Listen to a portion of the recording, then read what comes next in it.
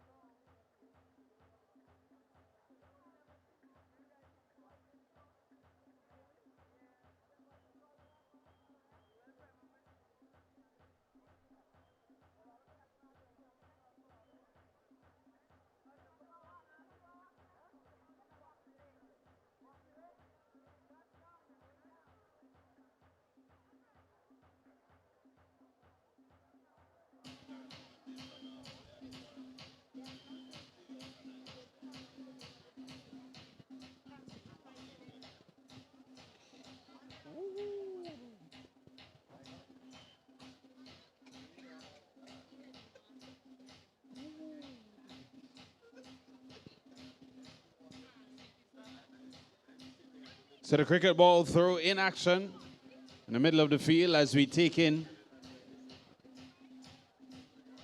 the March Past competition, Classic Lighting Caribbean March Past competition held on days 1 and 2 of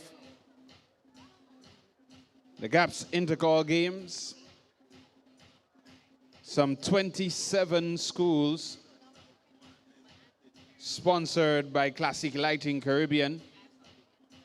27 schools across Grenada, Carriacou, and Petit Martinique as we take in Happy Hill Secondary.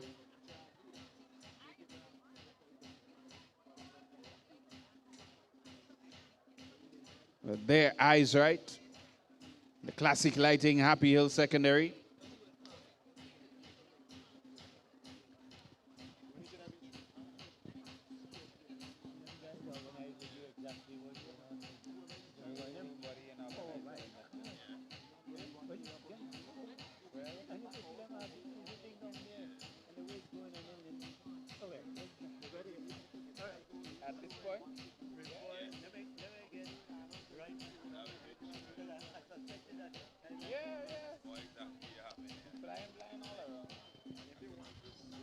So we saw the boys, we'll see now the girls of the Boca Secondary.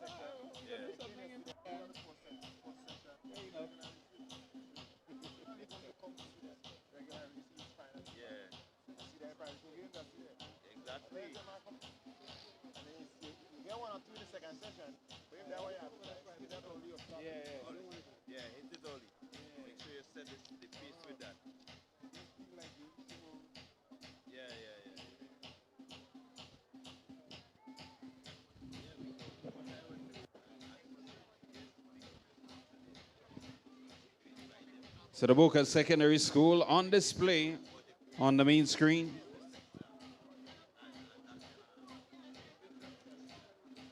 The girls of Boca Secondary.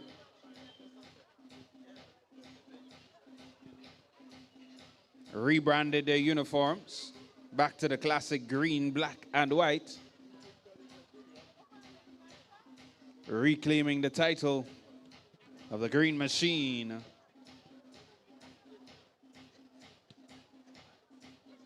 As they celebrate 40 years on the track, the Boca Secondary School.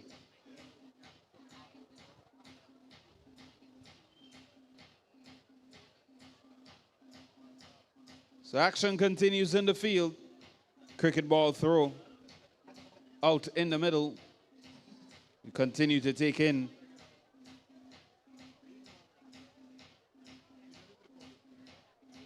the Classic Lighting Caribbean March Past competition. Highlights from the 2 days of Intercall 2026.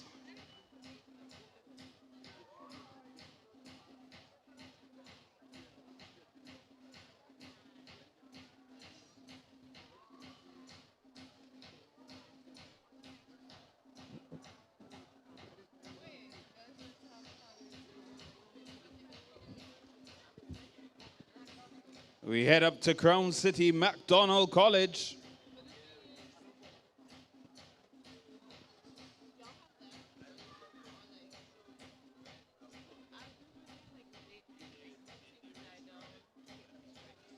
So teams not allowed to pause, not allowed to stop.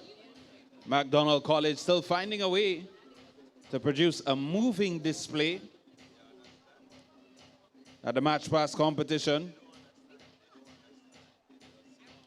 Smooth and seamless they were.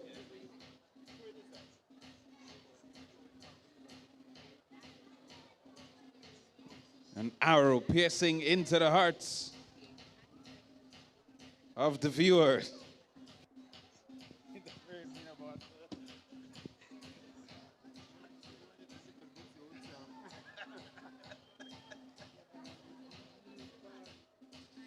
MacDonald College Maroon and proud, they say.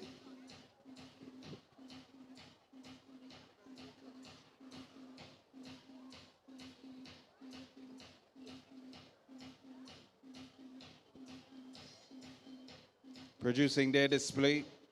The eyes right. And the Classic Lighting Caribbean March Past competition. The girls' competition held on day number 2 of the GAPS Intercall.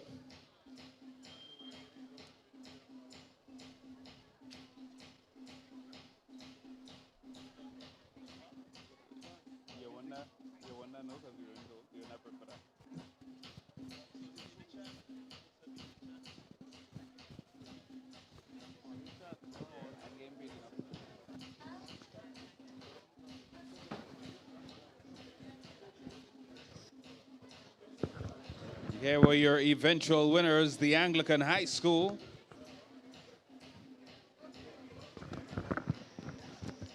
Winners in the girls division.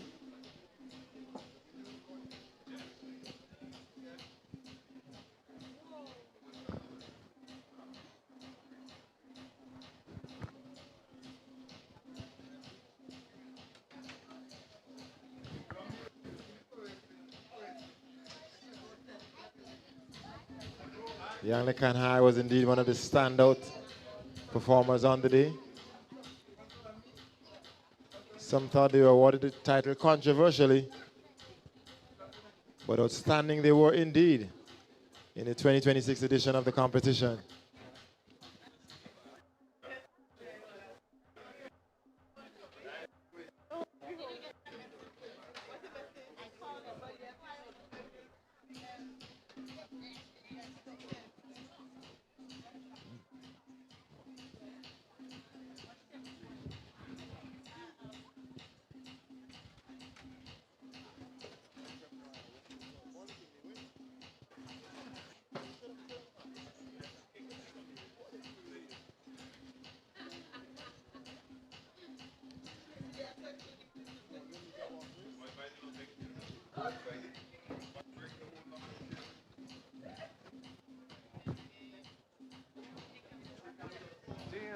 So winners of the Classic Lighting Caribbean March Past competition in the girls division, the Anglican High School.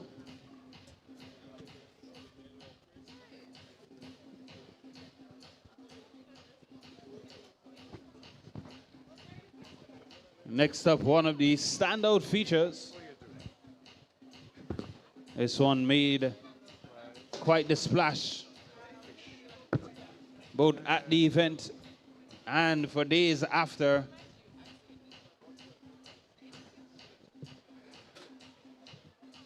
Over the internet, the Classic Lighting J.W. Fletcher Catholic Secondary.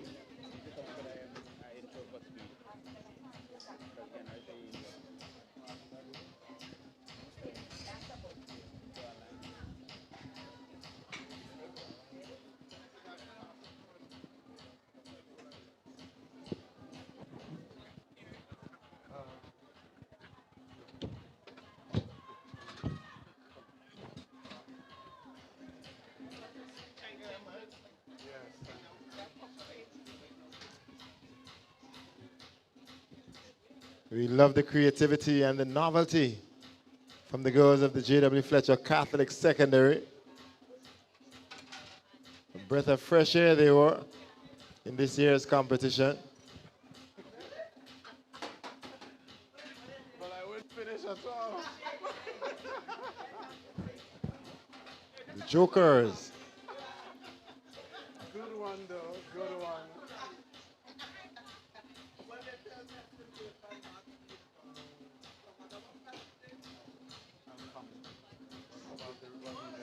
That's the best I could do. Nice to see you, Mrs. Victor.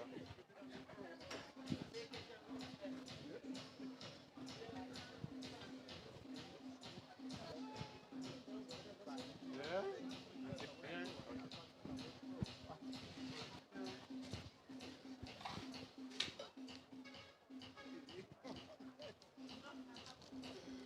Yeah.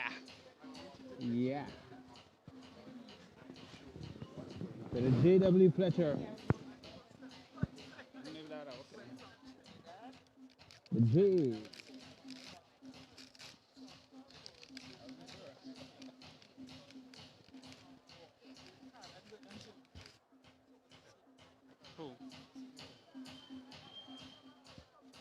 So here comes the gravel and concrete Wesley College.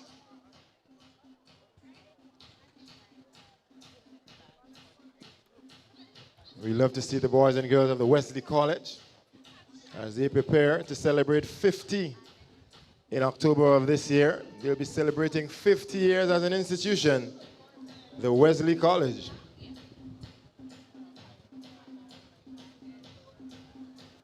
Established in October 1976. They're on the way to 50.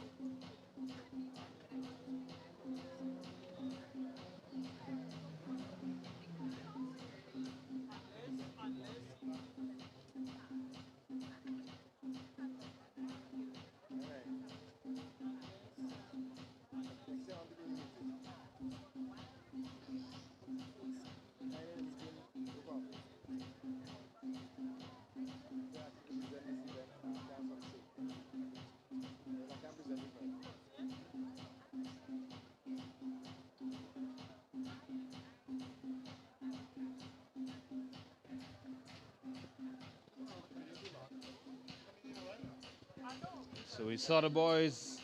The girls are up now. Classic Lighting, Wester Hall Secondary.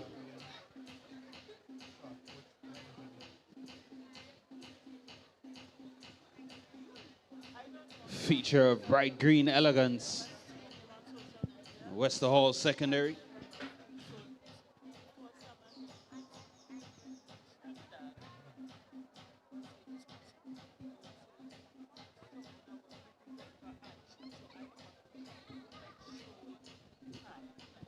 One-time champions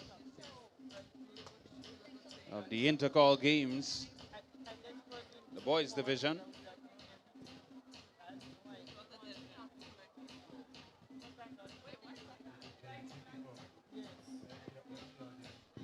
They're still chasing their first Classic Lighting Caribbean March Past crown. But if the girls are anything to go by, they'll be inching closer to that title come 2027.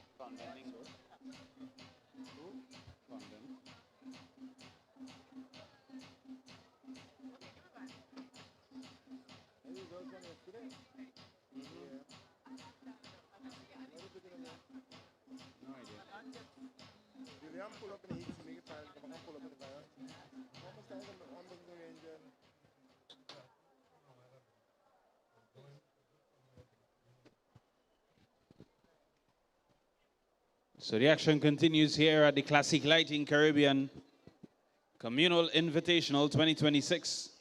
Still out in the middle of the field with the cricket ball throw. Police Sports Club. The Grenada Bus Association.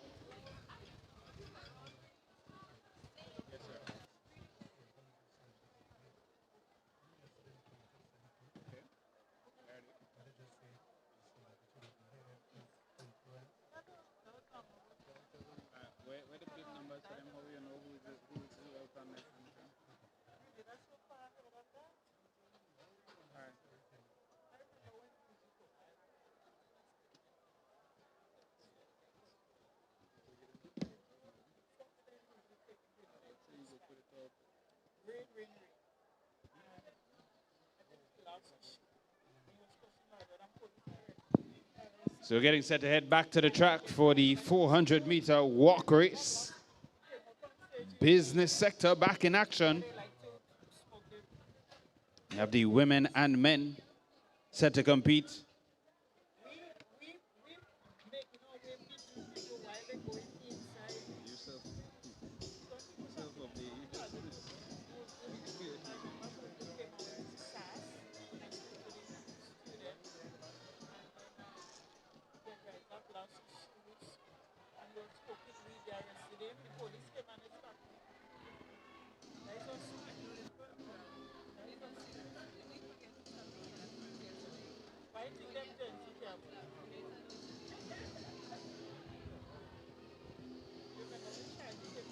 So Jet Setters is there.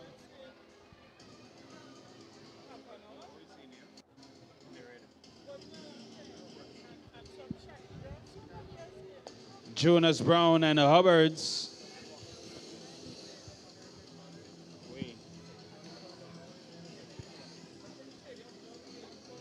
The 1500-meter walk race champion, Henry Thomas. Jonas Brown and Hubbards, he's in the mix. All right, well, we are back here at the Sakirani James Athletic Stadium with more action on the track for you in the Classic Lighting Communal Credit Union Invitational 2026. And another special feature for you is the race walk, the 400-meter race walk. It will be a keenly contested event. The competitors, let's hope that they can walk and not run. Yeah, this one should be interesting. We have a number of different organizations represented here. Jet Setters, Prisons, Hubbards, the Bus Association, Communal Credit Union. So we should get that competition or this competition going shortly. It's race walk. On the menu, 400 meters, 1 lap around the track, no running. So the judges should be set up at some strategic points to ensure that walking actually takes place. That is, 2 feet are not off the ground at the same time. If the race walking rules followed strictly. Well, the winner of the 1500 race walk, Henry Thomas, he's in this one. And you can see him right there. He's standing just around the region of lane 5. Yeah, Hubbard's athlete here. Have a point to prove. He did it once. And the proving point is that he can do it again. It's good to have you back in this second portion of day number 2 of the Classique Lighting Communal Cooperative Invitational 2026.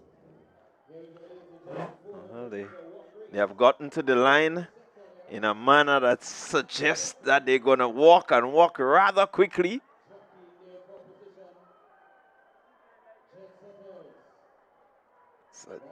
Really tight race. They're jostling for positions. And now this gets a little more technical. It looks more like a race walk here. Well, there are lots and lots of rules that go into race walking. Distance of feet have to be off the ground and no two off at any one time. Here is Mr. Hubbard in the middle there. Your winner from... Oh, no, he's not a winner there. But here's Hubbard is putting some competition. Another competitor here. Yes, the pattern, the hip has to roll in order to... The busman here is showing them how the thing is done. And basically, that's the movement right there. You have to be able to roll the hip as fast as you walk. And it does take a bit of coordinating, but he seems to have it locked right there. That's your leader. Yeah, Hubbard seems to be semi-jogging, doesn't he?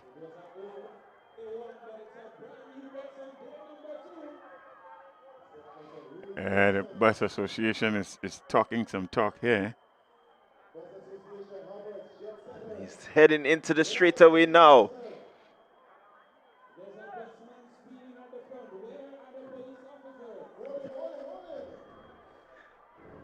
So it's the bus association. Oh, he's heading home. He's heading home. He all by himself. Good clear distance, and he is going to break the tape now. Your winner from the bus association. There comes second place and third. It seems to be Prisons in second.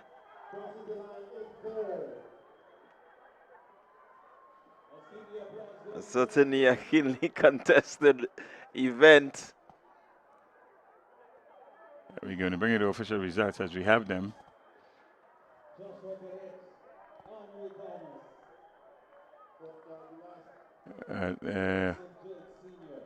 See who your winner is here. So we will give you the results shortly. A very interesting event, the race walk. Turned out to be quite competitive, especially positions 2, 3, 4, and 5. Some 80 meters to the end. We had a clear winner. Athlete from the bus association. He seems to have the technique mastered.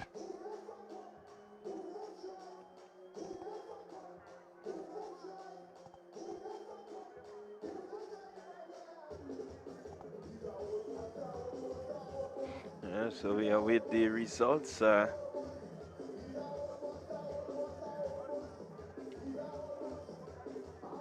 Expect it will be posted shortly, but certainly the excitement is on among the business sector. As the females, they're gonna get themselves ready for their 400-meter event.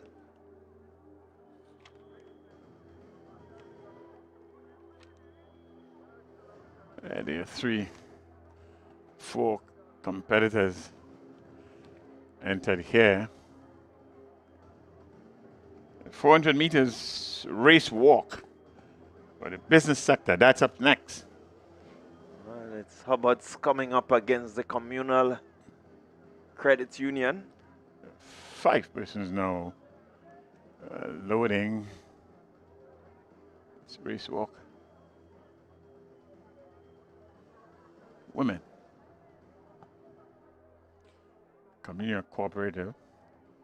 Blue, white. Top.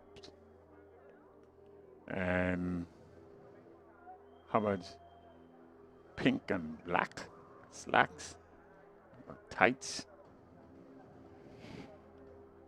pink top, black tights, Hubbard's, and the blue and white top, Communal Cooperative Credit Union. So day 2 this wonderful meet that started yesterday with much excitement, continuing today. We have a number of finals events to take place before this is all wrapped up later in the evening.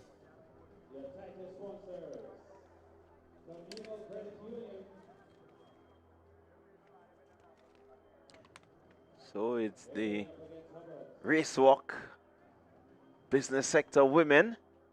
Magdalene Steele in there. Not seeing the winner of the 1500 is not there.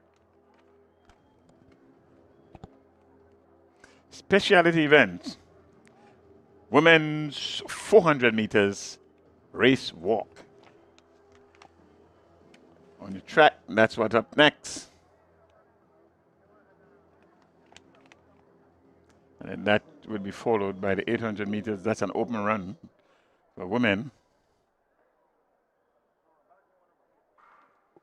And they are off. Let's look at the technique, Clyde. Yeah, let's see. Magdalene Steele seemed to understand the technique.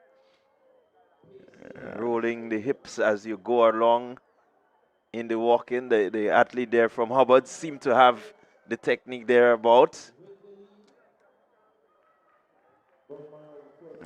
Simulating a walk in the park. It's two athletes up front, Hubbard's and the Credit Union.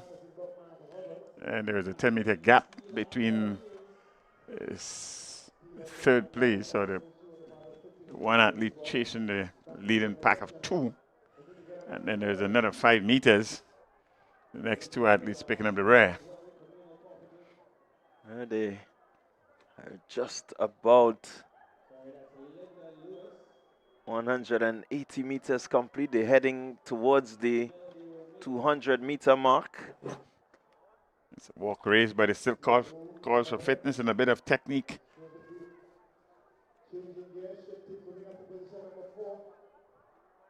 So they're heading up the back straight now into the curve. Hubbard's followed by Communal. Oh, and this is where the burners come on. The lactic acid starts peaking right here. Top of the 200 mark, 200 to home, that is. Halfway point. Halfway point, there's a decent separation now with the athlete there from Hubbard's. The athlete separating himself from the walker there from the Credit Union. So she heads into the home straight. It's Hubbard's followed by the two athletes from Communal Credit Union. And this is where, according to you, Bonner, the lactic acid sets in. You get rather tired at this point. You lose the technique as you head into the home straight. I think you've been very generous with what you would have lost. There's much intention, though, of the athlete that's leading here from Hubbard's. Yeah, she's held the form quite nicely to get home. Quite determined to see this through. And across the finish line, it's your winner from Hubbard's. Winner from Hubbard's there. It's that Josephine Williams. I do believe it will be. Second and third position from the Communal Cooperative. And all 4 ladies finished the race. And this is how you do it. Yeah, certainly that's how you do it. You started and you're going to finish. Final competitor getting in now. Now, this is the walk in the park here. But finishing she did. Hands and hip and everything. Finish the competition here. Good specialty event. Very interesting race, that. Yeah, very, very interesting. As I said earlier, this is the first time you will actually see race walking anywhere at a competitive level. We really do not feature this anywhere within our calendar, race walking, but never know. Maybe this is a good place to start. It's a good start. It's a very popular track event. It's certainly well represented on the international scene, race walking. And if my memory serves me correctly, Clyde, it's an event sport that's really, really popular in South and Latin America. Yeah, it's quite popular. South America, Latin, Europe, these places, they take the race walking very serious. Absolutely. So it's some place to start. Nice introduction, nice touch, really it is.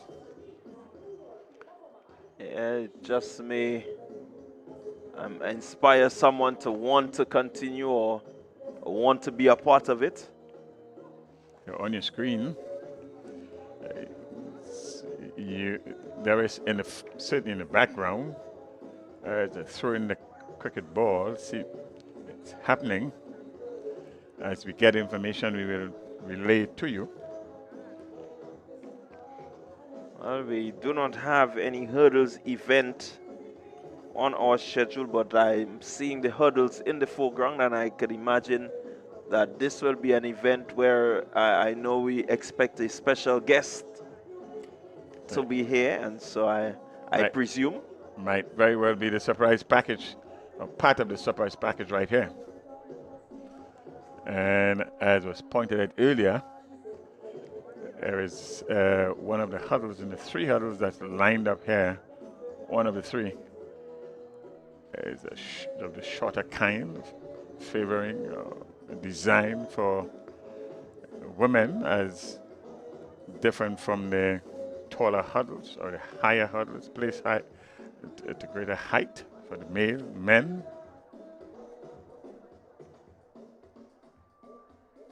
These uncertainties will be corrected shortly. But listed here on the track, the women's 800 meters, and that should get going not too long from now.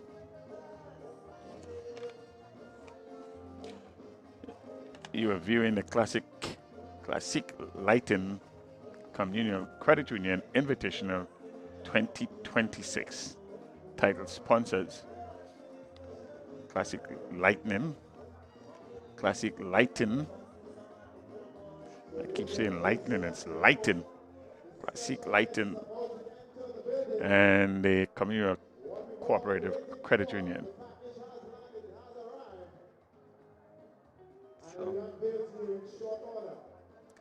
Okay, let's go to the house announcer to get unveil some of these uncertainties. Up next.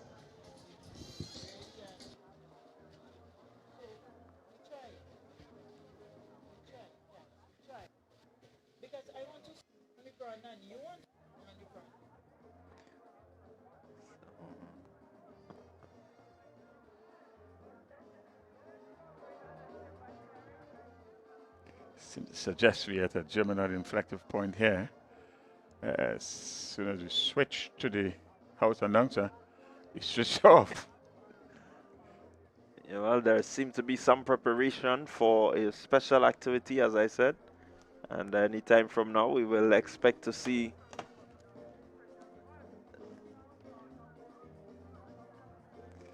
okay, so we do expect to have a special guest, and I presume he's warming himself up trying to get here. And I'm saying I'm still not sure. So we are in a holding pattern. Maybe it's a good time, Clyde, to take a short break and come back with when we have some action, one way or the other, on the track. So we will take that short break and we'll get back to you. Grenada, this one is powered by greatness.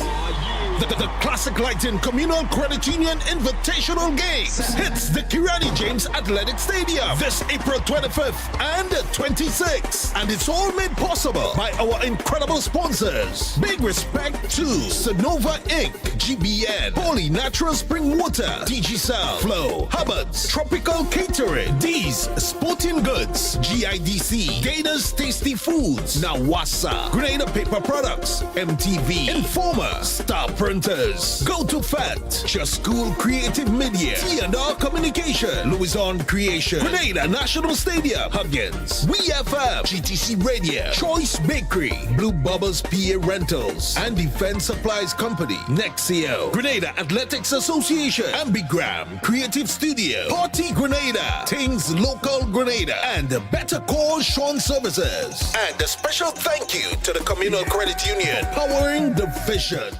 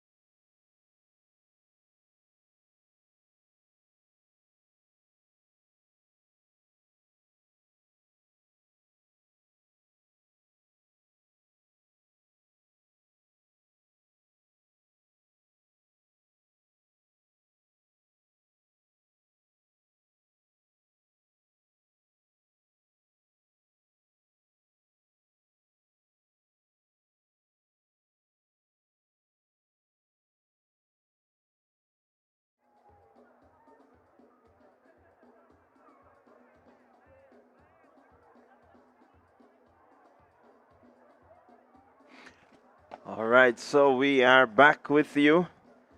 And again, we say thank you to all these sponsors who have made this event possible. So we are getting ready for special guest. And the big reveal is only moments away.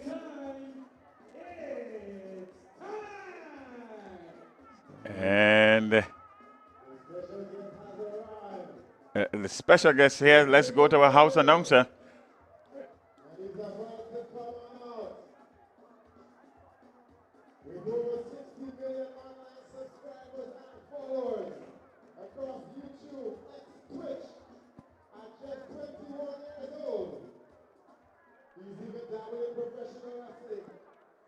two appearances at WrestleMania.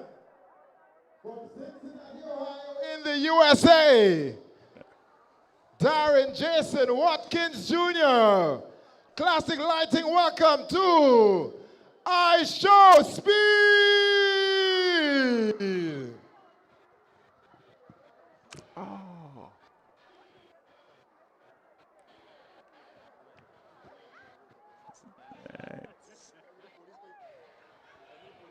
You hear, you would have heard just now, special guest, special visitor, the I Show Speed, very well known influencer worldwide.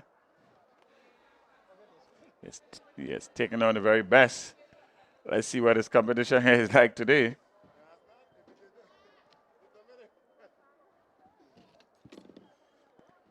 Yeah, so it's good to have him present here today to be amongst the persons at the Classic Lighting Communal Credit Union Invitational 2026. Ask the children who we're talking about. They know. A nice, interesting All of touch. them subscribe to.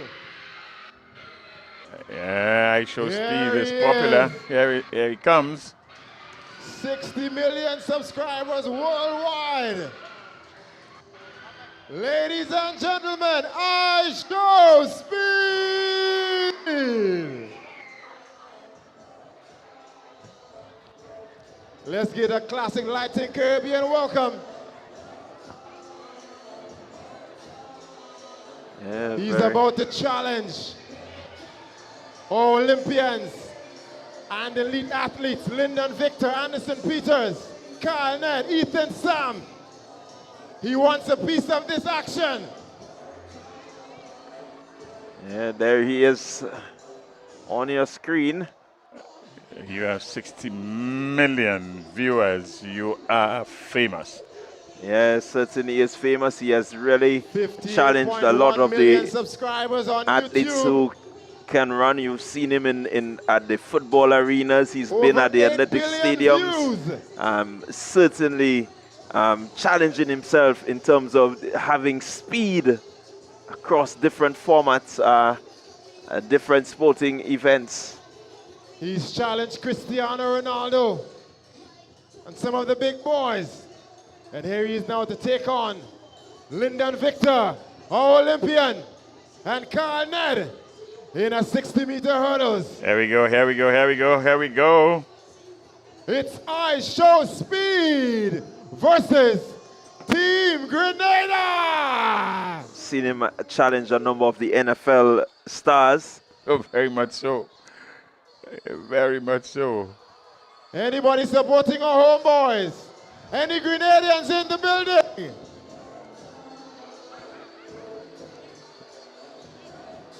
Oh, I think I Show Speed have his work cut out for him today. Lyndon Victor is no slouch.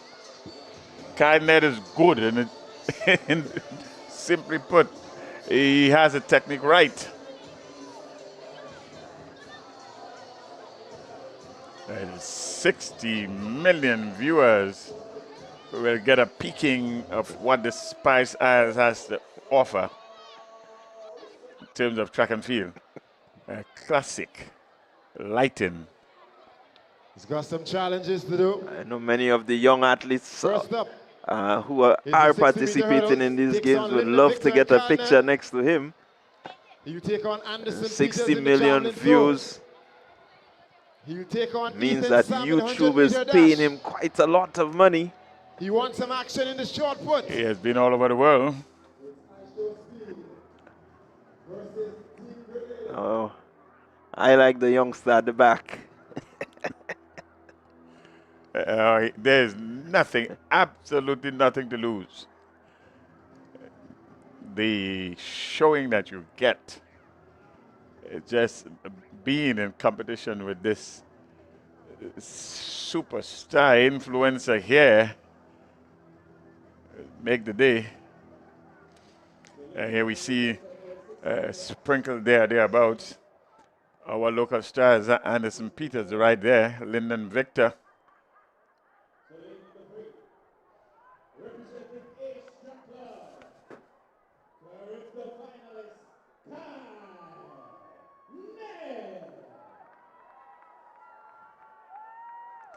Cotton, vest number 13.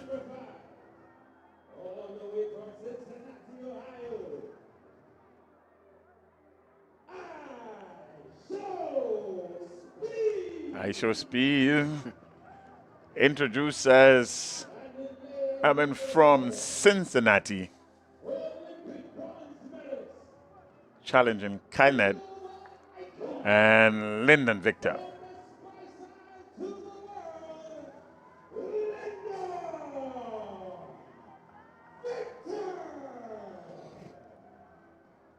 Well, there you have it. There you have it, folks. There you have it. I Show Speed taking on the best of our best. Lyndon Victor. Kylnet.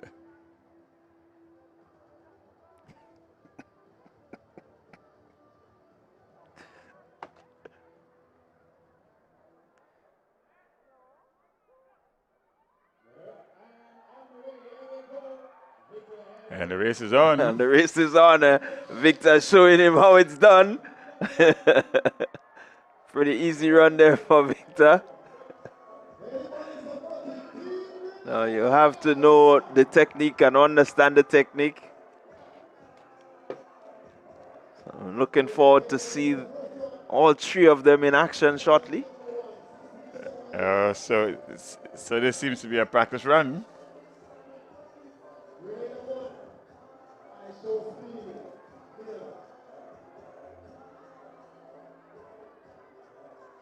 It's all happening here at the Classique Lighting Communal Credit Union Invitational 2026 specialty event.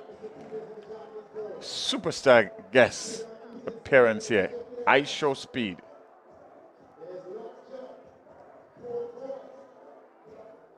So certainly a big moment for a lot of these athletes to have a Speed. He's well known around the world. Many of the young people here, they know exactly what as it's saying in the young saying, the youthful saying, they know what time of the day it is. Yeah, they're all excited. You can see them. Everyone wants to get into that picture, into that frame. It's there, a few minutes of fame right there. You can see that they've been at the athletic stadium, the Sir Kirani James Athletic Stadium with I Show Speed. Absolutely beautiful. Absolutely beautiful. Now, many of them will want to be inspired in terms of the content that they create.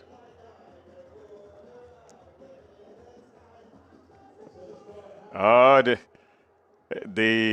shot put, there's going to be a shot put contest now. I Show Speed contesting Lyndon Victor. Lyndon Victor, one of our superstars, global medalist,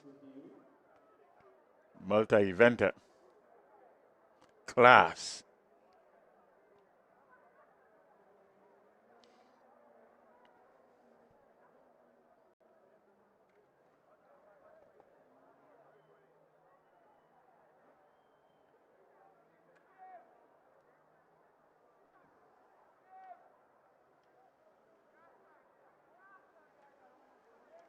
Victor is going to throw first.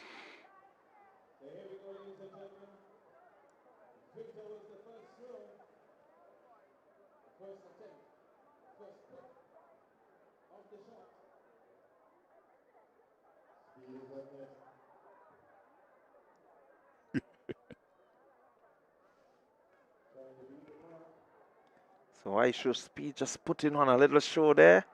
Foul throw. Victor coming on top in the second event, the second challenge.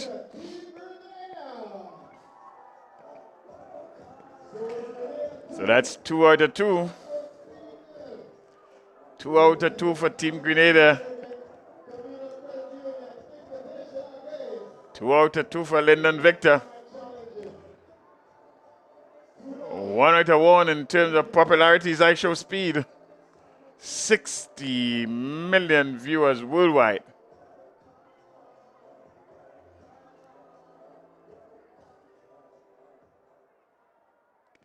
He's going to take on our former world champion in Anderson Peters, javelin.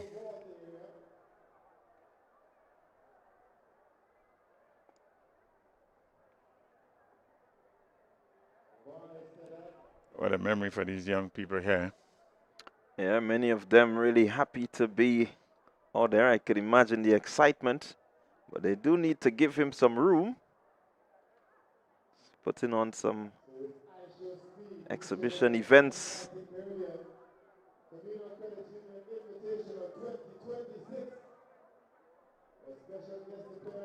Oh, it's a pole vault. It's not javelin, it's a pole vault.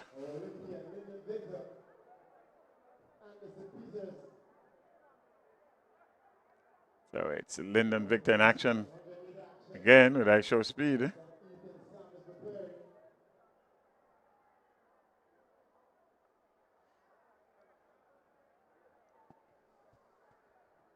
So as promised, a special guest, and you have the likes of Victor and I Show Speed.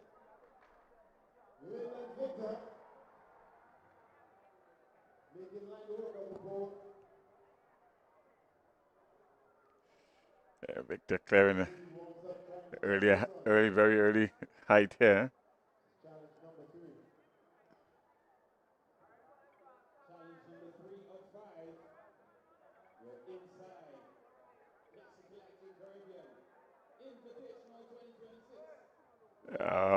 Let's see. The pole vault has posed a challenge to many.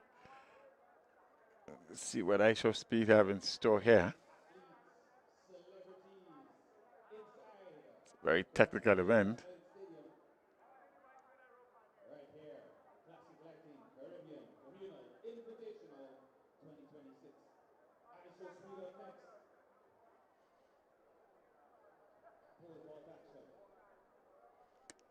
He didn't come here by himself. He has an entourage.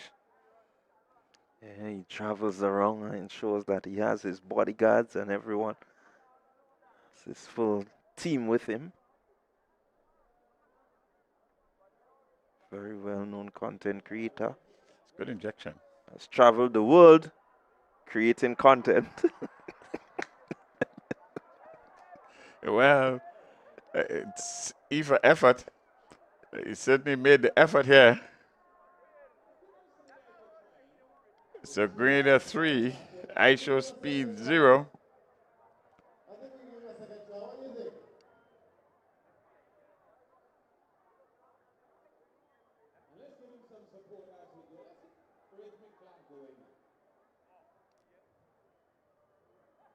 Let's get it going.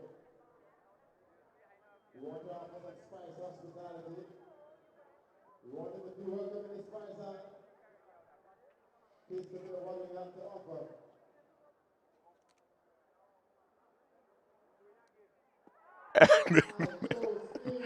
The second attempt is complete, but an unsuccessful attempt there.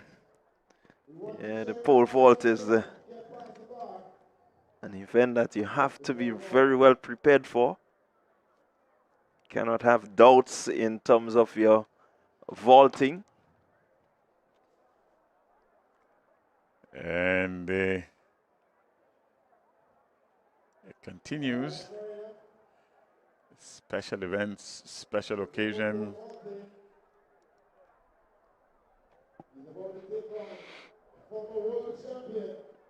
So his next event will be the javelin throw. Very famous man.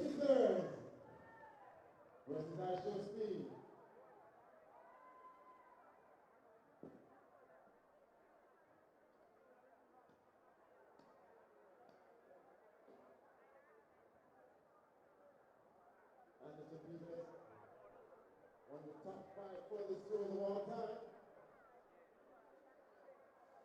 93.07 meters. To be challenged by sensation, I show speed. Right here, the Classique Lighting Caribbean Communal Credit Union Invitational Game. With a following of 60 million people. Following his every move. He's following his every action. He has landed on these shores on Spice Island. On a beautiful Sunday afternoon. At a Classique Lighting Communal Credit Union Invitational 2026.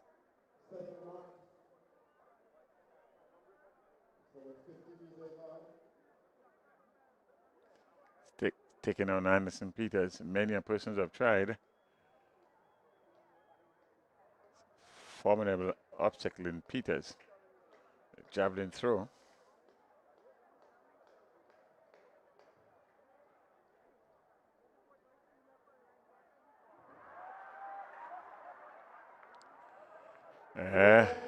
Look like all 20 meters right there.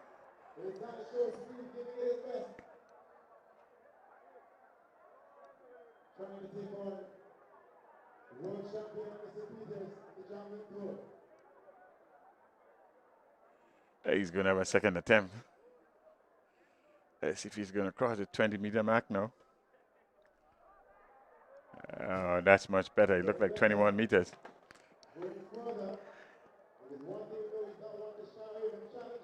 And it continues. It does continue, and he has been trying his bit. The track and field, the hurdles, the pole vault, the javelin, the shot put. One can imagine that he will do a bit of sprinting, or possibly one of the jumps. Well, I tell you something, Clive. He actually sprints fairly well. I've seen one or two of his production taking on good sprinters, people with speed.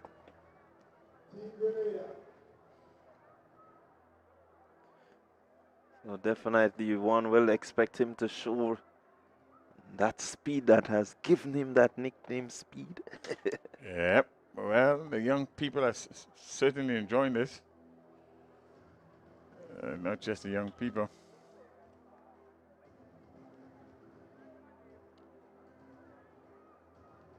It's a one-of-its-kind event in Grenada here. This month of April.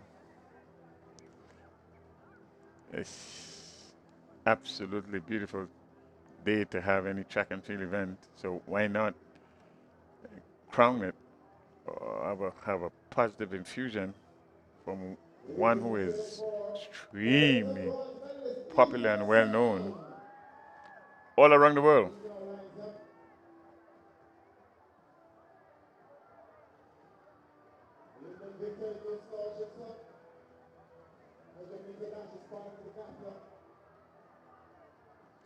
You're going to remember this for a long time.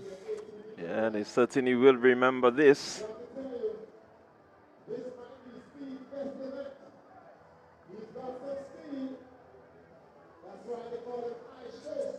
Taking on Anderson Peters. And the local speedsters here.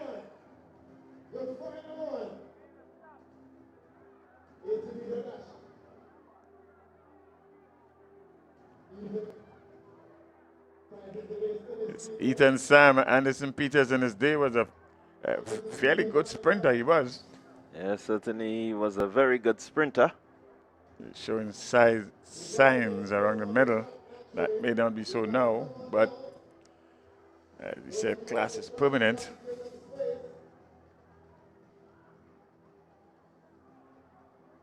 But certainly in his prime is Ethan Sam.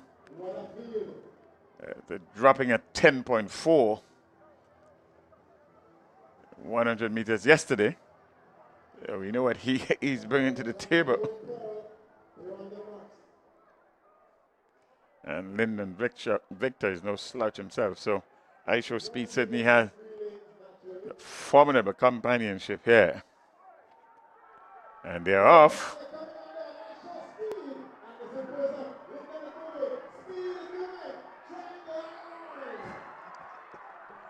And Victor,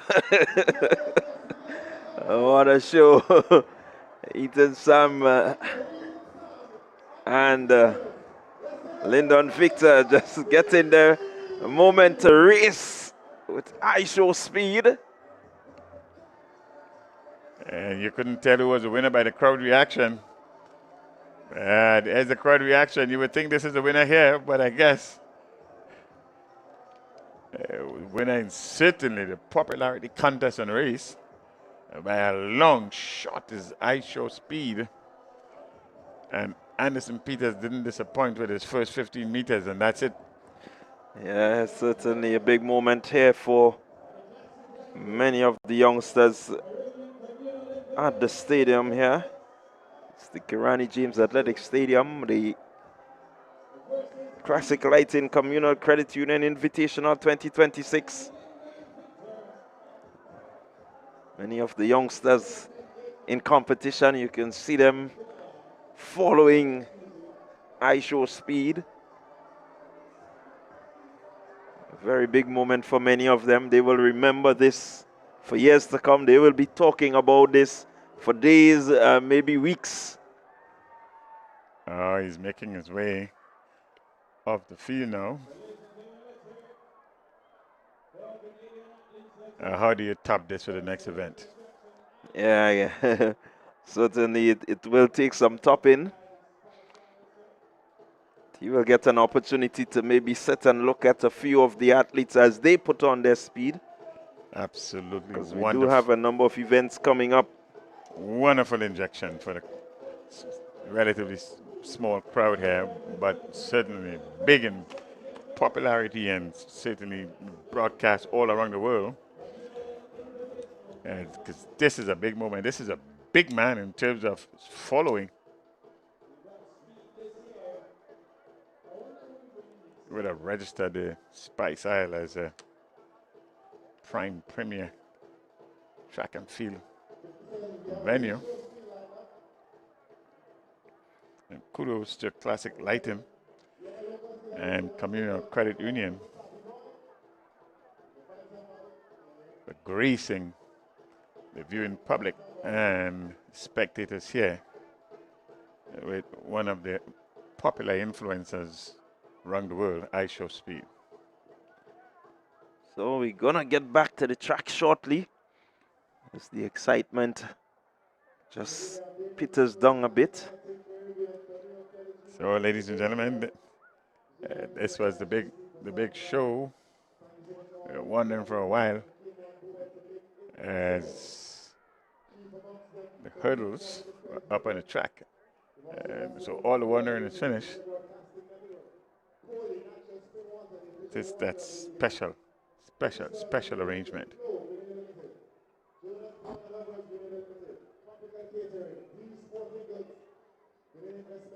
The weather continues to be fine, Clyde. Yeah, it has really held well.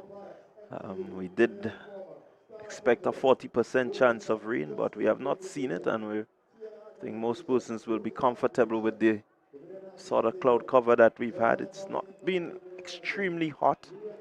I think the 40% of chance of rain was discounted, and persons were leaning more on the 60% chance of not raining. So that 60% would have won the day. But really, it is a really nice evening, afternoon going into the evening for track and field. And we still have a few more events to cover before the day is finished. There's a second day of this two-day really magical event referred to as Classic Lighting Communal Credit Union Invitational 2026. So momentarily, I do believe we will get going again on the track. A number of final events to come. The girls 100-meter dash We also have the 100 business sector. We have the men and the women. We have the 800-meter open run, both male and female to come.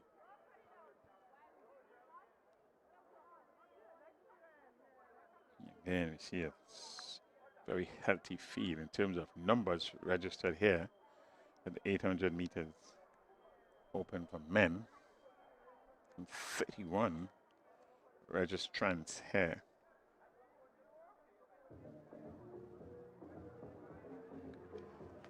We will continue with the special events, as Clyde said. The 100 meters for women, 100 meters for men. That's on the business sector. Bus Association, Hubbard's, Police Sports Club, the Prison Association, and Jet Setters. So some of the participants expected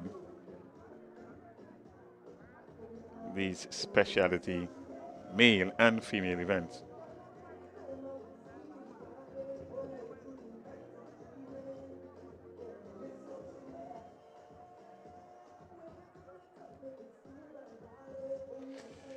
And we have a series of relays, and we will end the show here a little later on this evening with the men 4x400 meters relay. Yeah, the 4x1 relay is always very interesting. The 4x4 is always one of the games, the events that patrons look forward to. We expect that the 4x4s will bring some excitement. Well, for your information, you're not missing anything on the track. We have a slight break, if not for anything else, but to come down from that high just now.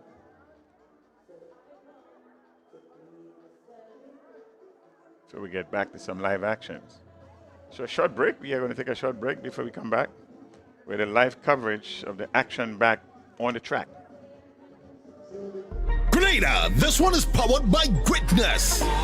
The Classic Lighting Communal Credit Union Invitational Games hits the Kirani James Athletic Stadium this April 25th and 26th. And it's all made possible by our incredible sponsors. Big respect to Sonova Inc., GBN, Holy Natural Spring Water, DigiCell, Flow, Hubbard's, Tropical Catering, D's Sporting Goods, GIDC, Dana's Tasty Foods, Nawasa, Grenada Paper Products, MTV, Informer, Star Printers, Go to Fat, Just School Creative Media, T&R Communication, Louison Creation, Grenada National Stadium, Huggins, WeFM, GTC Radio, Choice Bakery, Blue Bubbles PA Rentals, and Defense Supplies Company, Nexio, Grenada Athletics Association, Ambigram, Creative Studio, Partygrenada, Things Local Grenada, and Better Call Sean Services. And a special thank you to the Communal Credit Union, powering the vision.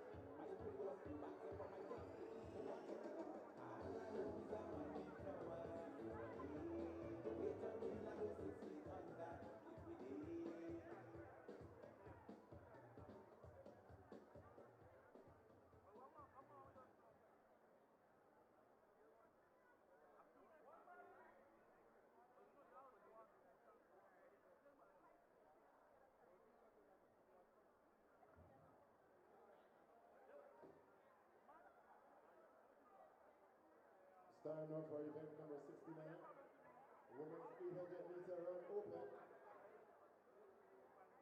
Annie Logan is in this field, representing Classic Lighting Finish Line Sports Club. Ariana James, also in this field, representing Fusion Athletics.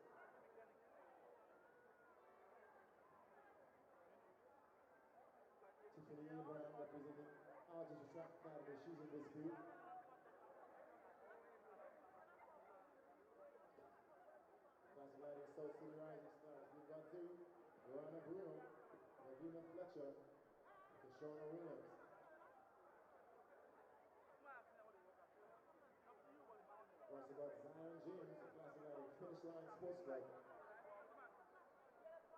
Seven athletes set to place the starter. And the women's open 800-meter run.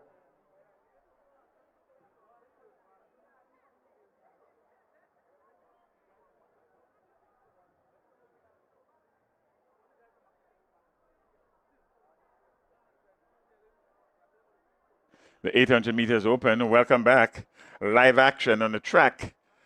And this is going to be a good, interesting race. We have seen these young ladies here competed all year.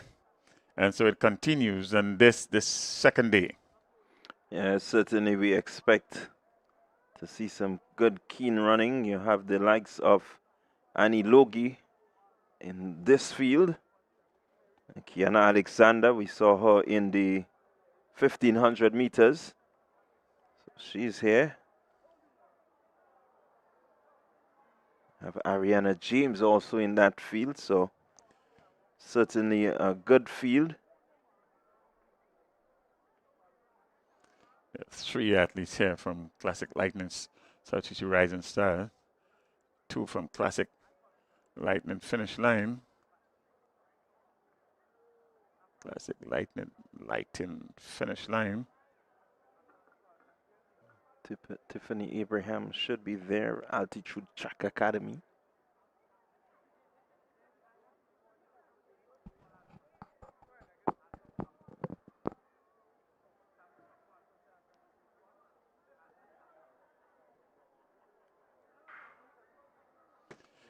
So here we go. It's the 800-meter run open. And as we said, out front, competitor from finish line. That's Annie Logie. That's Annie Logie. Perennial front runner. She likes to do this. Yeah, she loves to run from the front, and with a very good 800-meter time.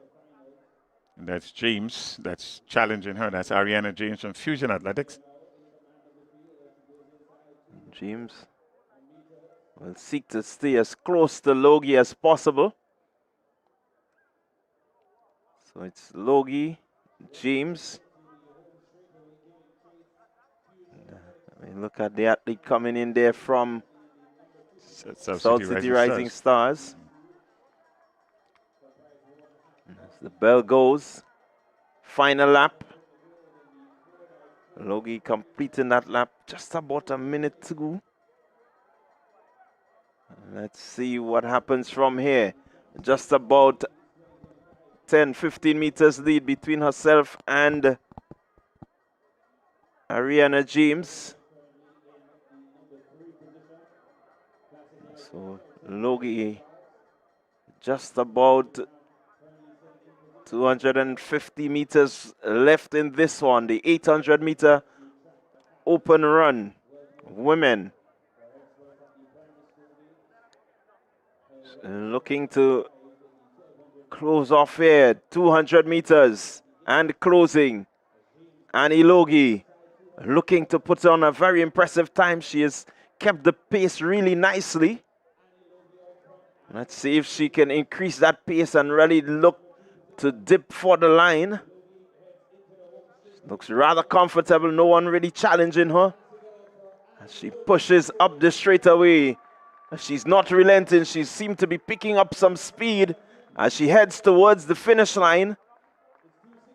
And so she's there, 2:90.99, her flash time. Yeah, she seems to be doing absolutely the correct thing there, running against time.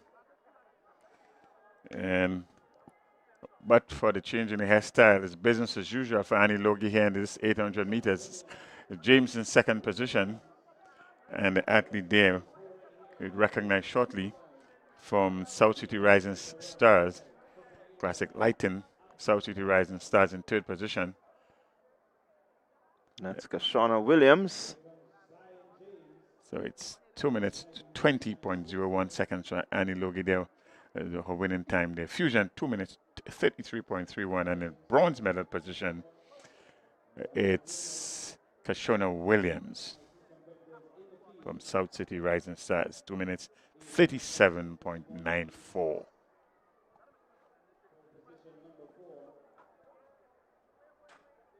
Ariana James in second position.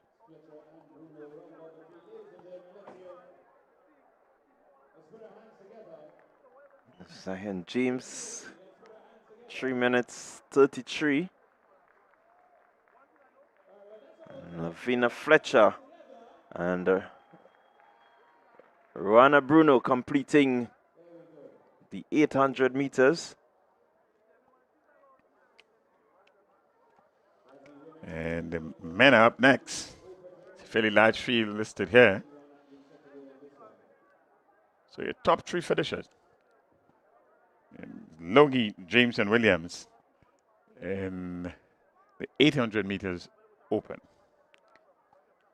So as you said, Bernard, quite a long list there. I'm not certain that we have these 31 athletes lined up, but we do have 31 registered.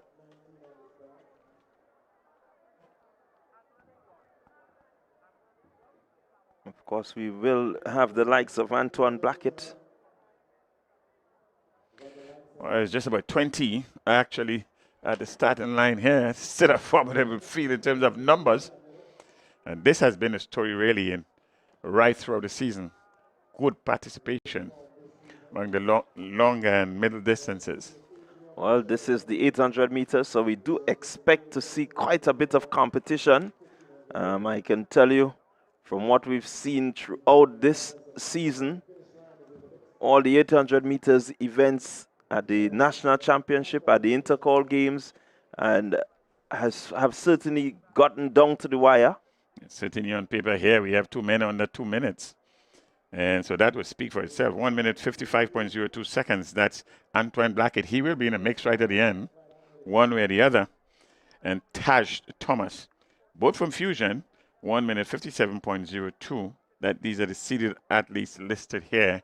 The top seeded listed athletes here. But this is going to be very interesting jostle change of lead. I imagine multiple lead changes may happen, certainly if not right at the top, in the middle of the race. There's 2 full laps around the track. Linden Gonzalez is in this one. They're off and running. Kyle Victor also there in the mix. So it's going to be a really interesting race. It's always a beautiful sight when you see the numbers like this. Tells you the interest in middle and longer distances are certainly growing and growing fast.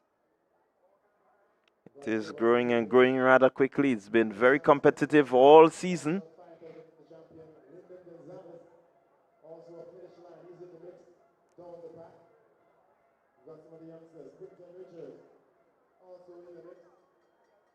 The bell is sounded, signaling 1 lap to go. So we look at the flash time for the first 400 meters. Just about 56 seconds. So it's Antoine Blackett.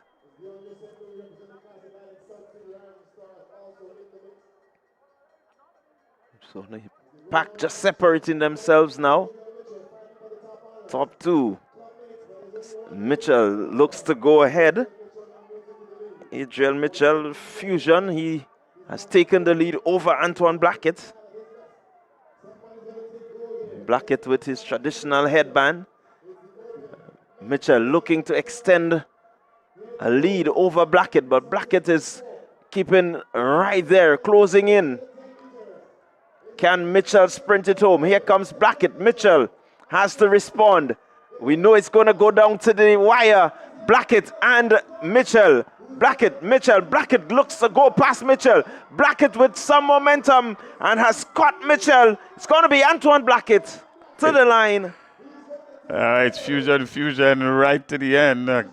We did say there are going to be some minor shuffling of the pack, and in fact, this is what happened to both athletes there from Fusion Athletics below the 2-minute mark, 1 minute 56.05, and your winner, Antoine Blackett. What a marvelous competitive race this was, and Adriel Mitchell. 1 minute 56.20 seconds in second position, and then Taj Thomas. Again from Fusion Athletic, a sweep. 1, 2, 3, 2 minutes 01.41 second. Salute the men there from Fusion Athletics. 1, 2, and 3. Yeah, congratulations to the Fusion Athletics 800-meter runners. Sweeping the boards, 1 minute 56.05. Anton Blackett, 1 minute 56.20.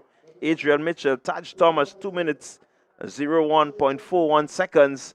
So taking the replay here as Blackett makes his move on Mitchell. Having the momentum, Blackett was just able to blow by him just about now, getting himself at the front and heading towards that tape. Congratulations to Antoine Blackett. Competitive right to the end. And this is the finishing of a 800 meters sprint, a naked sprint right to the end, 50 meters in, and you couldn't tell the difference with first and second right to the end. And in fact, the times, the finishing time or the end times show how close this race actually was. 156.05, 156.20. Yeah, certainly we've come to expect the 800 meters to be that competitive. We've seen it throughout the season, and again, it doesn't disappoint. Doesn't disappoint at all. That is the conclusion there of the 800 meters for women. Annie Logie, your winner, and the 800 meters for men. Antoine Blackett, your winner. So the 800 meters, what was considered a distance race, has become a naked sprint. A top sprint. Guys doing just about 56 seconds for the first lap. And then 1 minute thereabout for the second lap. So the split is right there. What we have next on the track, we go back to some short sprints, specialty events. The women, 100 meters, the business sector. Yeah, and that should be coming up next.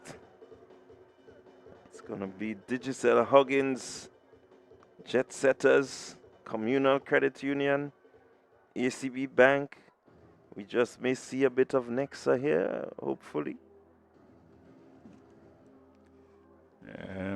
This one should be interesting here. I'm not sure.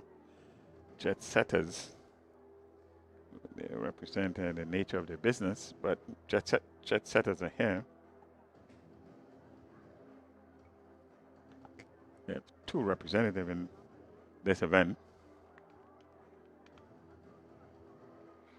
So the business sector well represented over the 2 days of this event, and certainly we do hope that the next edition will feature a bit more of the businesses within Grenada, Carriacou, and PT Martinique. And interestingly enough, Clyde, they didn't just show up to participate. They were competitive. And quite rightly so. They were very competitive. So you're not missing any action on the track. We are waiting to start a series of 100 meters for the business sector, both men and women. Well, I'm looking at the lineup for the first heat, and I can tell you we expect some really quick running to come from the young lady in lane 5. That's Huggins. That's Woodruff. Or is it Sylvester? Heat number 1, lane 5.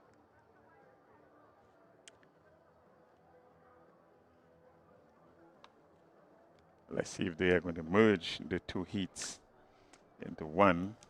And this is what I was looking at to see if there just may be a merging of heat and have a straight final. Because when I look at the names, it does suggest a straight final. And we will get the lineup momentarily.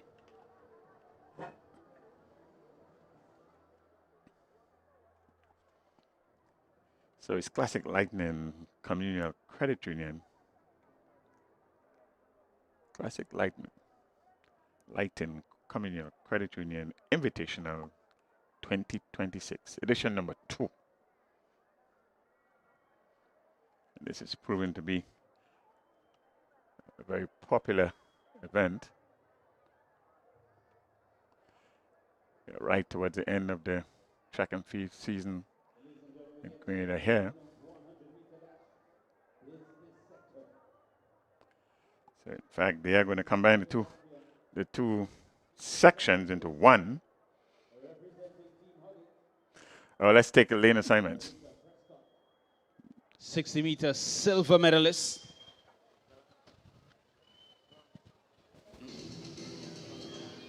She'll be going in lane number 3. Amira Ogilvie, Digicel in lane number 4. Raquel Ann Welsh, ACB Grenada Bank. She goes in 6. Kiwana Bernard of Digicel goes in 7. They'll be chasing their 60-meter champion. And the one who led the Huggins clean sweep on day number 1, Tisha Checkley, lane number 5. There's a Checkley at the start of the 100-meter mark. And there's a Checkley at the finish line. Official photographer, Just Cool Photos. It's a Checkley waiting on a Checkley. Check this one out. Let's go. There you have Women's 100-meter dash, business sector. There you have it, 100 meters. The business sector. We have 6 athletes facing the status here. Digicel, Huggins.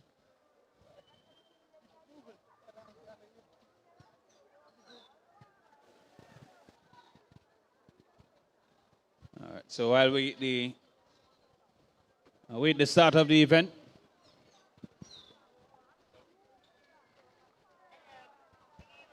So I think I'm being told Digicel is looking to make this a clean sweep, 1, 2, and 3. That's why they have 3 competitors in the competition. Anybody supporting Digicel? There's a third. About 7 people. Anybody supporting ACB? We got about 2 people there. Jet Setters Sports Club has joined the conversation. Carla Patrick goes in 2. Camille Sylvester in 8. Anybody supporting Jet Setters? Well, got about 12 there. Ladies and gentlemen, anybody supporting Tisha Checkley Huggins? So they're on the starters orders. They're up, out, and on the way. Here we go. Women's 100-meter dash. Look on the outside. Carla Patrick. Jet Setters. Jet Setters taking charge of this one. Checkley will be beaten. And Digicel in 3rd. But Carla Patrick of Jet Setters certainly storming away with this one over Tisha Checkley. She would have been the favorite Checkley to win this one. Patrick 13.49. And Jet Setters Sports Club taking the win over Huggins and Prescott of Digicel. So your top 3, Carla Patrick, Jet Setters, Tisha Checkley, Huggins, and Alicia Prescott, Digicel. There you have the results there. Checkley got left at the blocks, and Carla Patrick, though her start was good, she obviously has some pedigree in sprinting because she won quite easily. You're talking 13.49. Second place finisher who did so well earlier in 14.14. So by some distance. Yeah, I think Checkley did not get so much of a good start. There was a delay in terms of her reaction. And Digicel in third position. They had 3 people getting into these finals here, but they're still getting a bit of representation right at the finish line in Prescott. So we're getting ready for the men. We have it's all time base in section number 1. So you have 3 sections. In section number 1, you have 4 athletes here facing the starters. 4 athletes facing the starters here.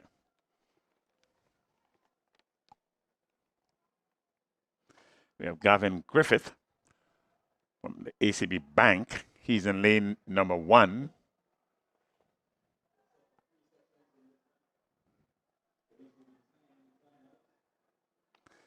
You have in lane number 5, it's Cameron Charles, Prison Services, His Majesty's Prison.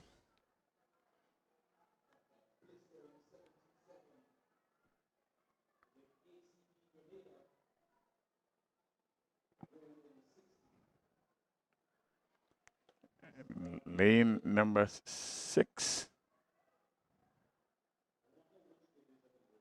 and lane number 7.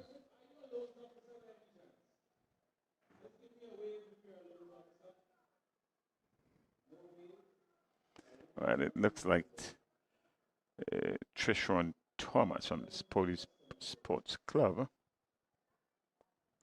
athlete number 490.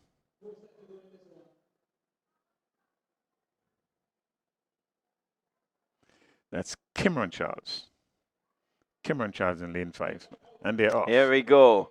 And your gold medalist in Gavin Griffith from the 60 meters seemed to be the athlete to beat here. He's really moving down. But here comes the athlete in lane number 6. That's on the Police Sports Club. That's Kendon Julian. Kendon Julian. Well, it's not Julian. It's 480, athlete registered number 480.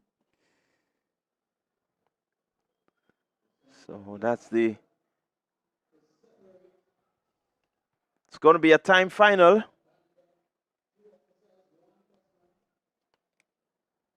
That's Kevin Modeste winning that one. Time 11.61. Kevin Modeste, Police Sports Club, 11.61. He's your winner. Gavin Griffith, who led for a good, 80 meters of the race, ended in second position, 11.68. So it's going to be interesting. And then Cameron Charles from the Prison Services in 12.15. Section number 2, that's up next. So we will feature jet setters. Elvis Wellington, the Bus Association. So lanes 1, 2, 3, 4, 6, and 7. Daniel Williams will represent the prisons. Kellon-led Police Sports Club.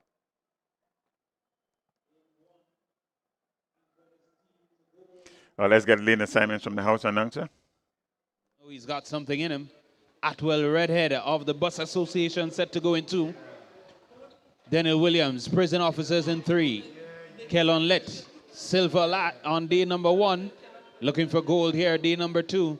Nawasa's Leroy Isaac goes in 5. And jet setters, Darren Osford, lane number 7. Corporate partners, 100-meter dash. So it's Sylvester in lane 1, rather than 2. Let looks primed and ready.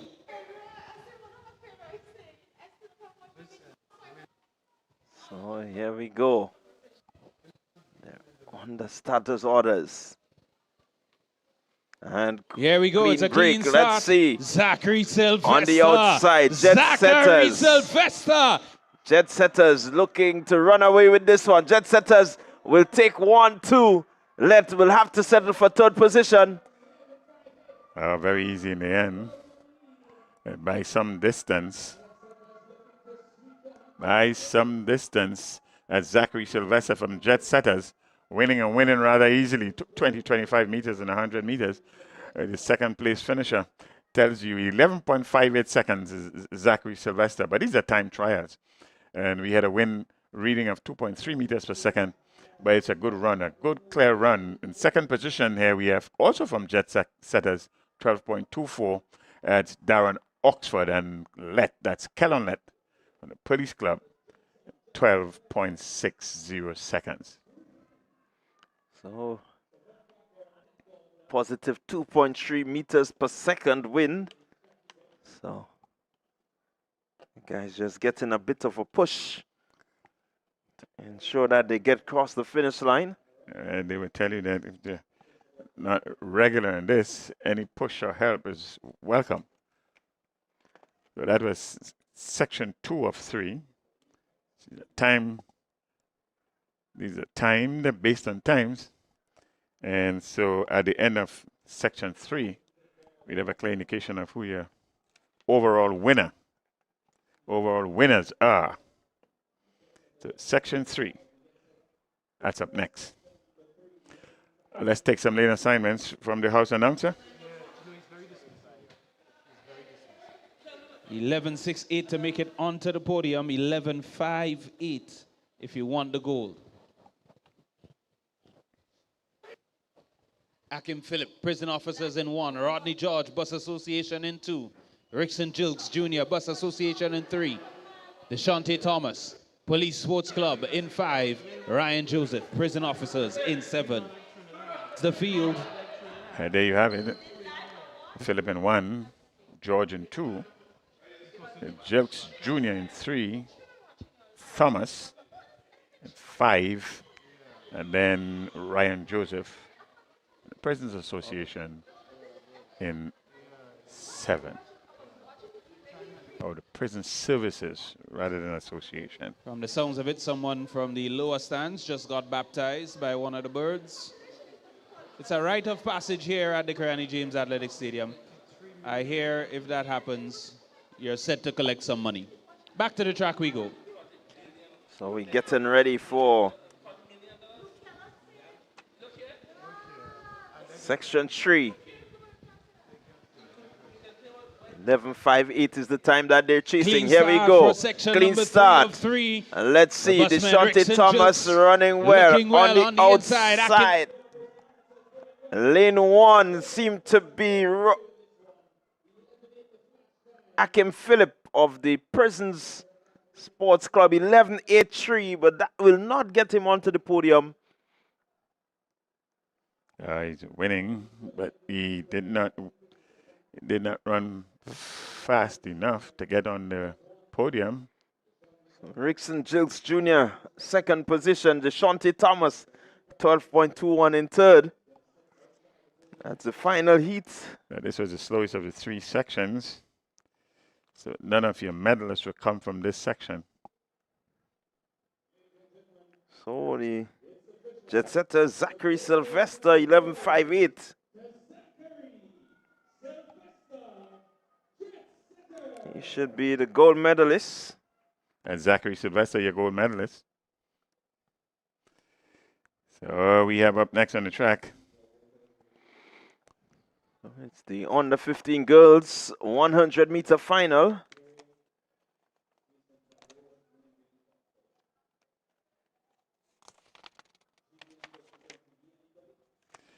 This is under 15 girls. These are the finals. Coming into this event, these finals here, with the leading time 12.43 seconds. 12.43 seconds. She'll be in lane number 6. That's Haley Terrell from Altitude. The best time coming into these finals. And most of the running will come from lanes number 6, lanes number 7, and lane number 4. So 4, 6, and 7. That's where you expect most of the running. So if they're all listed here, it seems to have a complete field. So we can give you the lane assignments. In lane number 1, that's Summer Alexander. Summer Alexander from Wester Hall Secondary School at Classic Lighting. Classic Lighting, Wester Hall Secondary School. From Sprinters, that's Rena Hosford. She's in lane 2. 3, it's Rena. It's from South City Rising Stars in lane number 3. McDonald College, Cato. That's Amara Cato. She's in lane 4.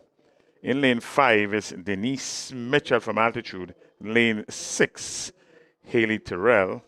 In lane 7, also from McDonald College, Ashel Romaine. And in lane number 8, from South City Rising Stars, it will be Renaya Cyrus. So that's your top 8. The under 15 girls. Alexander, Hosford, Keto, Mitchell, Tyrell, Romaine, and Cyrus. Favorite here is lane 6, Haley Tyrell. Yeah, we have 2 Hosford here. One representing Sprinters and the other representing South City Rising Stars. Classic Lighting, South City Rising Stars. On the starters orders, and they're off. Let's see. Tyrell, a bit slow to get out of the blocks. Hosford is going well, but here comes Tyrell. Tyrell is motoring now. It's Tyrell. Hosford pushing for second position, and just may get there. Raina Hosford, and from Sprinters Athletics seem to have the second position over McDonald College, Amira Cato. And that's what it is. 12.15, Haley Terrell. Raina Hosford, 12.78. And Amira Cato, 12.80.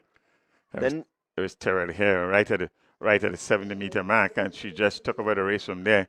A good tussle with Hosford early on, but in the end, she just had too much. 12.15, winning rather easily in the end, compared to second place finisher Hosford, who was some ways behind at the end, 12.78. And then the athlete from McDonald College, that's Cato, Amira Cato, 12.80. That's your bronze medalist.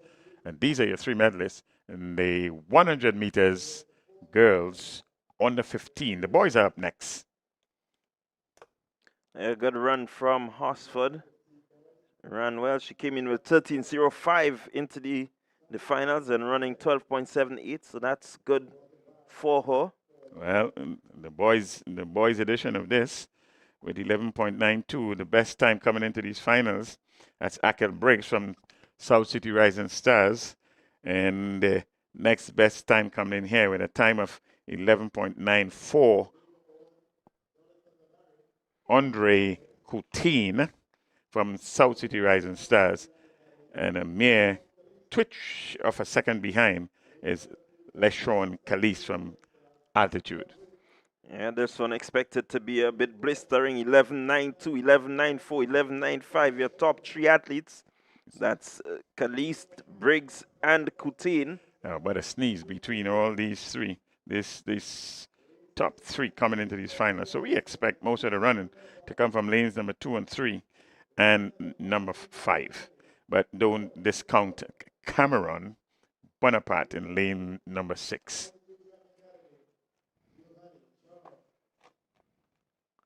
So it's the under 15 boys, 100 meters. So it's Charles in number 8. That's Giovanni Charles. And then Yordell Christopher, he's in 7. Bonaparte in 6. Coutin, that's Andre Coutin, he's in 5. Kamal Gordon in 4. Akel Briggs In 3, runner at lane 2 is Leshan Kalis, and in lane 1, Jonathan Labari. You have, as you alluded to earlier, Clyde, the times are very close to suggest that we are going to have competition right to the finish line, and this is what you expect in the finals. Certainly, this is what you expect. All athletes in this final under the 13 seconds. So it means that we can expect a race to the finish. And the key thing in these events, when you have everybody just around the same time, you want to get a good start, get into that dry phase and accelerate, and ensure you hold the form to bring you to the tape. 3 athletes here under 12 seconds. Here they go. Good start from Briggs. Briggs got out really well. Akel Briggs leading this one. Briggs is motoring. He's moving away from the rest of the field. It's going to be Akel Briggs winning this one over Leshan Kalis. It's Akel Briggs, Classic Lighting South City Rising Stars, came in here with the best time, 11.92. Winning 11.64. He lowered his time quite considerably, 11.64. And this is what you do in the finals. In second position, that's Kalis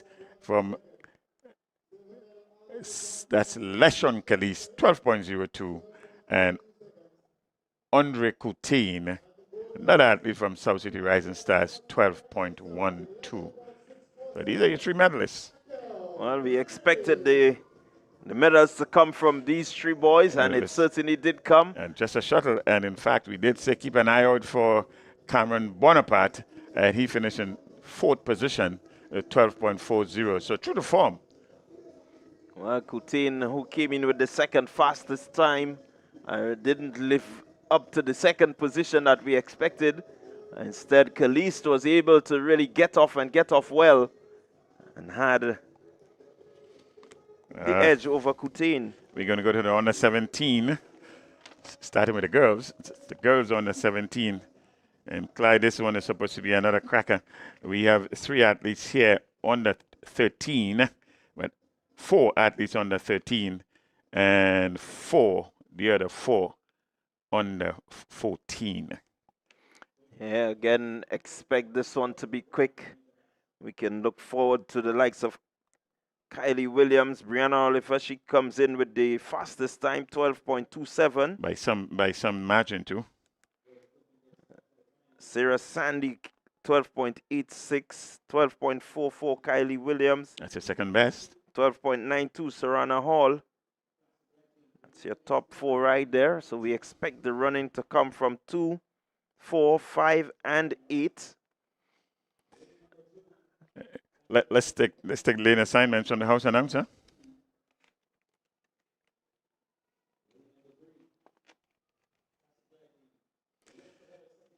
I tell you, this is going to be a close one.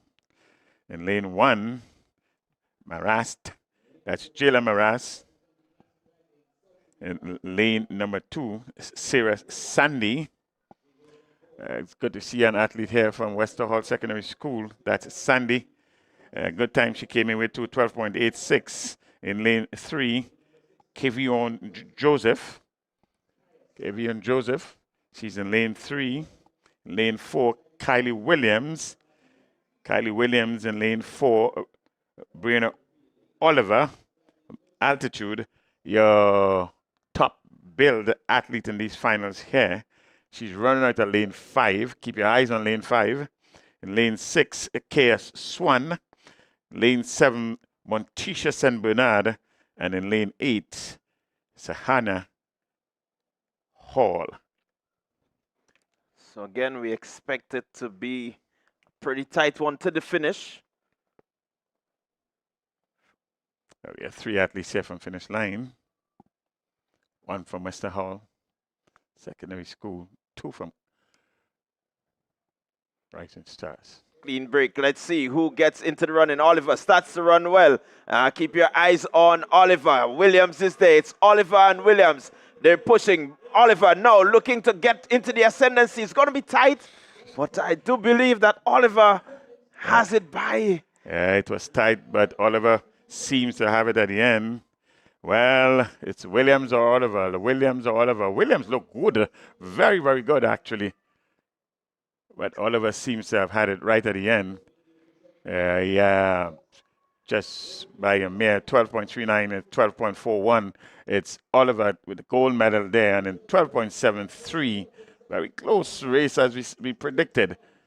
12.84, 13.04, and 13.13.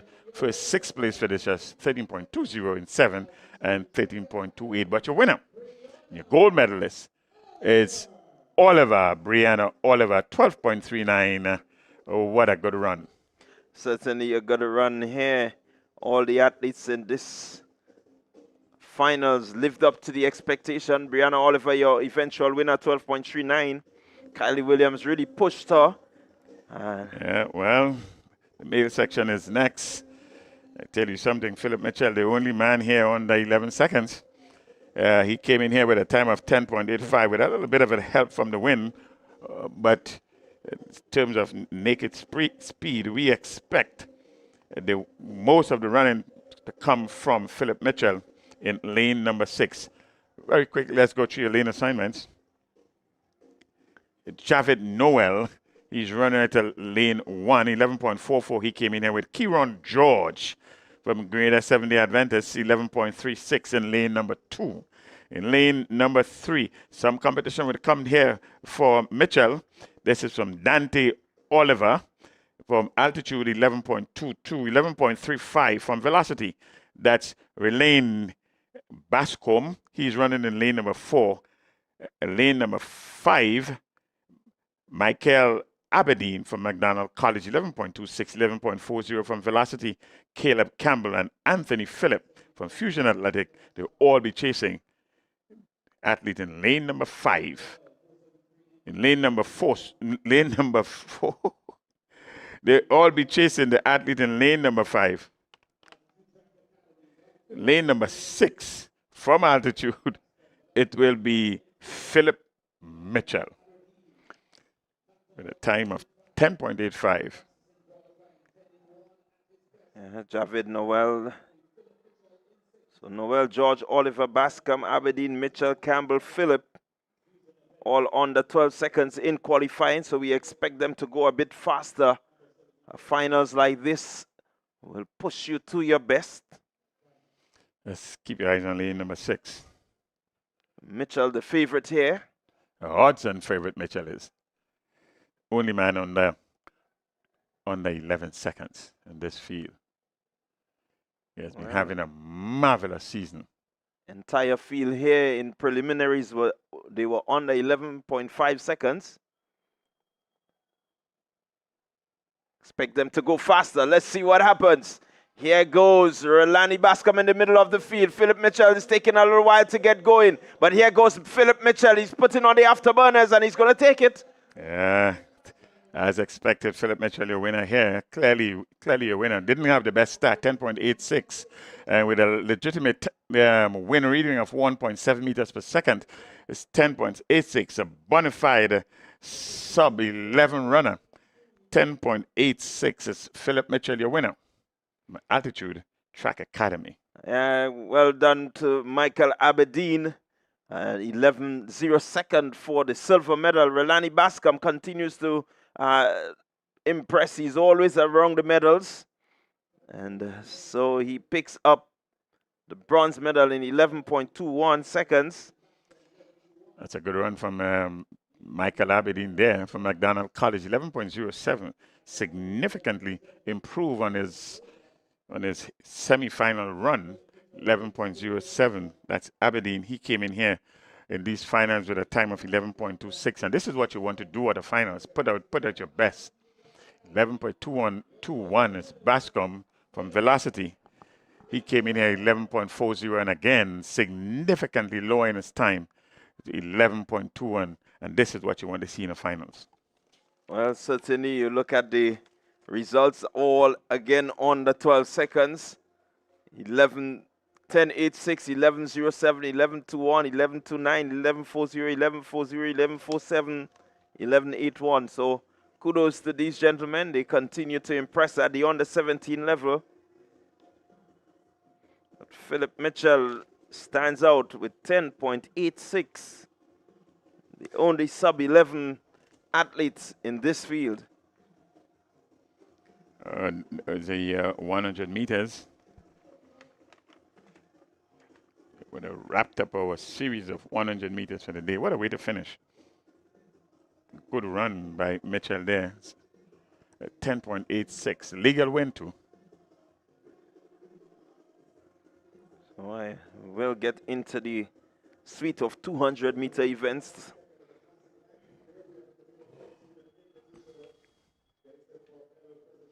We should have a medal presentation coming up next. Before we go into those 200 meters.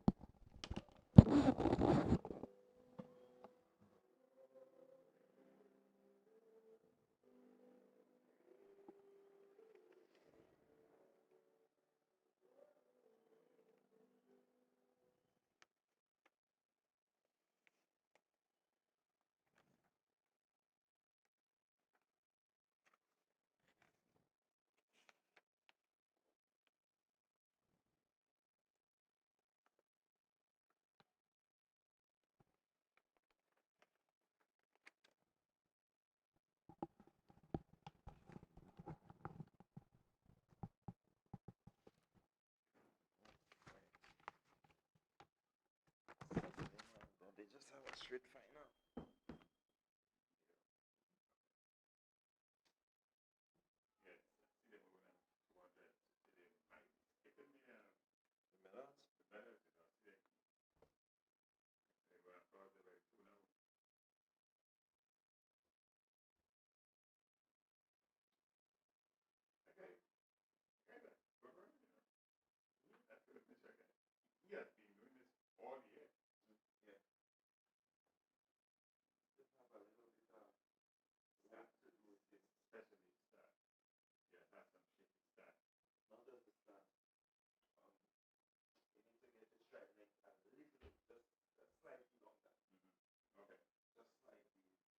It's not bad, but it needs to be longer so that I could actually get more power out of it.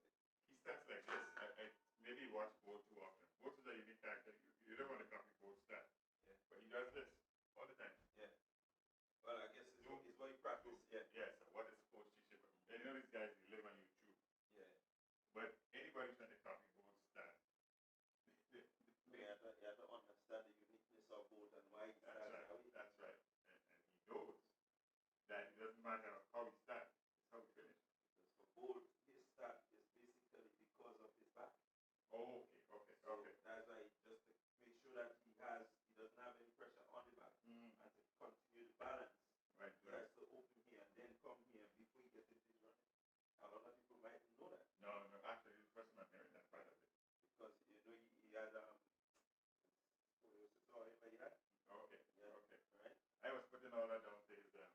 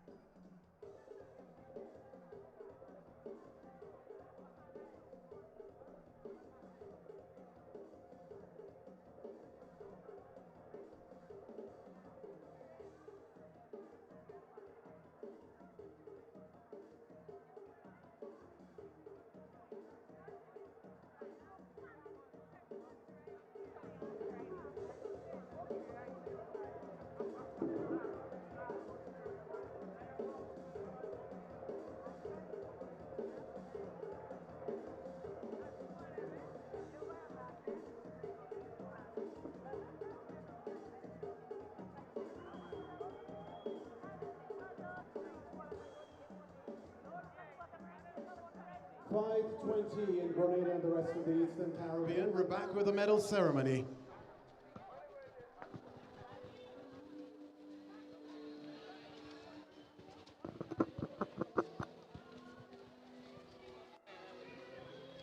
Ladies and gentlemen, please welcome Mrs. Amanda Japal George, manager of Poli Natural Spring Water.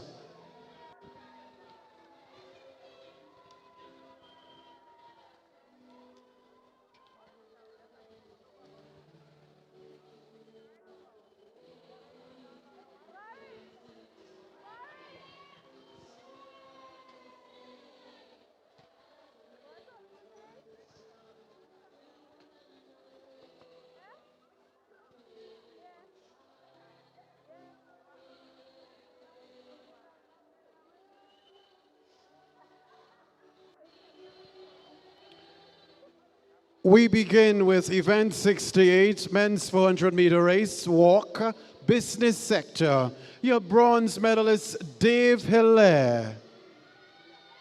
Jet Setter Sports Club, 2 minutes 04.28 seconds.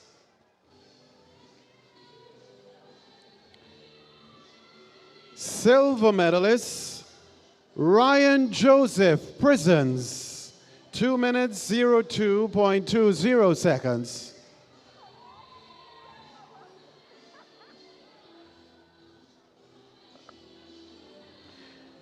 And your gold medalists in this event, Elvis Wellington.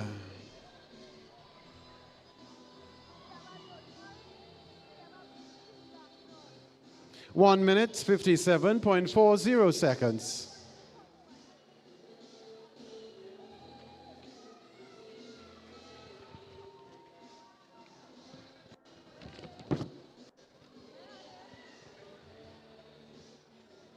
We can back up to event 67, women's 400-meter race walk, business sector. Your bronze medalist, Glenisha Williams, the Communal Cooperative Credit Union. Silver medalist, Magdalene Steele, also representing the Communal Cooperative Credit Union. Ladies and gents, your gold medalist in this event, Alison Buckma, Hubbards.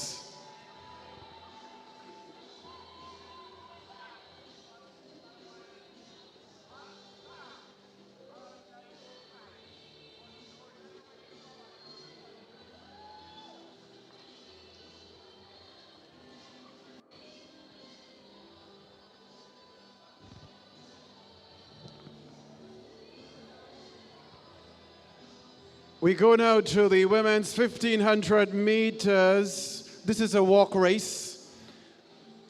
Bronze medalist, Magdalene Steele, the Communal Cooperative Credit Union. Silver medalist, Belinda Harford, the Communal Cooperative Credit Union. And your gold medalist, Alison Buckma, Hubbards.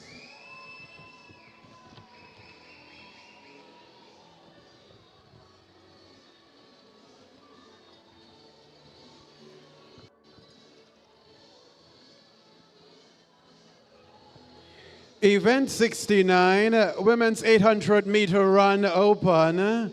Presenting your bronze medalists, Kashona Williams, Classique Lighting Caribbean, South City Rising Stars.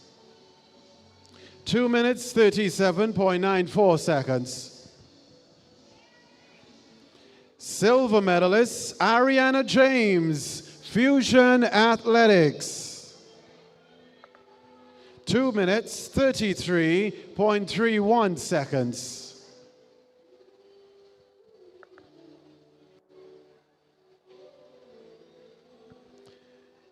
And your gold medalist in this event, Anna Logie, representing Classique Lighting Caribbean, finish line. 2 minutes 20.01 seconds.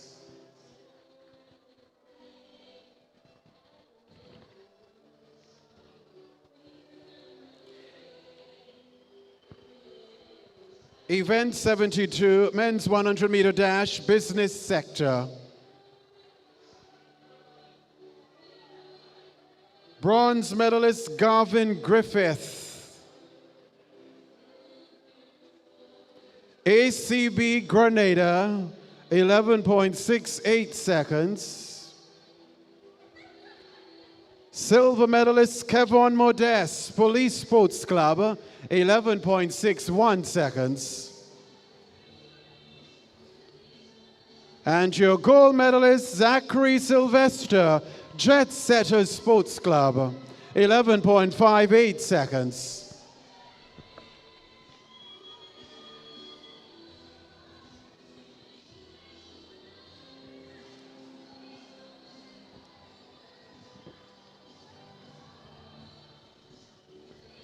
Event 63, girls 100-meter dash, under 15. Bronze medalist Amira Cato, McDonald College.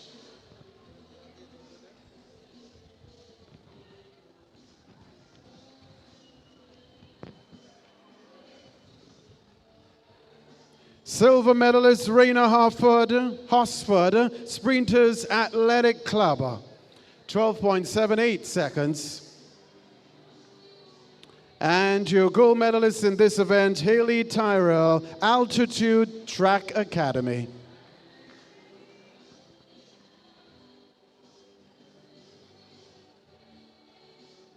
(12.15 seconds).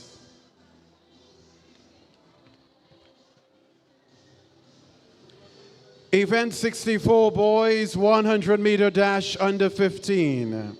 Presenting your bronze medalist, Andre Coutain, Classique Lighting Caribbean, South City Rising Stars. 12.12 seconds. Silver medalist, LaShawn Calise, Altitude Track Academy, 12.02 seconds.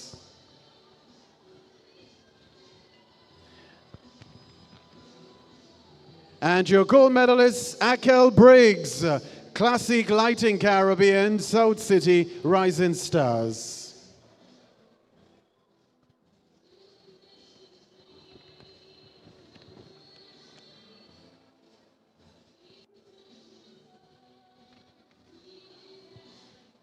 Event 65, girls 100-meter dash, under 17. Presenting your bronze medalist, Kaya Swan.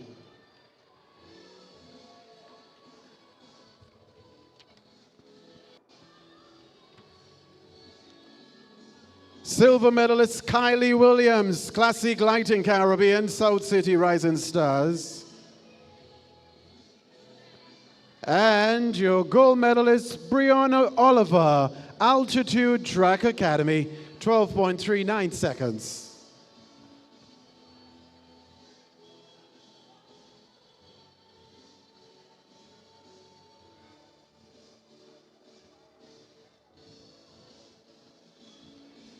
Event 66, boys 100-meter dash, under 17. Bronze medalist Rolani Bascom, Velocity, 11.21 seconds.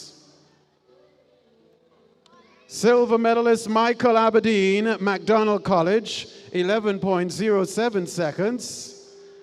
And your gold medalist in this event, Philip Mitchell, representing Altitude Track Academy, 10.86 seconds.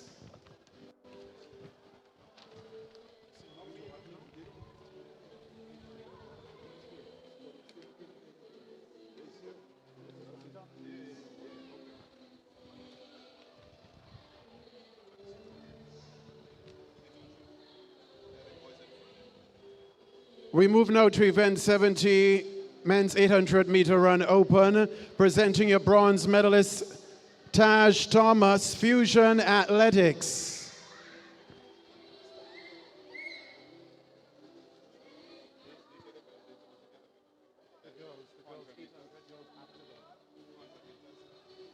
Silver medalist, Adriel Mitchell, Fusion Athletics, 1 minute 56.20 seconds.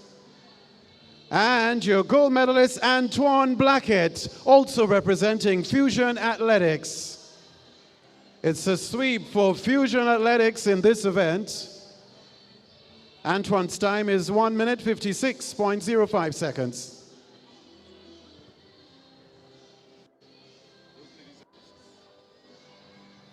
Event 71, women's 100-meter dash, business sector. Your bronze medalist, Alicia Prescott, Digicel Grenada, 14.77 seconds. Silver medalist, Tisha Checkley, Huggins, 14.14 seconds. And your gold medalist in this event, Carla Patrick, representing Jet Setters Sports Club, 13.49 seconds.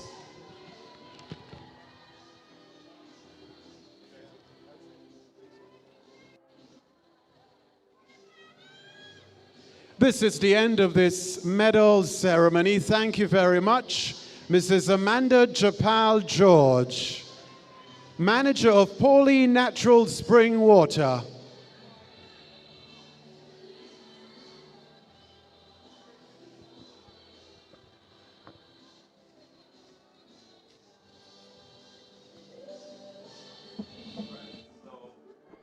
We want to welcome you back to the events on the track. We just had the medal presentation. And so we're going to head back to the track shortly. We have a series of 200-meter events to come. So we close off day 2 of the Classic Lighting Communal Credit Union Invitational. The 200-meter under 20 girls and boys to come. I can tell you this is 2 very, very crucial events for some of the under 20 athletes we have here in Grenada. And those of you who support good, keen rivalry among the top athletes will be looking forward to this event, the girls 200-meter dash under 20. And we can expect good, keen competition here. It was a straight finals, so there's only one seeded athlete here. That's Annalisa Brown, coming into this event here with a time of 24.58 seconds. But we can expect some running from Peaches Panchu, that's listed here. I haven't seen her all meet, but if she's here, she should bring some competition in this event.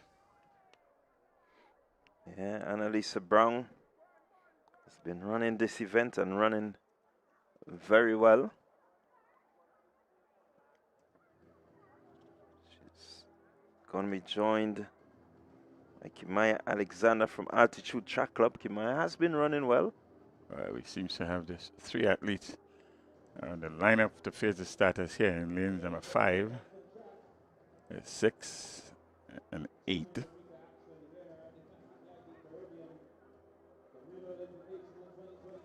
We have Brown in 6, and 5. We have Talia Richardson. He's from this Seventh-day Adventist school. And in lane number 8, Kamaya Alexander from Altitude. 3 ladies facing the starters. This is your 200 meters under 20. Of course, the favorite here, Annalisa Brown. She's a bona fide under 17 athlete. Right. Up age group to run this event.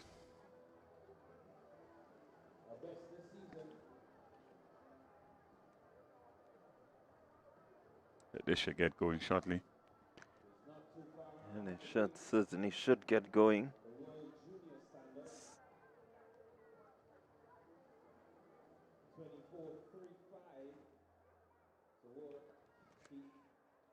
So it's the girls under 20 dash. 3 athletes in this one. Lanes 5 athlete there from 7 Days Adventist. In Talia Richardson in lane 6, your favorite. Annalisa Brown, Classic Lighting finish line. And in lane 8, Kamaya Alexander from Attitude.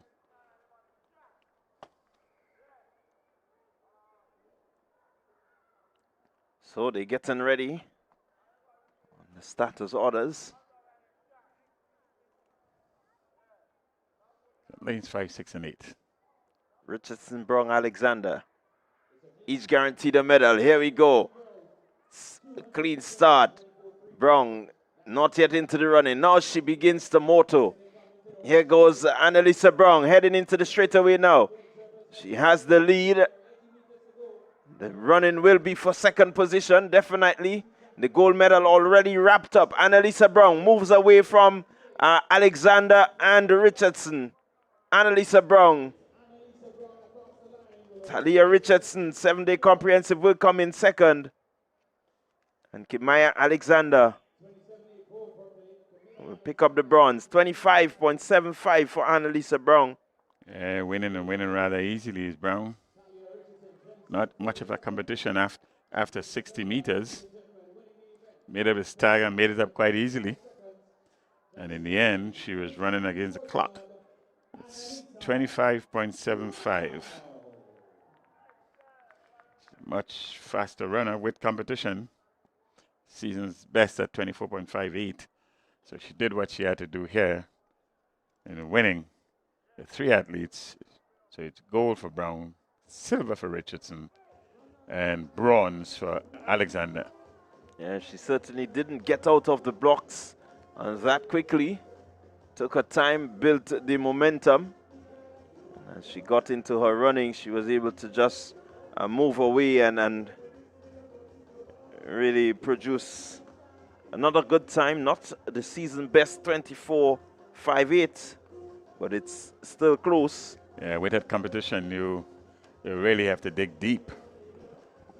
You're running against the clock on pretty much for about 150 meters. She was on her own. Yeah, up next, though, is the 200 meters for boys under 20. Larger field here. 200 meters for boys under 20. Well, this is the big one. This is one that we are looking forward to. We have 7 athletes here facing the starters as of now. In lane number 2 is Kazai Moody. He came in here with a time from the semifinals of 22.45. Ned, that's Kyle Ned, he's in lane number 3, 21.94, man. In lane number 4, they run Sincere, 22.05 was his semifinal run. Daniel, 21.49, might be a class act in the field here. 21.49 as Daniel. From Altitude, he's in lane 5. In lane 6, Ethan Sam. There must be competition anywhere once Sam is in the race. So he's from MVP, and he runs out of lane 6 and 7 is Kanik Nixon from Fusion Athletics, 21.76, and Randy Jones running out of lane number 8. All close times. 4 athletes here under 22. 5th athlete here is just above 22. Well, 2 athletes just above 22, 22.02 and 22.05, to suggest that this is going to be a closely contested race. Yeah, certainly a closely contested race is what we expect. The favorite coming in here, Darrell Daniel, and we expect him to go sub 21. He's in lane 5, so keep your eyes on lane 5. Looked rather comfortable in qualifying. Let's hope that he can really use this as a sharpening tool for the World Junior Championships. He's already qualified himself to be there. And Nixon had a fairly easy run, so he will be in strong contesting the silver medal with Ethan Sam from where we sit here. And what I can tell you is that the race will be and should be for second position. Yeah, you never counted Kyle Ned coming in here with a time of 21.94 and they're off. And here they go. Let's see how will this one pan out. It's a pretty tight race up to this point. Ethan Sam is moving away. Kyle Ned is pushing. Here we go. Ethan Sam. Mechanic Nixon is coming in like a freight train, but it's going to be Ethan Sam. Well, well, well, well, well. It's never finished until you cross the finish line. It doesn't matter what you have on paper. The odds-on favorite on paper is Daryl Daniel. He seems to be in some fifth position, really. Seem to have pulled up Daniel. Seem to have pulled up somewhere around the bend. We struggled to the end. But it was Sam. Yes, Daniel in 5th position. So it was... No, let's see what we are going to have here. Let's see what we're going to have here. It's going to be interesting to see the time. The official results here. 21-1-1 for Ethan Sam. Yeah, Daniel didn't finish in any competitive manner. Absolutely correct. He must have felt something and had it scratched. 21.11, good time there from Ethan Sam, your winner. 21.11. This is a good time. 21.34 is the second place finisher. That's Mechanic Nixon and Ned at 21.61. 21.62, it's Sincere. Very, very close indeed. And 21.66 with Randy Jones. But your winner, your gold medalist, 21.11, Ethan Sam. Yes, certainly. Spare thought here for Daniel. He came in here high billing. He was challenged physically. Pulled up something and he had to abort his race and pretty much just finish the race. Yeah, and that's what we say in Bahrain. Anything like this, he was the favorite. Ethan Sam did just enough to win here. Yeah, good winning time, 21.11. With a legal win, that's a good time. Yeah, certainly lower in the 21.74 that he ran in the preliminaries. This guy has a bucket of talent, Sam does.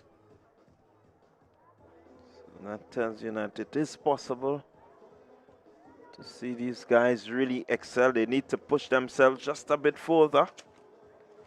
They just may have gotten...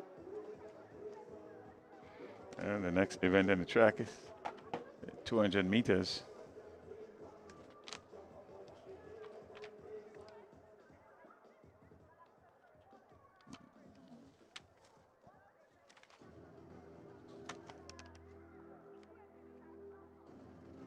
So that will be the 200 meter senior. Senior Again, men. another street final. The senior men, 200 meter senior men.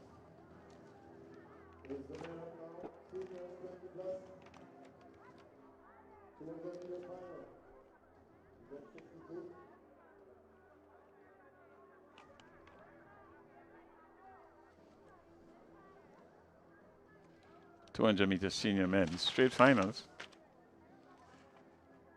So we are not having the experience of the luxury of a semi-final run. Give you an idea of this seeded athletes in this one.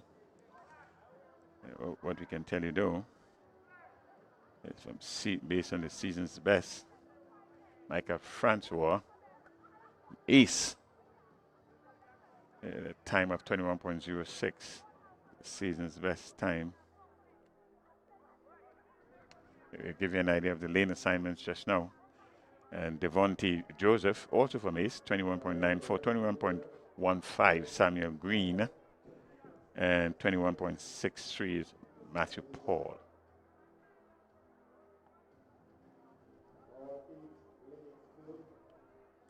These are your senior male 200 meters finals.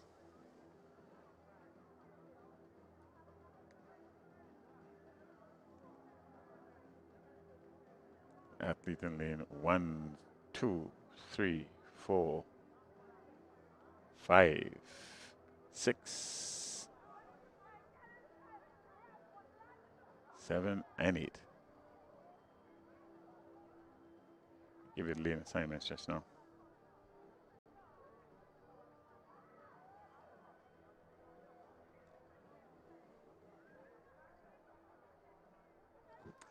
Clyde has been competitive right throughout, and even with an injury there, seemingly an injury there, in the last 200 meters, the boys on the 20, still competitive.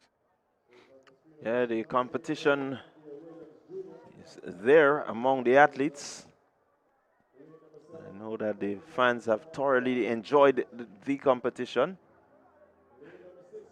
One will hope that let's take some lane assignments from the house announcer.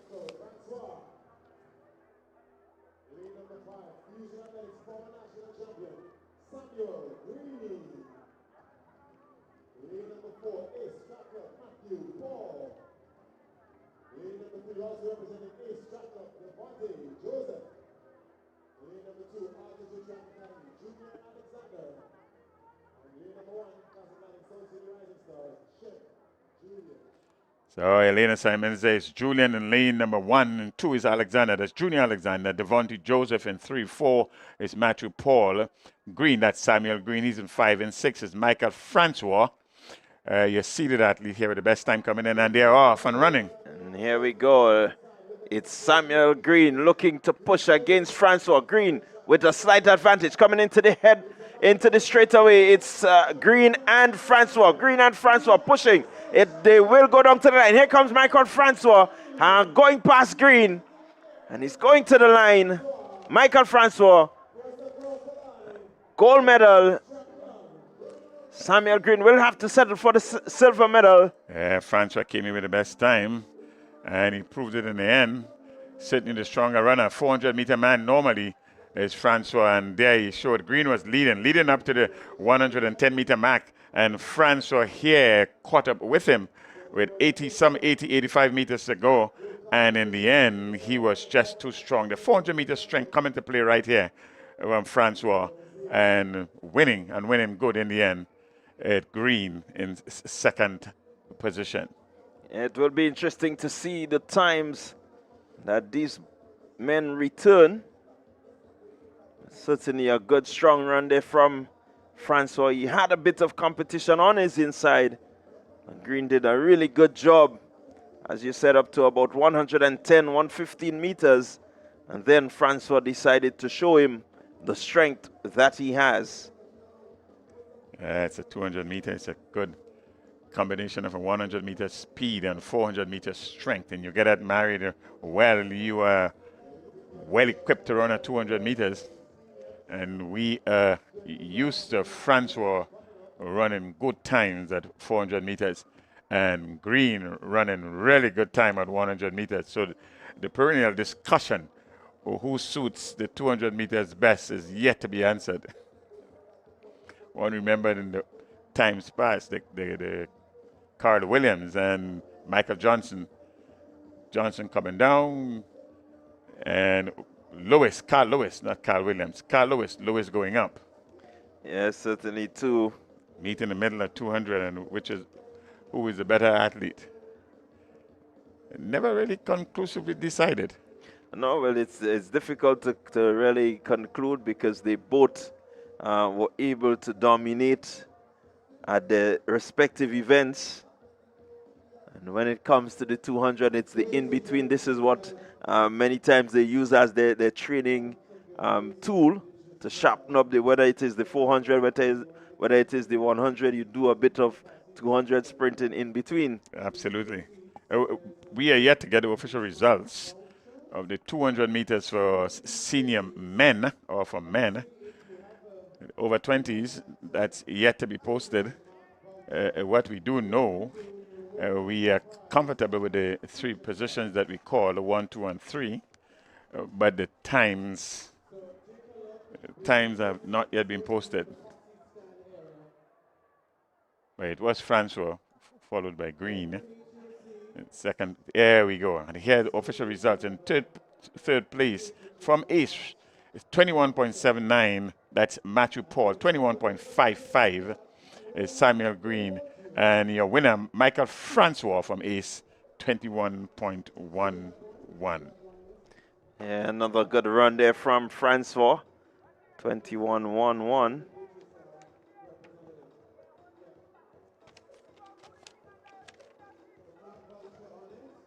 So we shall have coming up next on track the 400 meters on the 15s and on the 17s.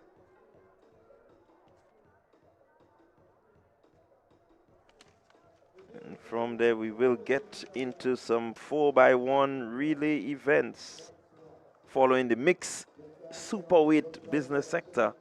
Can't miss that event. I am curious as to get a definition for super weight.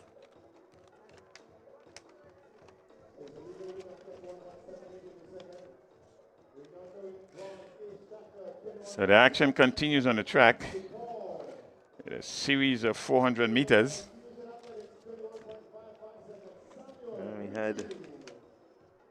We've had some qualifying earlier in the 400 meter events. So we know that the qualifiers from the prelims will be the best of the best.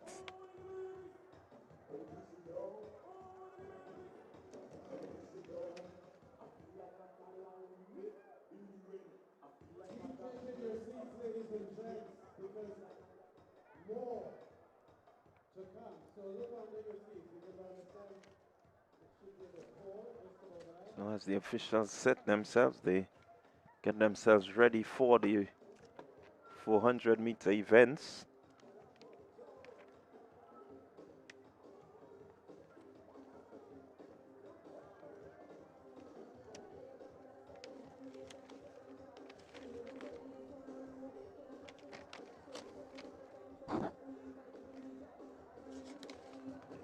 We will start with the 400 meter on the 15 girls.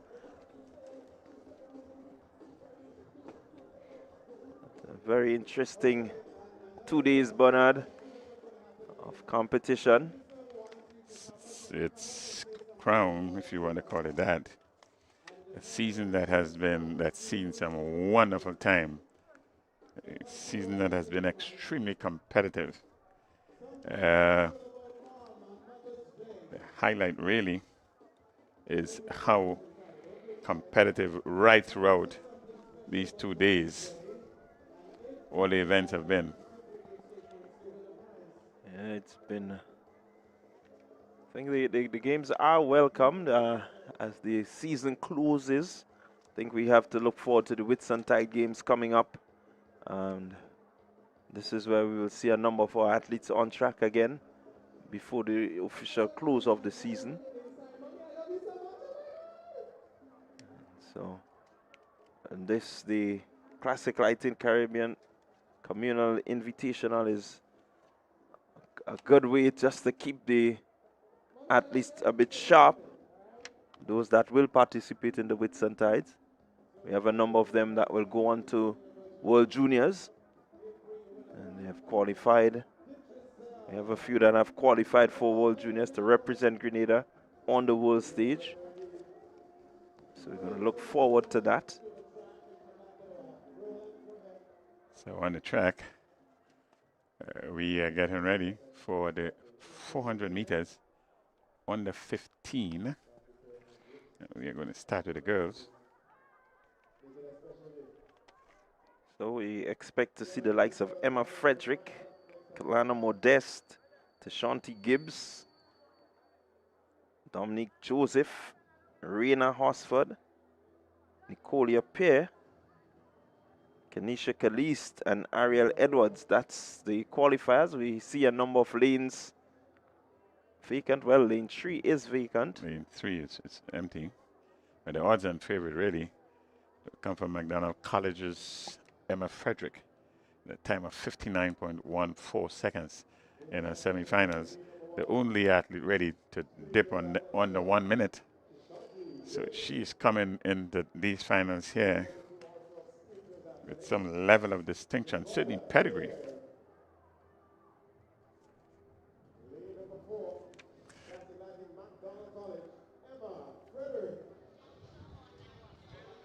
Lane number 5, representing Fusion Athletics, Dominique Joseph.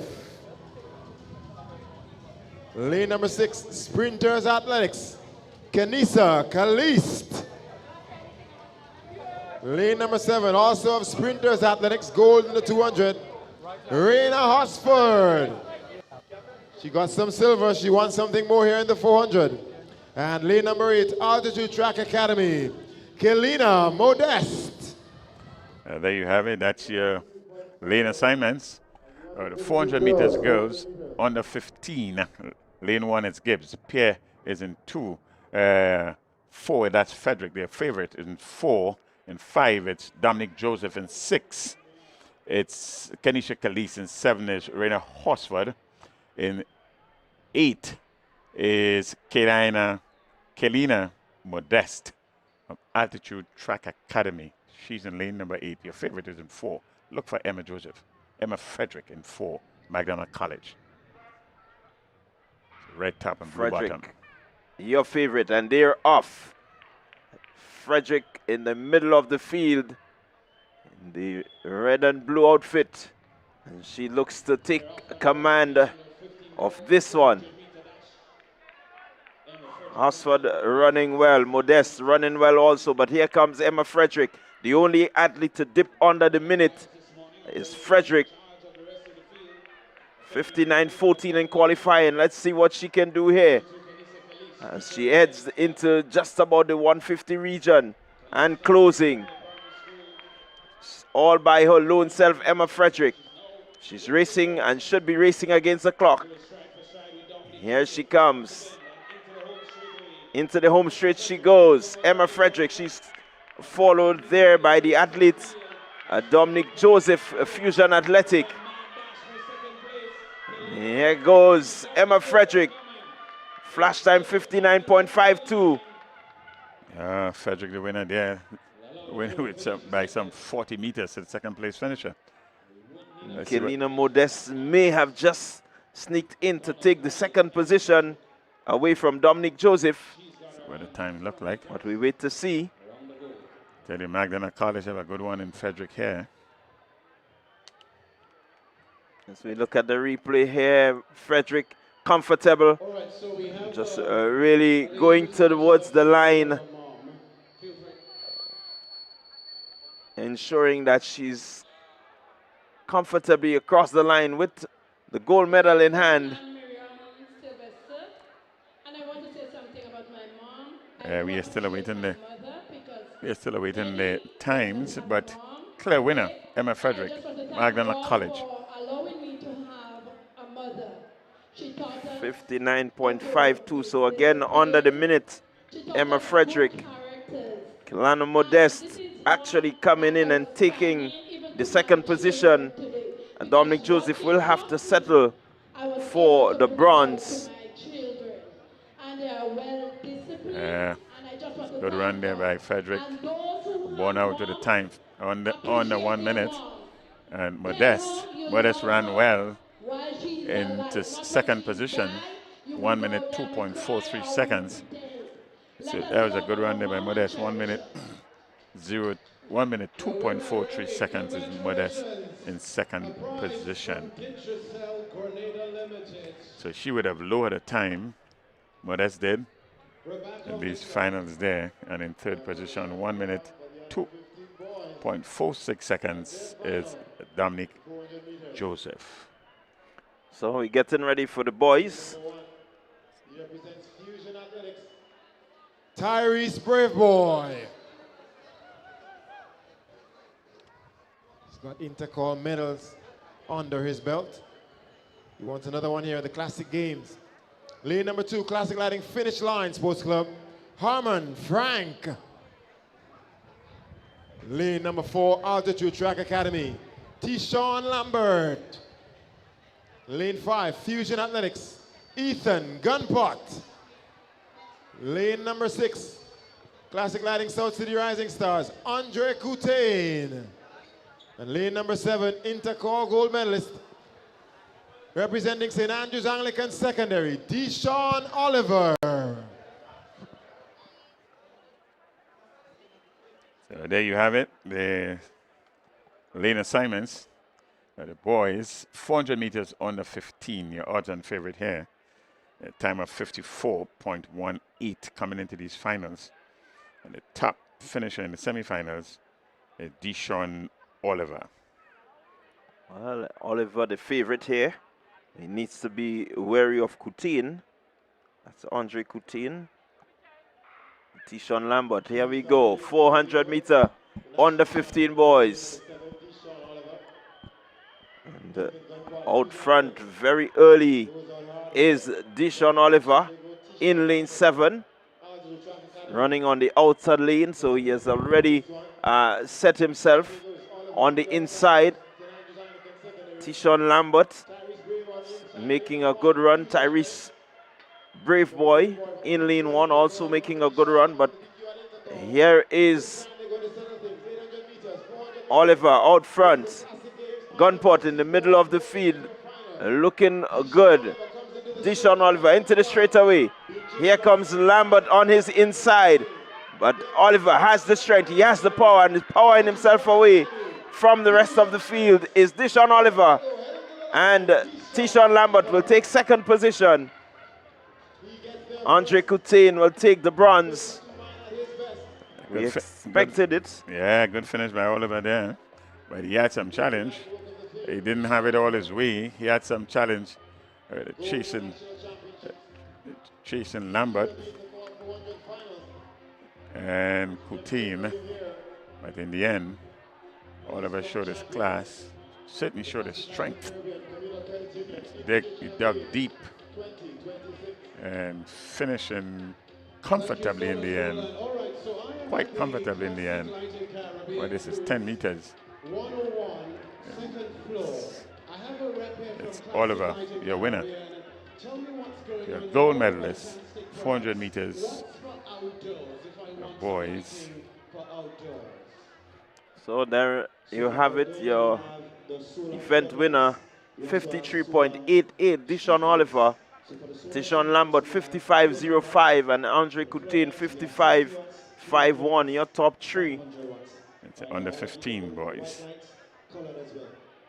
It's a good run, good run, 53. It's a good run. It's a much better time than what he came into these finals with. He came in here with 54.18 and finishing with 53.88. That's a significant improvement. Certainly a significant improvement, and running from lane 7. Running from lane 7. It's a good run from him. Didn't just lower his time, but he did. So did Lambert, 55.05. They're coming in here with a season's best then of 55.35. So he would have done very well also. So we're getting ready for the under 17 girls. 400 meters.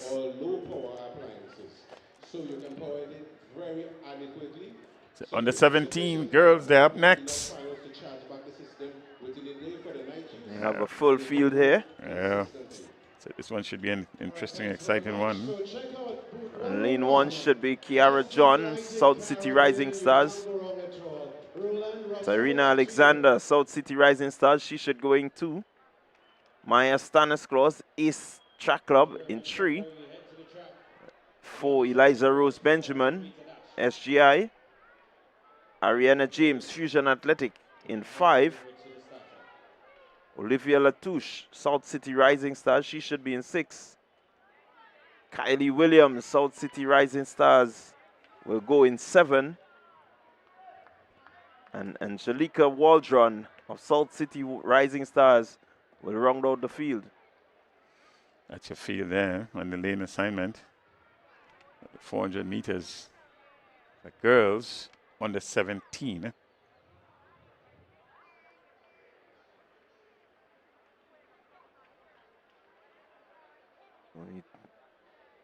It's a straight final, so we do not have seed times for them. Yeah, our expressions here is based on what would have happened right throughout the year.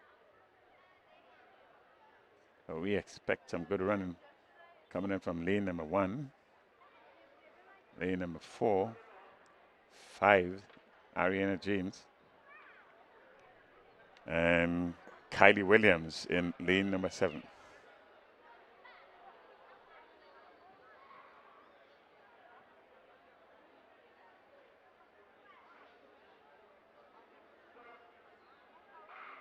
And here we go, 400 meter under 17. Kylie Williams with a good head start. Fusion Athletic, Ariana James also making up some ground. Williams looking comfortable as she goes up the back straight. Looking relaxed and composed is Kylie Williams. And let's see if James can make up the stagger on her. She certainly has done so, Ariana James. And goes past Williams. And James looking good, looking strong as she heads towards the straightaway. Final approach for James. She now is in top flight and she's moving away. Fusion Athletic, Ariana James leading this one. Looking smooth. She's really running against time here. And a good strong finish from Ariana James. Fusion Athletic, Kylie Williams will have to settle for the silver. And Maya Stanisclaus of Ace Track Club will pick up the bronze. When you win by 45, 50 meters, you will call that an emphatic win. Emphatic win there, Ariana James from Fusion Athletics. It's good running in the early going by Kylie Williams with a distinctive dress, but at the top of the 100 meters, James would have made up all the stagger and leave the rest of the field in the dust. Yeah, certainly good strong running. You look at her there, she doesn't seem phased at all. It's like a stroll in the park. Like a stroll in the park. Emphatic weight, it really was. Let's see what her time looked like. But up next, it's 400 meters on the 17 boys.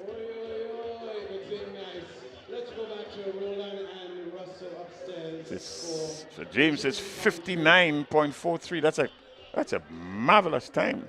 Yeah, that's a really good run from Ariana James, 59.43 to take the win. I hasten to think this may be a season's best right here. 59.43 seconds. Ariana James.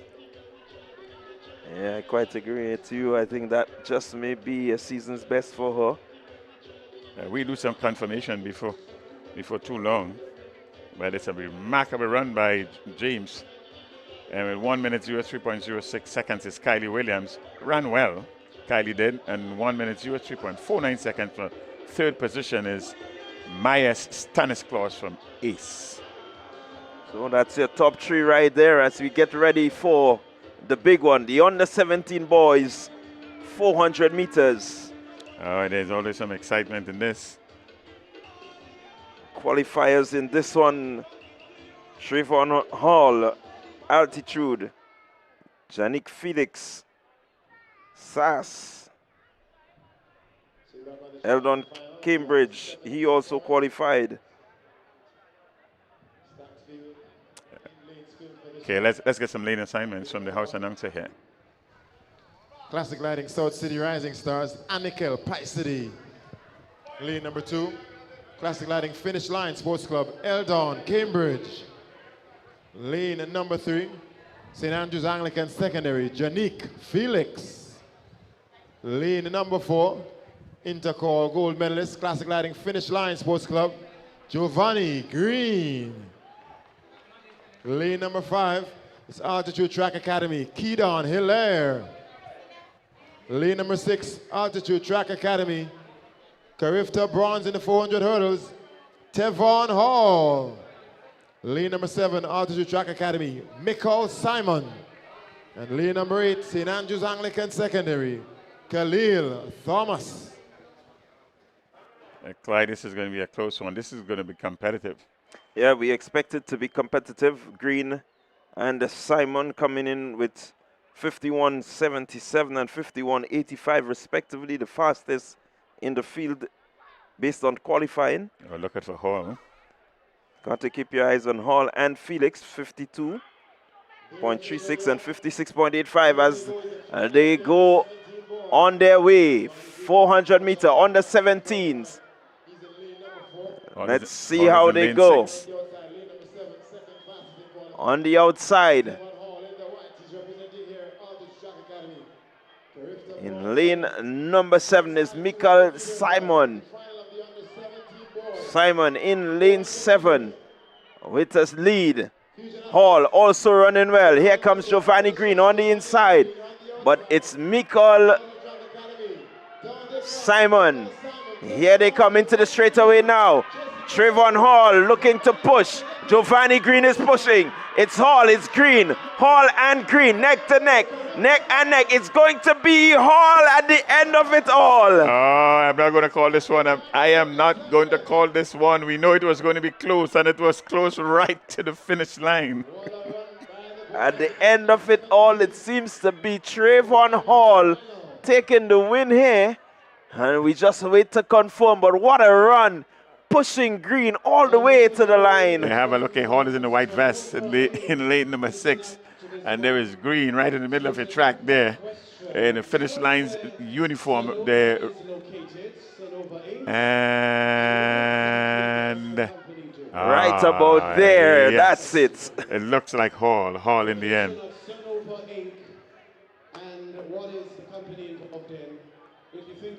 On day 2. Yeah, that was certainly a good determined run there from Trayvon Hall.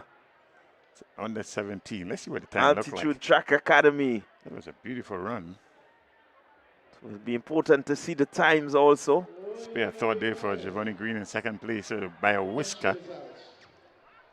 Yeah, that was really a competitive run from Hall and Green. No one really giving it up. We expected it, and they certainly delivered. They will have to go to the photo finish to determine the winner in this one.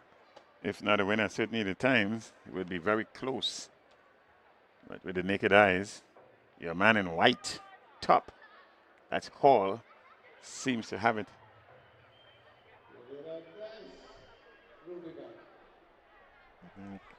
And Clyde, guess what's up next on the track? It's your favorite event, yet to be defined. It's the mixed superweight business sector. Well, we anticipate that event. It's going to be interesting to see what the superweight is all about. I remember in my youth days I had some crab races, and there was a race that was referred to as the Draggers Derby, meaning the one that would have come in last would be the winner. Quite an interesting race that was. I don't know if you remember what was referred to as Soldier Crab.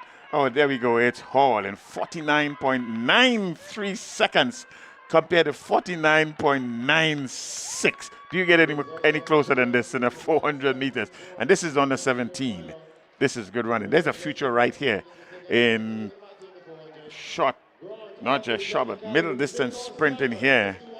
Remember the names, Hall and Green.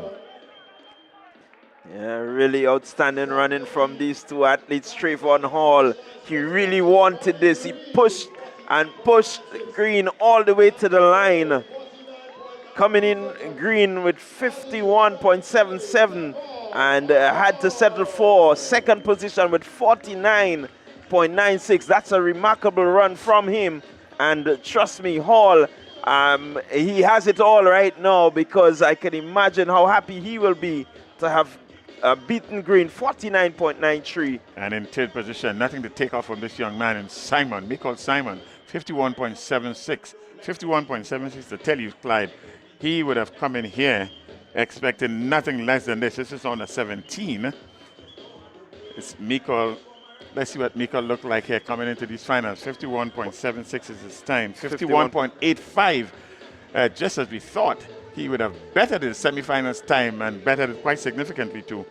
It's 51.85 compared to 51.76. What a race to finish off these 400 meters before we get into the big one. Yeah, certainly a good way to, I would think, bring a curtains down on the majority, if not all, except one of the individual events before we get into the relay events. Well, it's your race, so you should describe this from start to finish. Well, I'll be a silent observer here. Well, I do believe I will have to go and get a bit of research done on the super weight. And when I get back, I will be able to inform on the viewers as to what to expect. As I was telling you, Clyde, it was such an interesting, whoever would have come up with that name of the soldier crabs. And if you are not in these parts of the world, the soldier crabs are these crabs that live in these shells that cover up themselves. And this race to determine the winner would be the last to cross that line in a circle. And it was referred to as Draggers Derby. Yeah. Now, I will enter, if there is a race called the Draggers Derby, I will enter that race. Because I think I know how to come last in an event. It's not as easy as you think. You got to finish first to come last.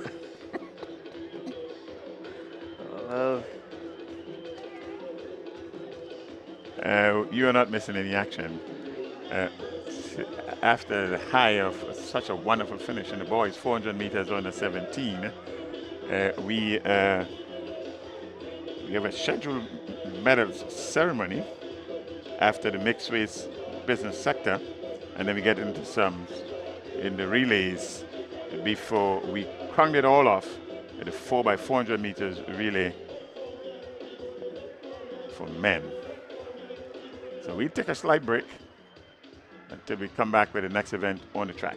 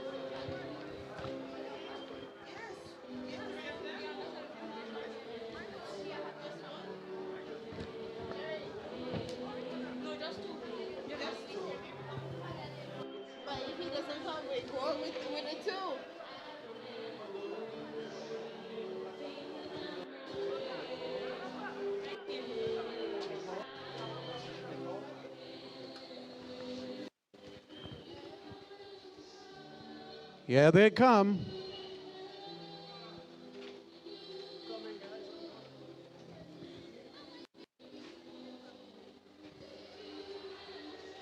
Ladies and gentlemen, we're very pleased to have with us Mr. Chad Fraser, Chief Executive Officer of Sonova Inc.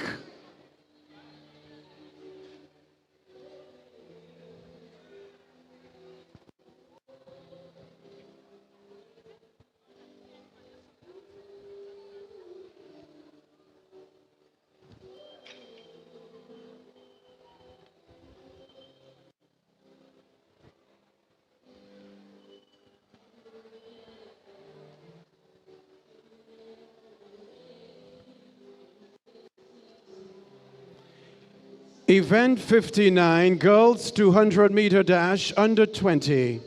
Bronze medalists, Kimaya Alexander, Altitude Track Academy. 27.84 seconds.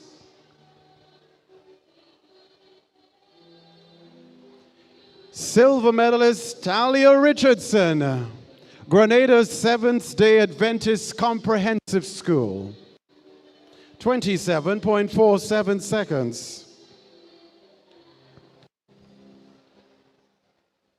Your gold medalist in this event, Annalisa Brown. Classique Lighting Caribbean finish line. A time of 25.75 seconds.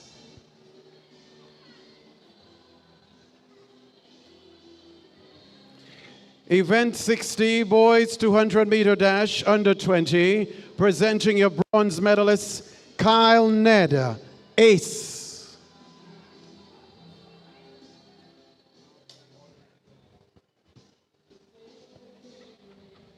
Silver medalist, Kanik Nixon, Fusion Athletics, 21.34 seconds.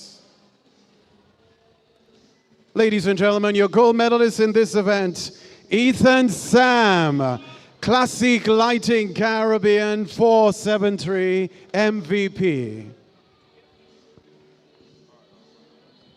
21.11 seconds.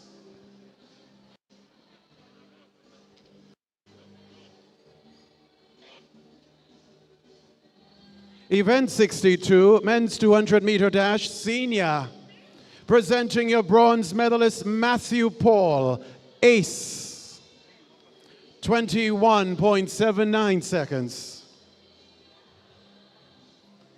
Silver medalist, Samuel Green, Fusion Athletics, 21.55 seconds.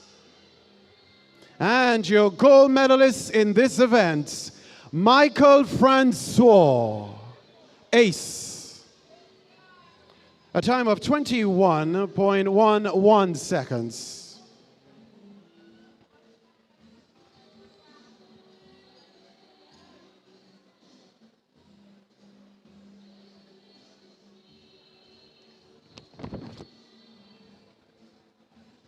Event 55, girls 400-meter dash under 15.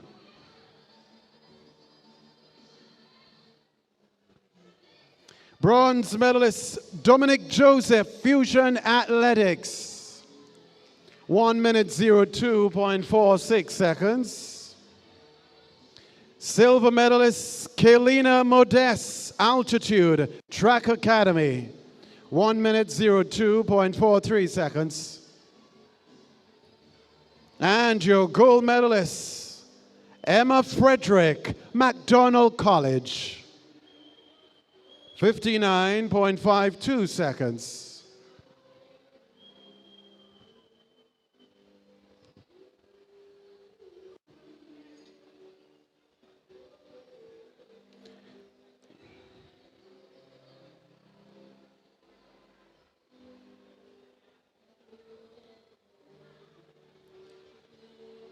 Event 56, boys 400-meter dash under 15. Bronze medalist Andre Coutain, Classique Lighting Caribbean, South City Rising Stars, 55.51 seconds. Silver medalist Tashawn Lambert, Altitude Track Academy, 55.05 seconds.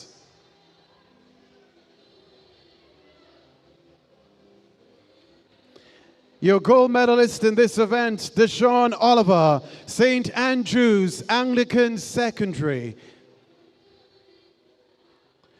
53.88 seconds.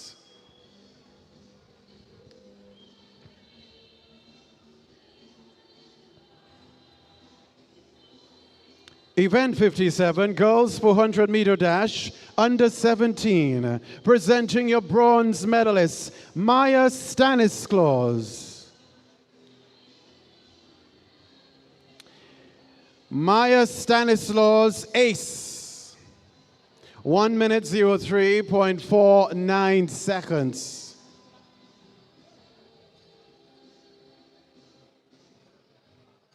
Silver medalist Kylie Williams, South City Rising Stars.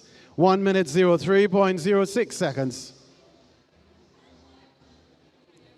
And your gold medalist, Ariana James, representing Fusion Athletics. 59.43 seconds.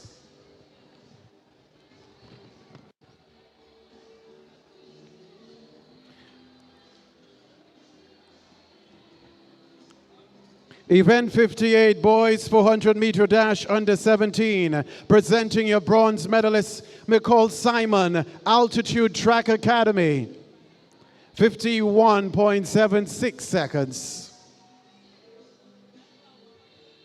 Silver medalist, Giovanni Green, Classique Lighting Caribbean, finish line, 49.96 seconds. And your gold medalist in this event, Tavon Hall, representing Altitude Track Academy. 49.93 seconds.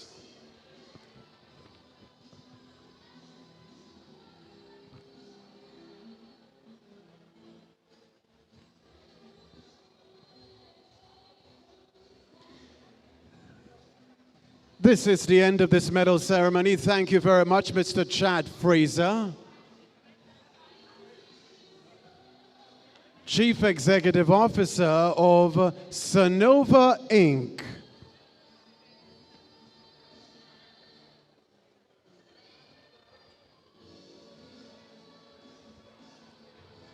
Sonova Inc. is a software development company.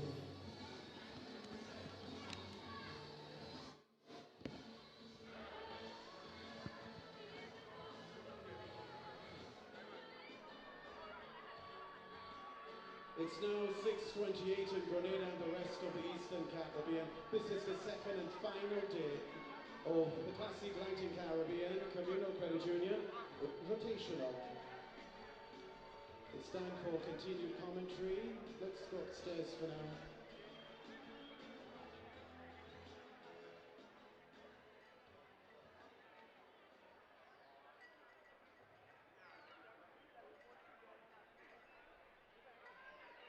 Congratulations to all of our medalists. And you guys set their head back to the track for the final segment. It's relay action.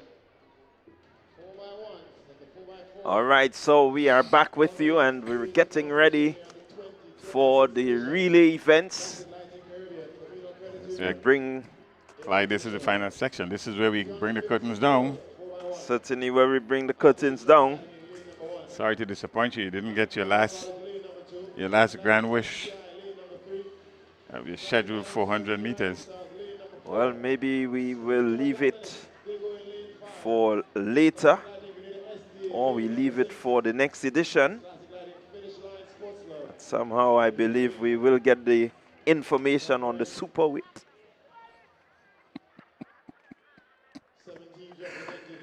Up next on the track is the 4x100 meters relay for under 15 girls. In lane number 1, Altitude. SGI is in lane number 2, South City Rising Stars. That's Classic Lighting, the South City Rising Stars. In lane number 5. Sprinters Athletics. Sprinters is in lane number 5. in lane number 6. Now I mix up these two schools. So it should be Seventh-day Adventists in 6. Seventh-day Adventist in 6. Classic Lightning finish line in 8. On the 15, let's go. Let's see, early running. Who will make up the stagger? Classic Lightning finish line seem to have a good lead. Sprint Athletic running well in the middle of the track. First handover will be Sprinters Athletic. Sprinters, Horsford on the back straight. Keep your eyes on Classic Lightning finish line. They're also making a good run. But certainly Sprinters Athletic with a slight lead here now as the handover is made. On the inside, McDonald College moving quickly. Sprinters Athletic still with a slight lead. McDonald College and Sprinters. Altitude Track Academy with their anchor, Haley Tyrell, will run away with this one. Emma Frederick will follow. And here comes South City Rising Stars. But keep your eyes on the front. And it is Altitude Track Academy, McDonald College, South City Rising Stars. Your top 3. In the 4x1 on the 15 girls. Yes, good finish, a good competitive race, a good baton passing, really good baton passing here. And this is really what you want to see when you have national athletes in the mix. And this is what we see here. Good, clean baton passing. And in the end, a fairly easy victory. Yeah, when you have the anchor in the likes of Haley Tyrell, it doesn't matter where you get the baton, she will go all out. The other girls did very well to get the baton to her first, and so she didn't have much work to do. Not much work in the at end. all. But the baton passing is a good feature of good relay running, and especially the sprint relays. Well, again, I have to commend the teams that have taken part so far in the relay events. We have not seen a dropped baton at any point in time. And even Efficiency may not have been the best throughout, but at least they are able to collect the baton and bring it across the finish line. Yes, and this is something that we have been talking to, that there has to be a bit more effort and concentration on the execution. Execution, it's a team effort relays. And if you get the baton, first and foremost, you got to get the baton around. Secondly, you got to get it around as efficiently as is possible. Then you talk about synchronization, and you do all of that, and then you have a good relay setup. Yeah, certainly you got a relay setup. So congratulations to Tyrell, Mitchell, Modest, and Philip. That's the team from the Altitude Track Academy winning the gold medal here. The next event in the track is the boys of 4x100 meters under 15. We have the like of sprinters here. Classic Lightning. Wester Hall Secondary School. And Classic Lightning finish line. Doing a 7-day Adventist. Altitude. Classic Lightning South City Rising Stars. And the St. George. That's the Grenada 7-day comprehensive. Should be in 4.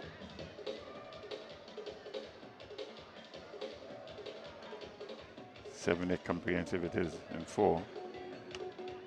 Oh, we still await the timed results for the girls 4x1 under 15. Know the results already. Altitude, McDonald College, and South City Rising Stars. It's just important that we get the times.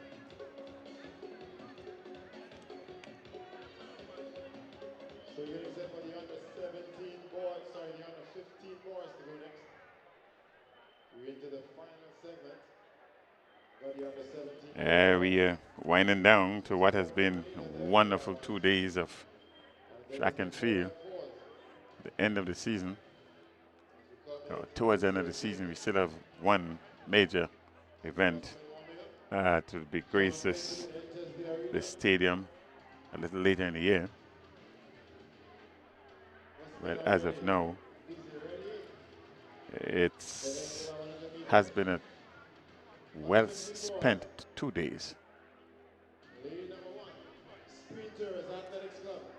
Let's get some lane assignments here.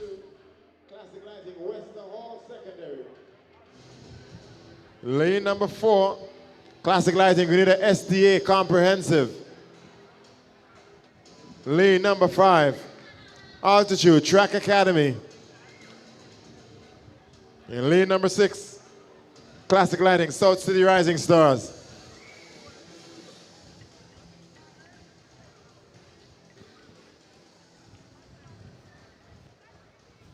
Oh, that's your lineup for the under 15 boys. They're up next.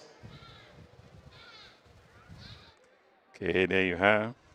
There you have it. Sprinters in 1. Classic Lightning. Wester Hall Secondary School. Classic Lightning finish line. Grenada 7-day Adventist. Altitude. Classic Lightning. It's South City Rising Stars. That's your lineup for boys under 15 4x100 meters. So there's no finish line in lane 3. It's no St. George's Institute in lane 7. So it's lanes 1, 2, 4, 5, and 6. And here we go, 4x1, under 15. Classic Lighting, South City Rising Stars running well. So too Altitude Track Academy. Handover pretty even among all the teams. It's going to be South City. Here comes Altitude Track Academy. Tishon Lambert handing over now. A bit of a fumble there, but they still have command of this one. Altitude Track Academy. On the inside is the Wester Hall Secondary as they're about to make the final handover. It is Altitude Track Academy. Here comes Wester Hall. Sprinters Athletic also challenging on the inside. It's Aiden Klein, but here comes South City Rising Stars. Pegs. Oh, what a race, what a race, what a race to the end. A bit of a fumble there in the early goings. It's from the team there at the Grenada 7-day Adventist. But in the end, right in the middle of your track, Altitude winning rather easily. The race was on for the second position really, and South City Rising Stars finished strong, coming out almost from nowhere. They were nowhere in the picture with 50 meters to the end. A good run by Beggs at the end there, and bringing his team back to a good second place finish. Yes, certainly a good run from the Altitude Academy, 47.02, winning this event. South City Rising Stars, 48.32. Sprinters Athletic, they will have to settle for the third position, 48.53. Classic Lighting Wester Hall putting on a good show. Yeah, it must be a disappointment for Wester Hall because they were leading with it just about 20 meters to the end. But alas, they didn't have the foot speed to keep up with the other. Certainly from South City Rising Stars, closing like a jet and pushing them off the podium into 4th position. Well, up next will be the 400 meter under 17 girls.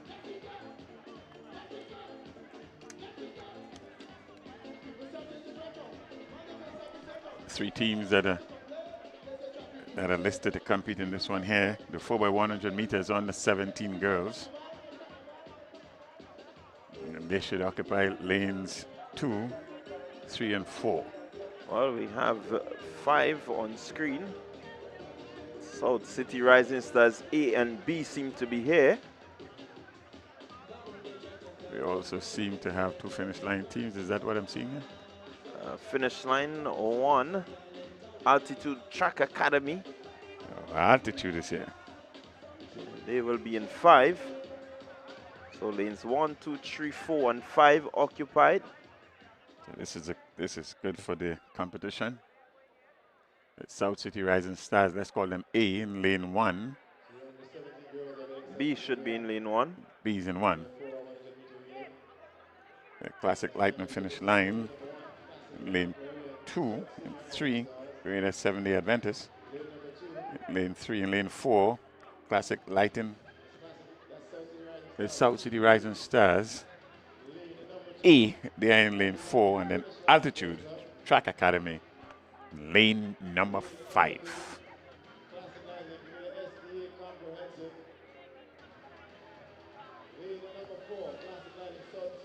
Stars, Team A. And the lane number 5, Altitude Track Academy. These are the under 17 girls in their 4x1 final. Oh, I think it's good industry to get 2 teams from Classic Lightning, South City Rising Stars. Yeah, they have the depth at the under 17 level. And here we go. They are under the status orders now. So let's see how they will go.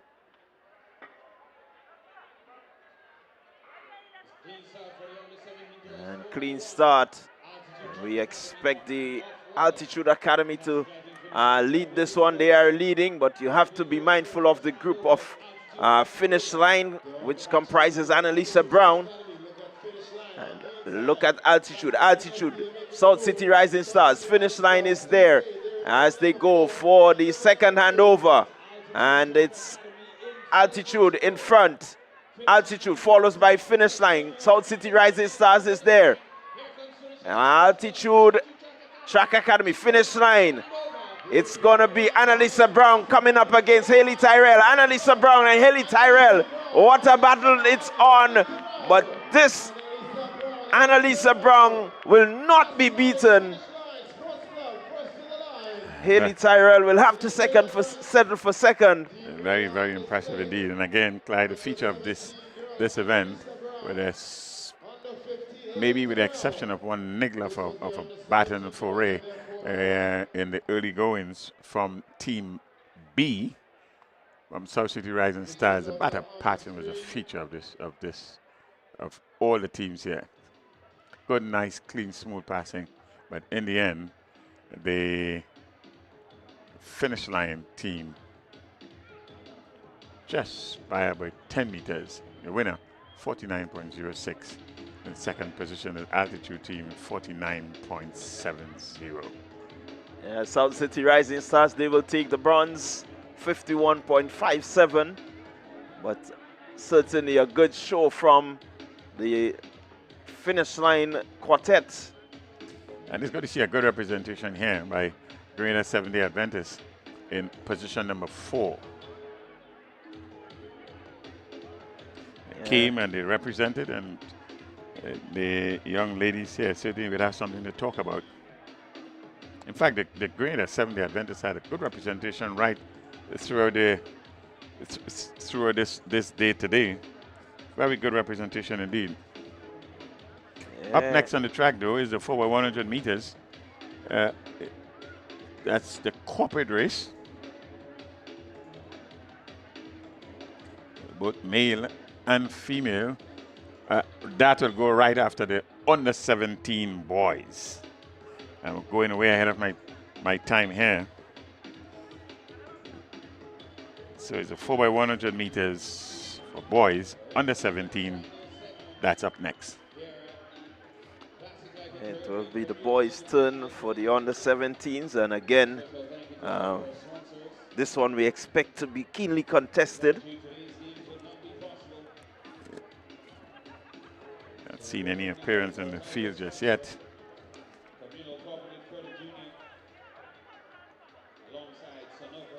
In fact, we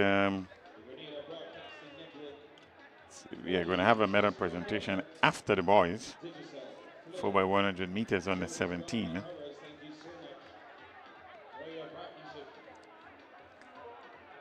Nice, there's that high puncture to have it just before.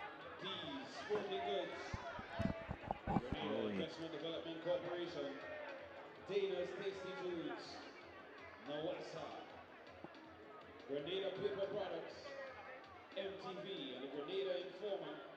Thank you so much for your partnership, your patronage. The communal spirit. So we're still waiting on the boys for the under 17 4x1.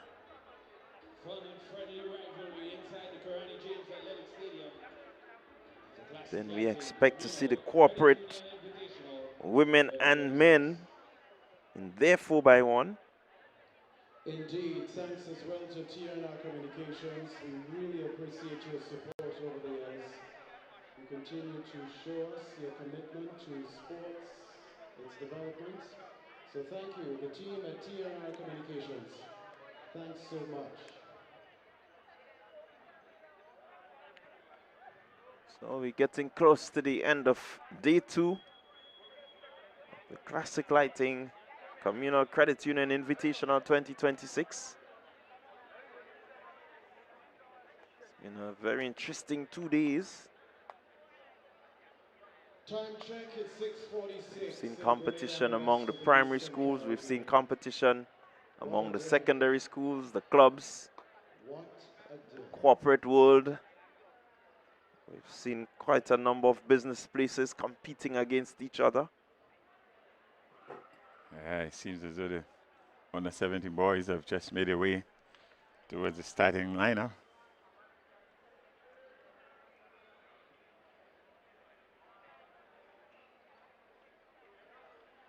And so far, seems to be 3 teams lining up here.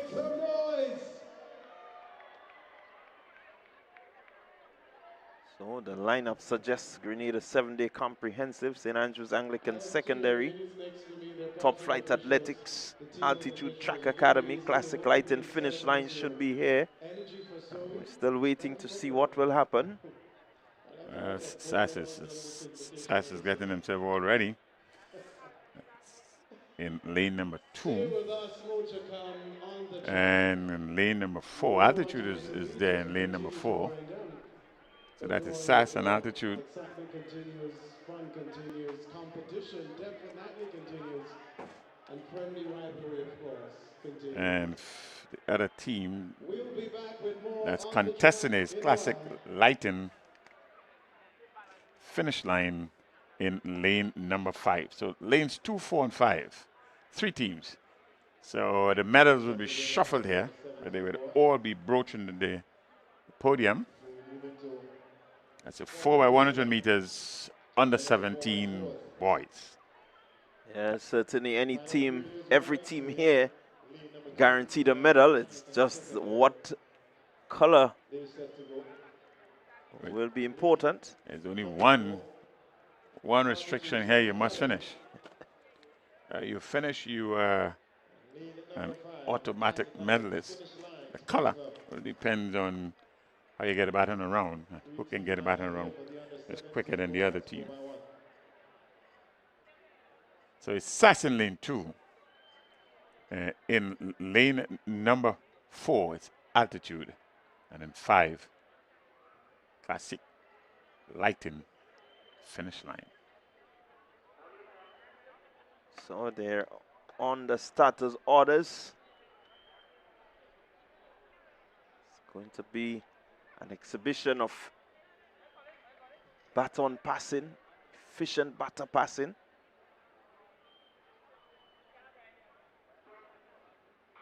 And here they go. 4x1 on the 17. Finish line. Altitude chasing right behind them on their heels. Handover made just about now. Altitude with the first handover. Finish line with a good run, but Altitude Track Academy still holds the lead as they head into the second handover. Clean, efficient, and finish line, just a bit of a fumble there. Altitude is gone. They are clear. Philip Mitchell receiving the baton just about now. That was a really good pass there to Philip Mitchell. And he will run away with this one. Giovanni Green will bring up the second position. And SAS will have to settle for third. Well, I tell you something there, Clyde, with the exception of Altitude Track Academy, the other two teams in this race here, they had quite a bit of fumbling in a number of the exchanges. Very early in the piece, 43.25. You can see the distinctive difference with how clean the batter really got around. So Altitude, your winner, 43.25. The Classic Lightning finish line, 45.86, and SAS 46.76. Your podium finishers. Yeah, Altitude Track Academy on the third leg had a little slip up there. The batter passing wasn't the most fluent, but certainly the correction was made in terms of getting it to Philip Mitchell. I could imagine from the time the up was sounded, he was right there, placed that baton, and Mitchell could have just continued into his strides. So really good, efficient passing on the final leg. I think that was clinical. Yeah, and you can say the total opposite for Classic Lighting, South City Rising Stars. On the first battle exchange, there was a fumble there, and they never really recovered. Quite rightly so. So we're getting ready for the 4x1 business sector women. And I do not want to get it too wrong, but I certainly believe that Jet Setters will be a team to reckon with here. Well, evidence of what would have transpired before in the other events might be on target here. So it's a women's 4x100 meters, but schedule is that we should be having a scheduled medal presentation now.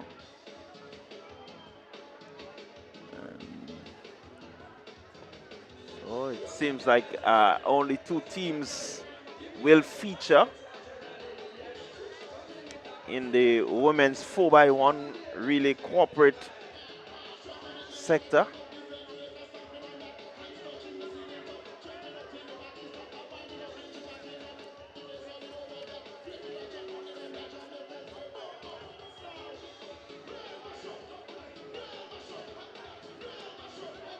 Yeah, you're absolutely correct, Clyde. Is Digicel versus Jet Setters.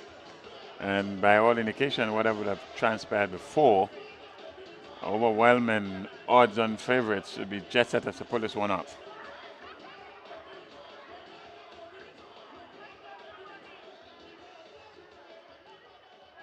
There's a 4x100 meters relay for corporate. That's up next. Lane number 2, Digicel. And lane number 4, Jet Setters.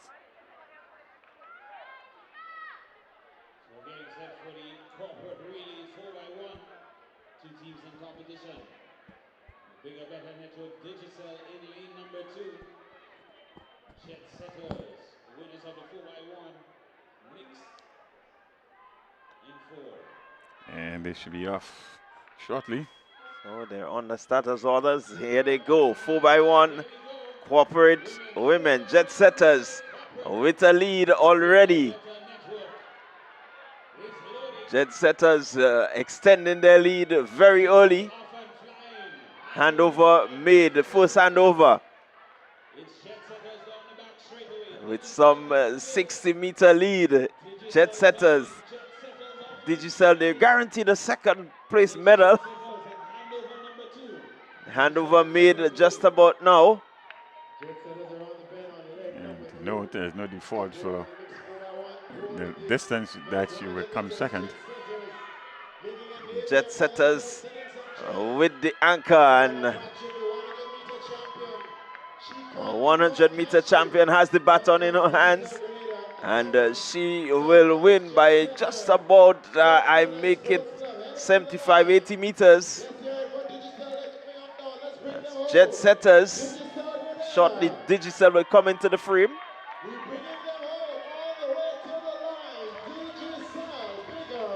And here they are just about now. Digicel. Oh, well, it's all good. Jet Setters, your winner there. Second position is Digicel. And Jet Setters, in fact, made light work of this. They look a good team. Yeah, they look a very good team.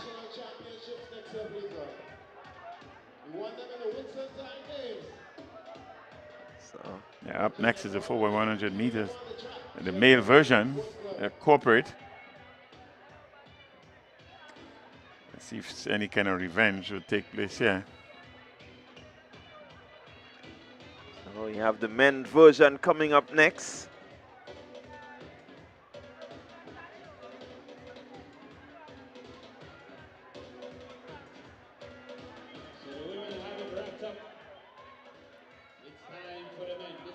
And then that should be followed by the 4x400 meters, both male and female, to bring the curtains down on the track and on the field.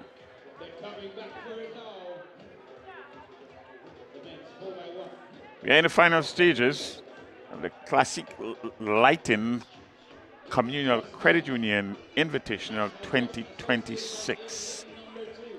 2 wonderful days of competitive track and field.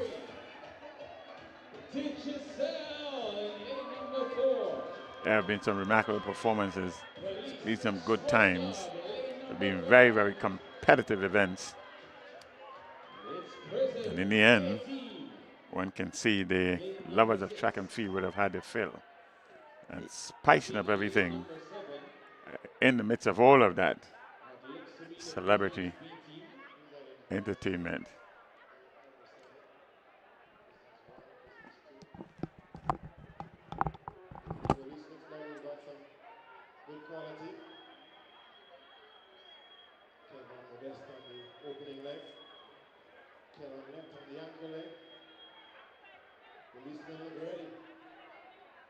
So we have 6 teams. We have 6 teams that will be on show. Prisons B, they'll be in lane number 1. The Bus Association A, Bus Association A, they'll be in lane number 2. Jet Setter Sports Club, they'll be in lane number 3. Digicel in 4. Police Sports Association in lane number 5. And the other prisons, the team from the prisons, that's Prison A in lane number 6. This should be interesting. This should be competitive. So lanes 1, 2, 3, 4, 5, and 6, they're all occupied. And so this should be real keen competition going here. It seems the adjustment will be made. Oh, they will have to make that the necessary adjustment. Prisons in 1. They were joining the other prisons to gang up, I imagine, in lane 6. Never seen that one. There are 2 prisons team here. So there's prisons B, 1, and prisons A, 6. All systems seems to be on go now. This should be competitive, really. Certainly expected to be competitive. Prisons, Bus Association, Jet Setters, Digicel, Police, and Prisons B. Of course. And this is another highly anticipated event. The Jet Setters Bus Association, police. 4x100. This is where you get the business sector involved. But normally you get the police chasing everybody, but I don't think that you have the police chasing much persons here. Police there in lane 5. It should be as fit as they come. Let's see if there's an exhibition of that here.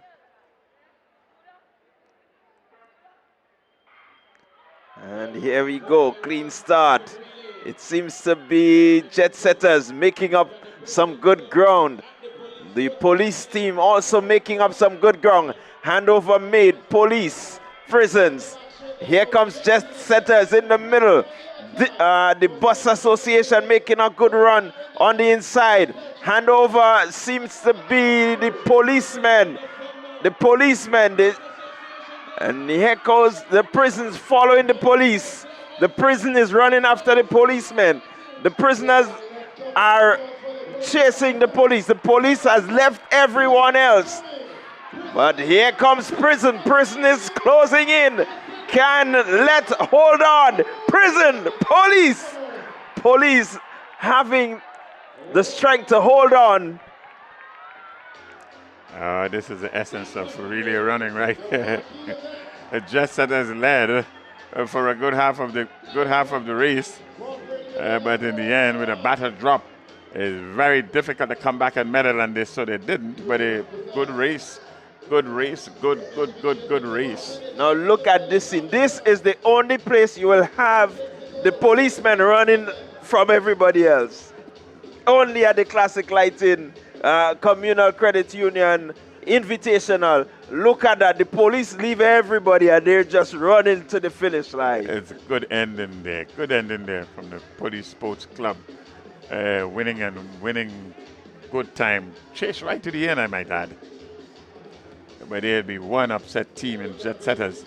Started well. They changed the baton. First baton exchange, they were in the lead. Second baton exchange, they were in the lead.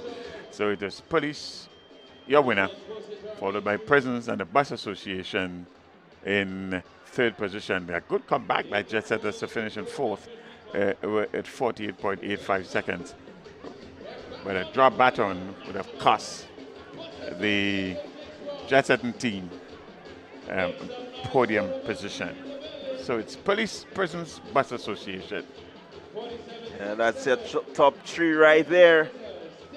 All happening at the Classic Lighting Communal Cooperative Credit Union. And we give them kudos for the batter passing, but Jet Setters there just faltering. And faltering badly and at the wrong time too. It's not just a niggle, but in fact there's a drop baton. Really very little recovery time when that takes place. Next on the track though, it'll be the 4x400 meters. Male and female. We start with the female. And these are open events as per usual. 4x400 meters open. The women. That's up next. And then we get to the final event of the day. 4x400 meters open for men.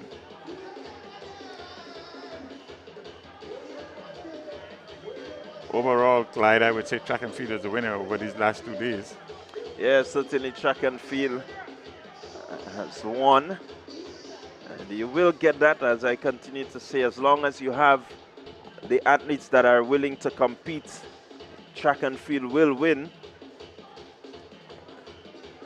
What needs to happen now is that you relook and you see all that needs to restructure and formalize to ensure that you have this event becoming more and more competitive, more and more exposed to the public, so that it can garner the sort of support that I think the organizers are looking for. Certainly. Well, if this is any indication of what's up next, we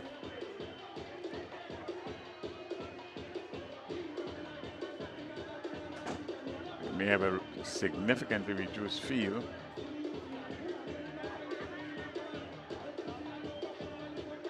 Well, it's the 4x4 for women, and so the I could imagine that they will start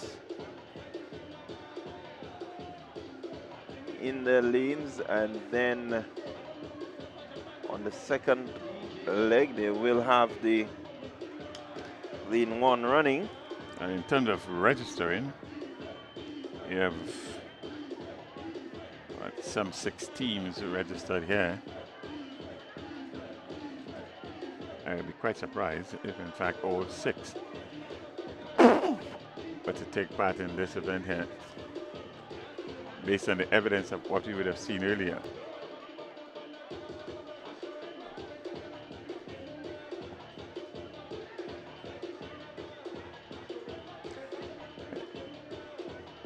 Winding down in day 2 of what can only be described as a really, really wonderful 2 days of track and field at Classique Lighting Communal Credit Union Invitational of 2026 is rapidly coming to a close right here at the Carriacou James Athletic Stadium in St. George, Grenada.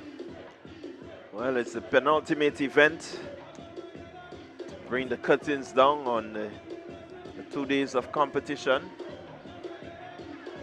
We saw the primary school, we saw the secondary school, we saw the athletic clubs, business sector.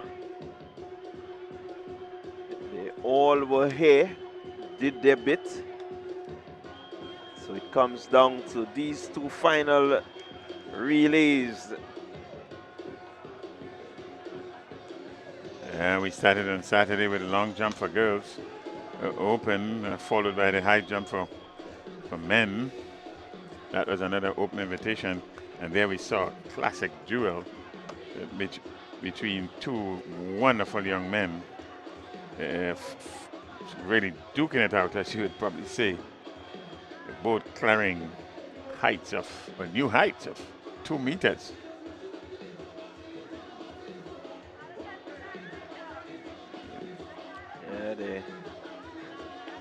Of course, we must big up all our sponsors. Of course, give a shout out to Colin Dragon out there. I know he has his crew following the broadcast. Colin, cameraman at the finish line.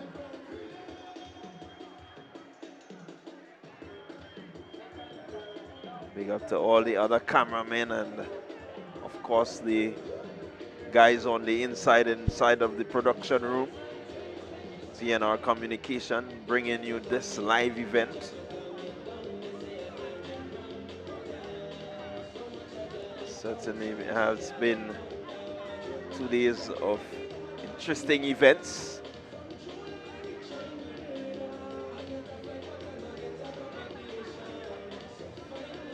Coming down to the final 2 events of the 2 days. Again, must say thank you to all the participating clubs, schools,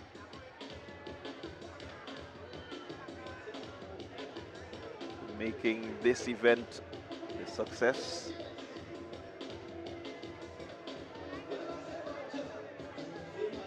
Again, we cannot say thank you without mentioning the patrons who have shown their commitment in coming out to the games.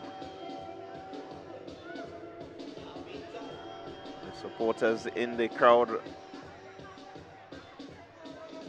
who certainly have enjoyed, and those of you online, thank you for your support. We must big up the officials, starters, those that we do not see, those that are in the call rooms.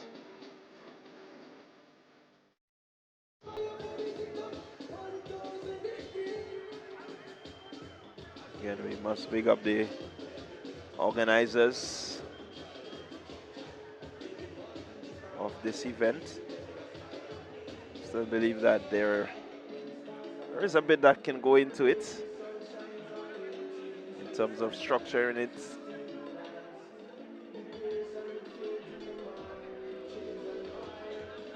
making sure that the competition builds and grows. So day 2, 2 events to go. This the Classic Lighting Caribbean Communal Cooperative Credit Union Invitational.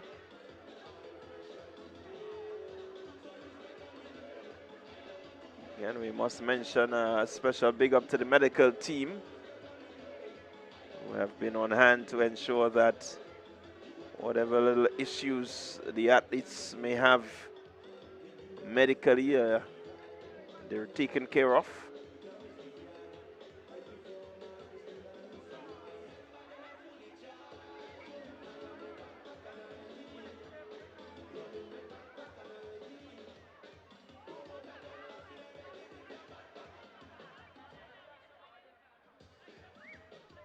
The penultimate event, the 4x4 relay women.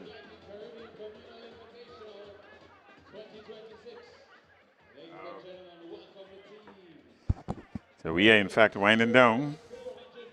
The women 4x400 meters open.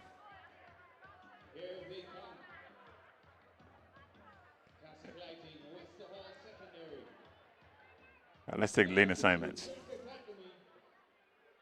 Classic Lighting, South City Rising Stars. And the Classic Lighting Finish Line Sports Club. We're getting set. We're getting set. We're moments away. We have 5 teams from the final registered here. Female event of day number 2. Right here at the Carriacou James Athletic Stadium. It's 5 teams registered here. Classic Lighting Communal Invitational 2026. Celebrities. Olympians. We're also asking the driver of P. Is that a B or E? So it's 5 teams registered for this final event on the track or on the field or anywhere. This is the final event for women. It's the 4x400 meters open. 2 teams from Classic Lighting finish line. Lane number 2 and lane number 6. The B team, lane number 2, and the A team in lane number 6. Altitude Track Academy being lane number 3.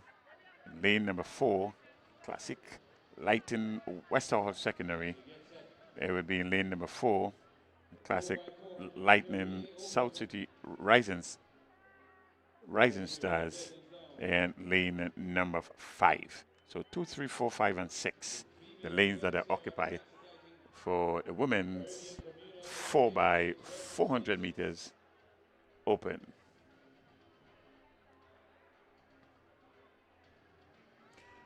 The athletes are getting their final instructions. They all assembled at the start of the 400 meters.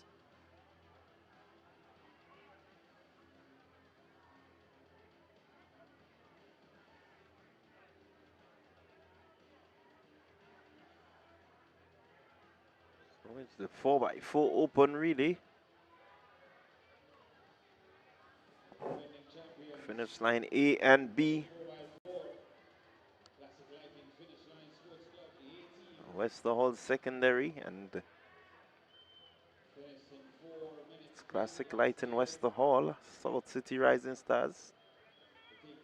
Of course, all 3 teams sponsored by Classic Lighting. 4 teams on display here. There's no altitude. South City Rising Stars and Westerhall flanked by finish line, 2 teams on the finish line.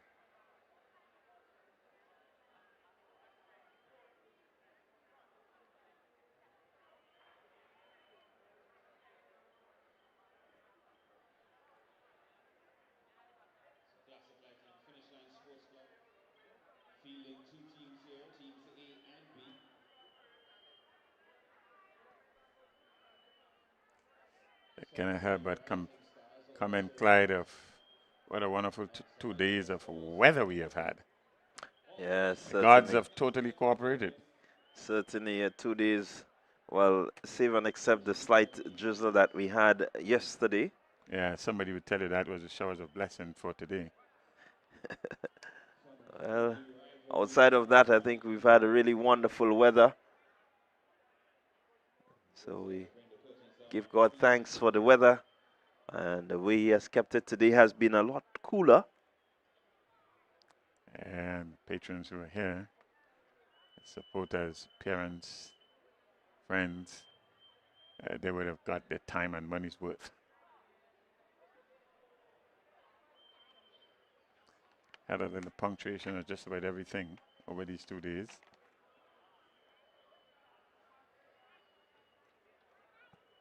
A bit of a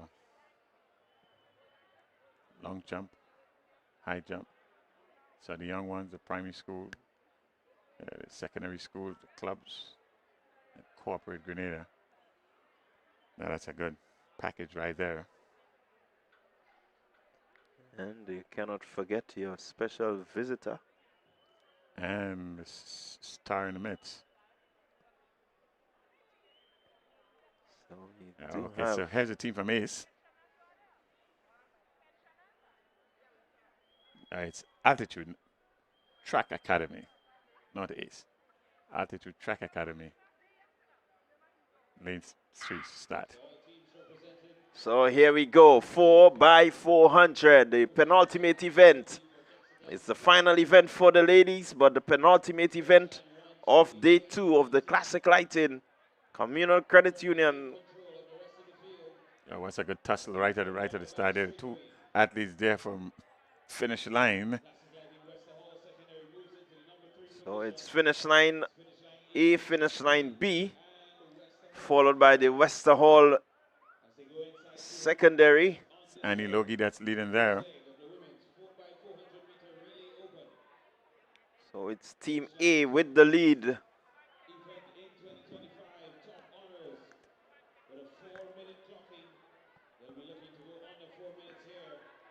As Logie with just about a 30-40 meter lead over the rest of the pack. Here comes Altitude Track Academy as Logie makes the handover now. It's finish line. Altitude Track Academy with the second handover.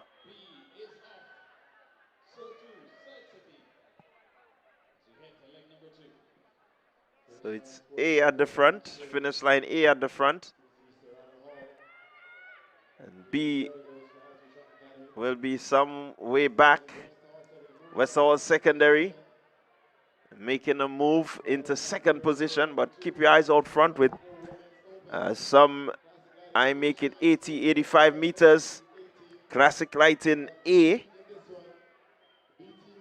Westall secondary there in second position, but here comes Classic Lighting B team making a good run for it. Closing some distance. Still Classic Lighting finish line A team. And they will hand over now. Wester Hall secondary. Altitude Track Academy making a run back, but it's Wester Hall secondary on the second handover. Classic Lighting finish line B team. And that's none other than, with a gap of just about 80 meters, 90 meters. Yeah, clear lead established here by the finish line team. Westall is putting up a good show. Yeah, Westall secondary certainly putting up a good show. But finish line A team has this one on lockdown. The B team looking to make a move just about now on the Wester Hall athlete, but the handover will be made. Final handover. Wester Hall looking to hold on to the second position. Wester Hall still fighting, still holding on. Handover made now. Annalisa Brown, the anchor for Team A of Finish Line.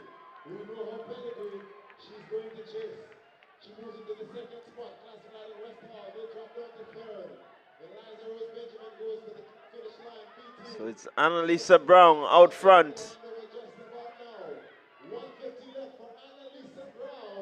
And here she comes. Finish Line A with a strong run, a very strong run. Over 100-meter lead. Over 100 meters. Annalisa Brown finishing with some purpose, finishing with some strength, with some steam. Crosses the line now. And Finish Line A will take the gold medal. Yeah, rather easy victory in the end. Certainly the class is displayed Westerhall here. secondary. And they run back into second position. That's a beautiful run by Westerhall to Classic Lighting Finish Line will have to settle for third. But see a pretty good showing. So that was a really good run from Altitude Track Academy to come back third. And Finish Line B will finish fourth. And South City Rising Stars finishing there. It's always good to finish the event. But no doubt of the medals. Easily decided after the first leg that it was Classic Lightning Finish Line. Classic Lightning Finish Line A, your winner.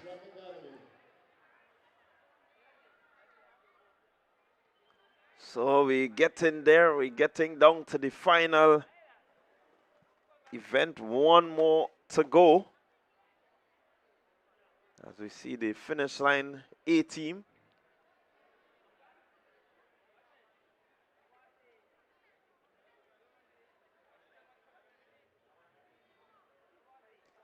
Take some time. These must be some tired young ladies. They would have done a lot of running over these 2 days, let alone what they would have done right throughout the year, including Carifta for some of them. Yeah, they have certainly become some household names. Names that are well known through the length and breadth of Grenada and within the region. 4 minutes is 0.69 seconds is the winning time for Classic Lighting Finish Line.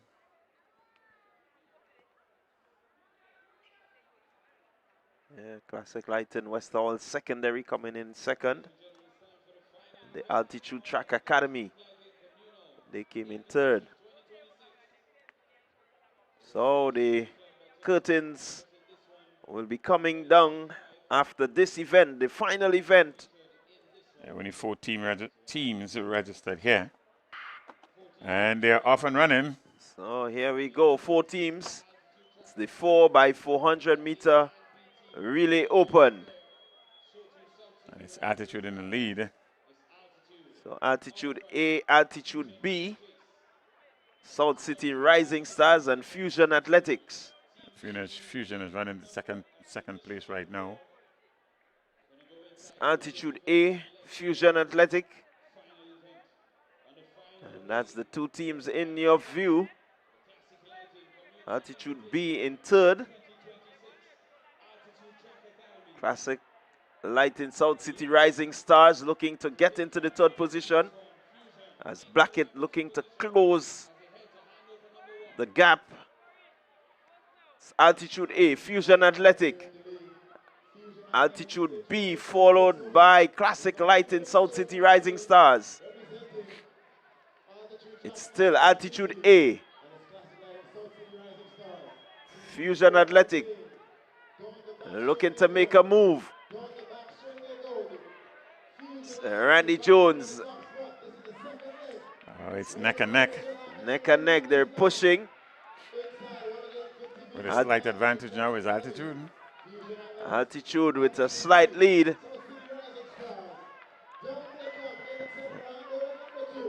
Israel Mitchell looking to push. Jones just seems to be going. Handover made just about now. It's Altitude, Fusion Athletic, followed by Altitude again. That's the B team, and South City Rising Stars. Your fourth team in competition.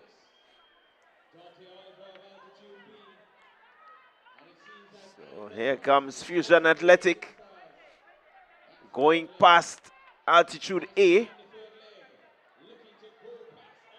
Just about 200 meters remaining in this one. Fusion Athletic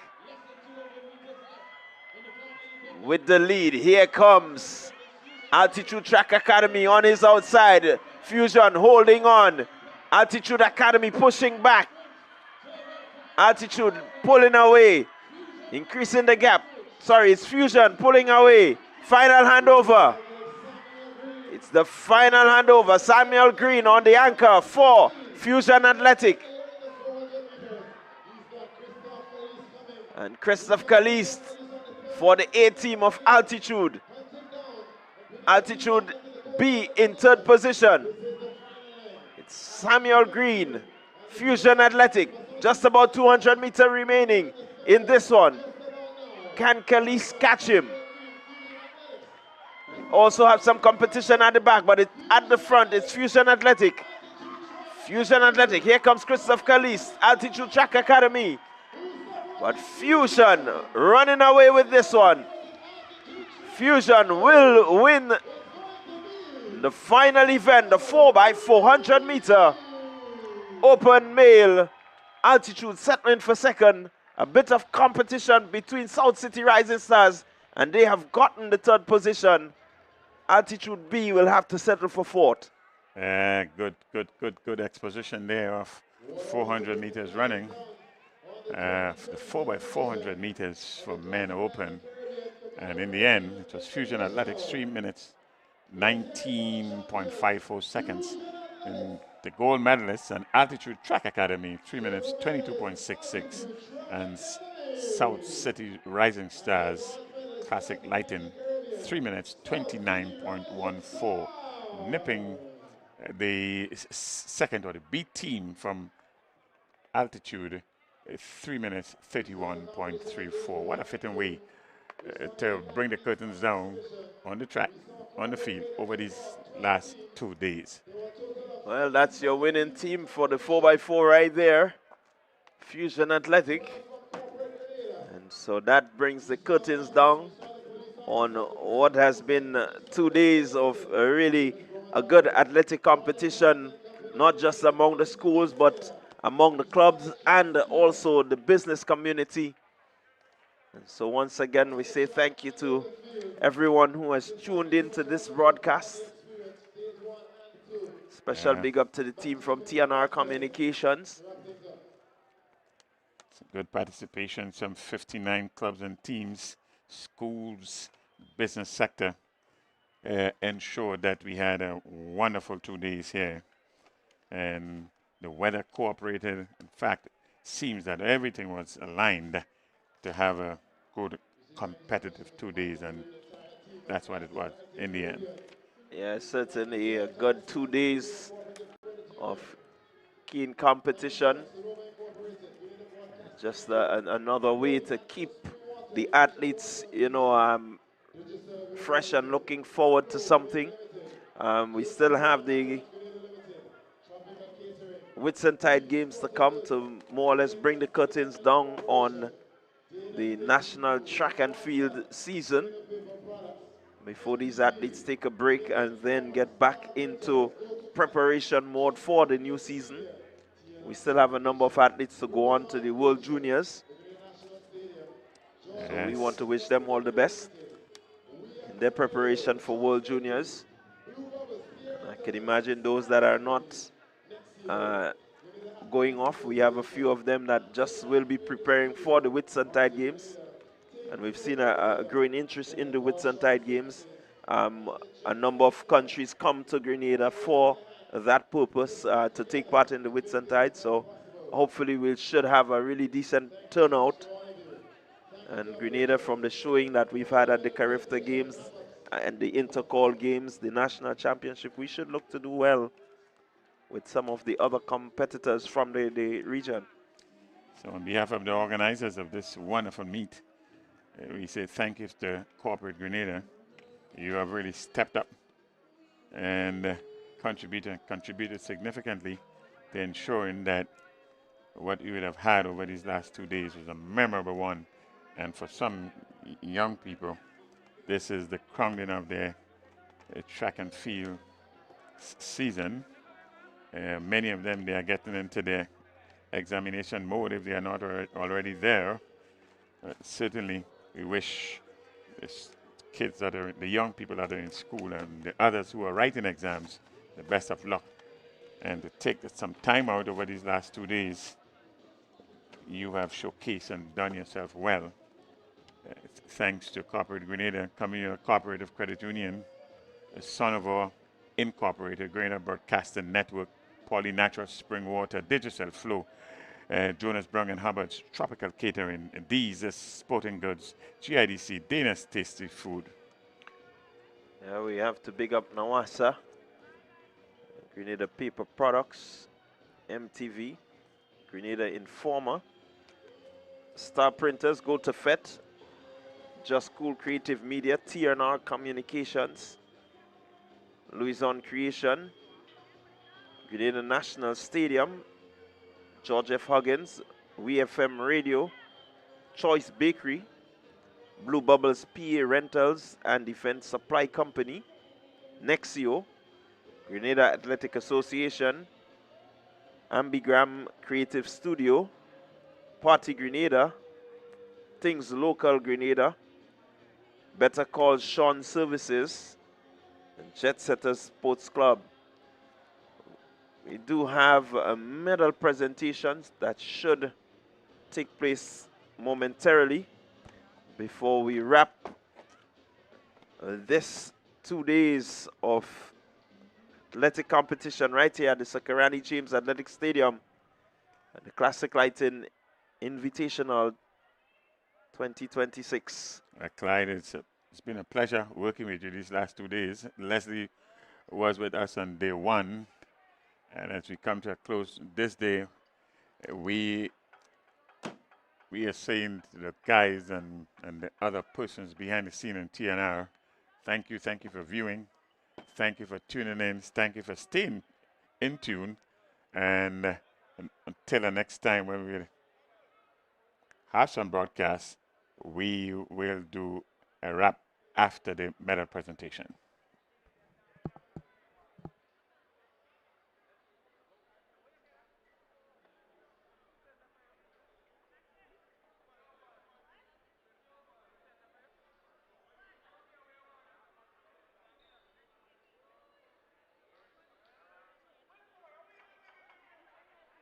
Grenada, this one is powered by Greatness.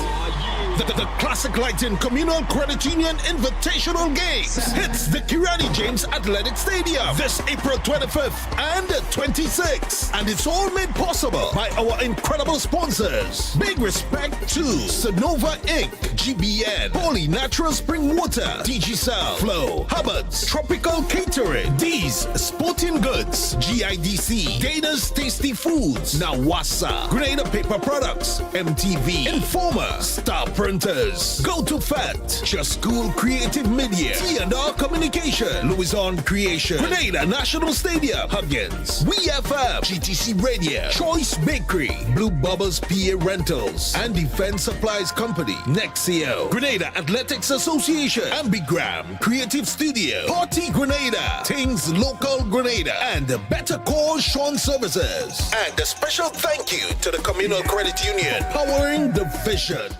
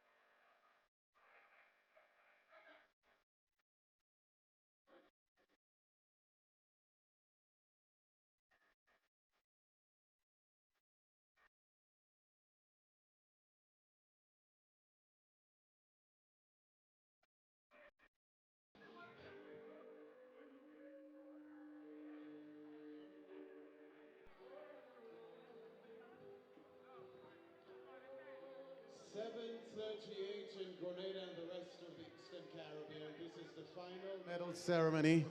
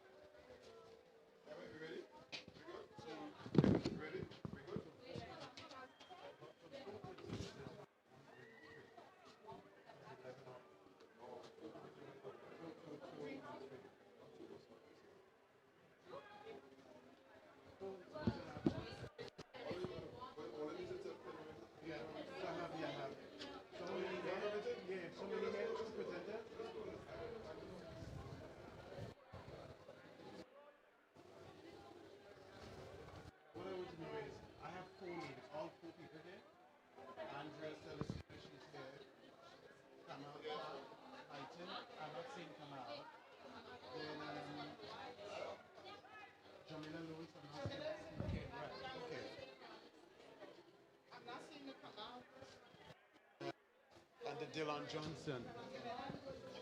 Okay.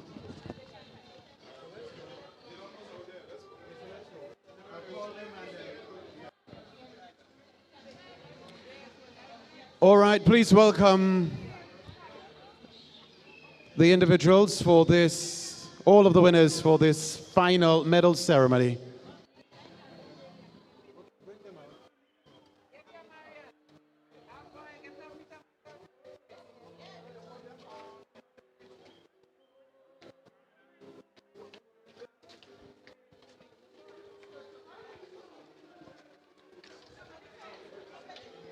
Please welcome Ms. Jamila Lewis, Assistant Manager Communication at the National Water and Sewage Authority, NAWASA. Mr. Dylan Johnson, Manager, Hubbard's Agency. Mr. Kamal Clark, CEO, Classique Lighting, Caribbean, Barbados. And Ms. Andrea Celestine, of the Grenada Investment Development Corporation. She's representing the CEO, Mr. Ronald Theodore.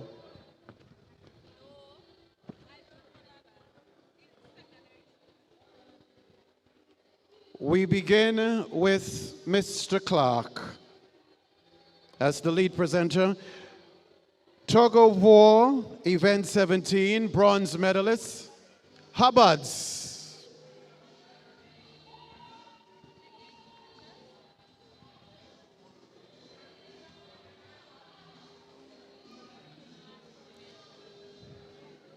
Silver medalist, Prisons.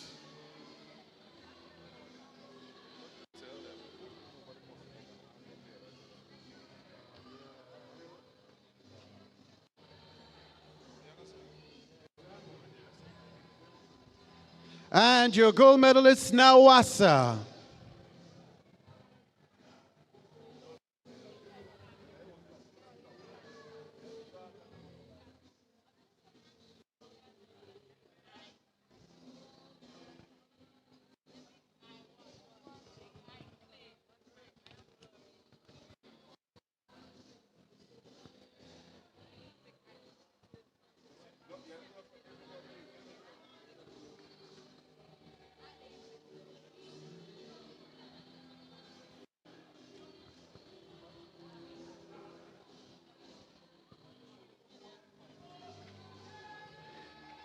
Event 1, Girls Long Jump Invitational Open. Bronze medalist Michaela Patrick, Classique Lighting Caribbean, finish line, 5.05 meters.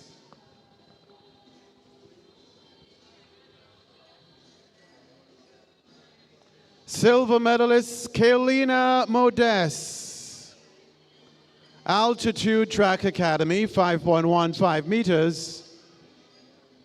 And your gold medalist in this event, Christina Charles.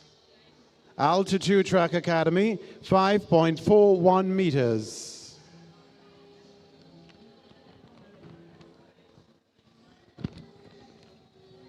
Thank you very much, Mr. Kamal Clark, CEO of Classique Lighting Caribbean, Barbados.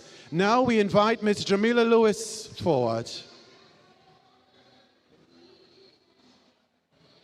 She's the Assistant Manager Communication at NAWASA.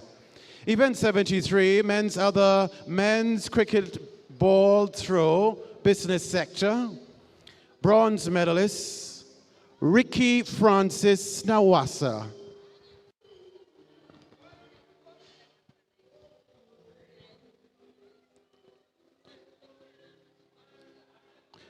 Silver medalist, Jamie Romaine, Bus Association.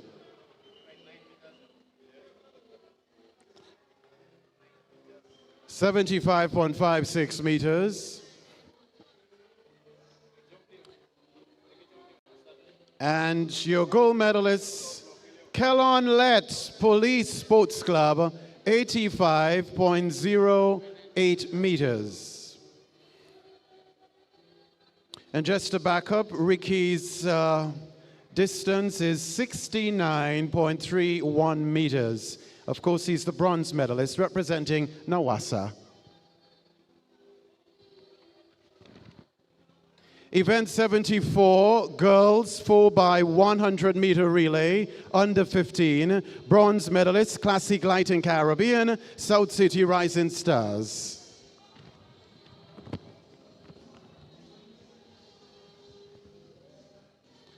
$53.23 seconds. Silver medalist now, McDonald College. 52.13 seconds. And your gold medalist in this event, Altitude Track Academy. A time of 50.62 seconds.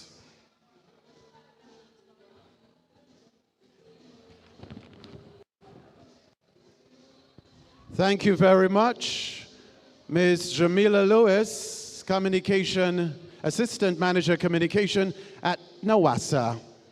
Now it's time to invite Mr. Dillon Johnson. He's the manager of Hubbard's Agency.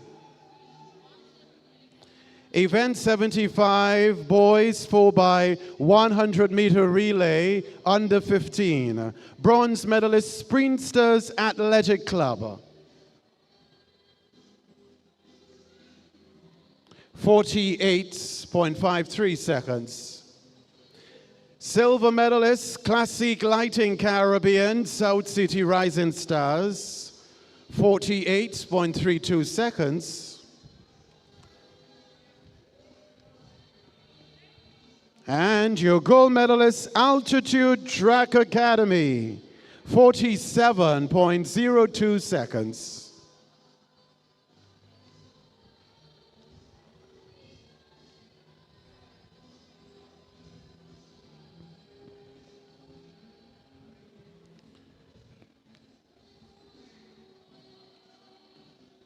Event 76, girls 4x100 meter relay, under 17.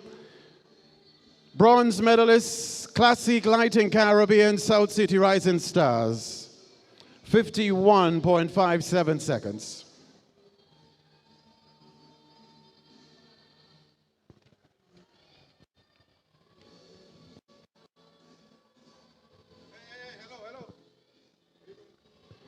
Silver medalist, Altitude Track Academy, 49.70 seconds.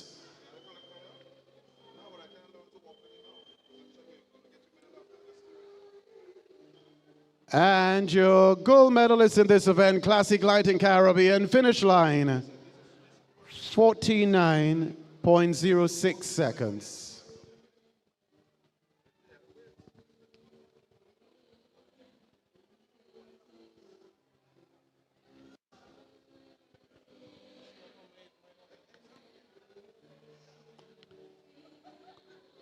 Event 77, boys 4x100 meter relay, under 17. Once more, Mr. Johnson. Your bronze medalist, St. Andrew's Anglican Secondary, 46.75 seconds.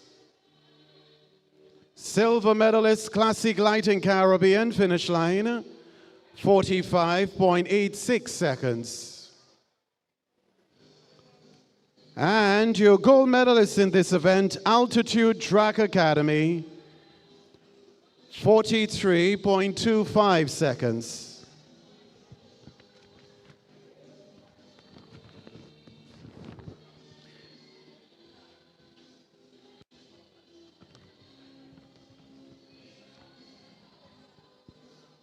Thank you very much, Mr. Dillon Johnson, manager of Hubbard's Agency.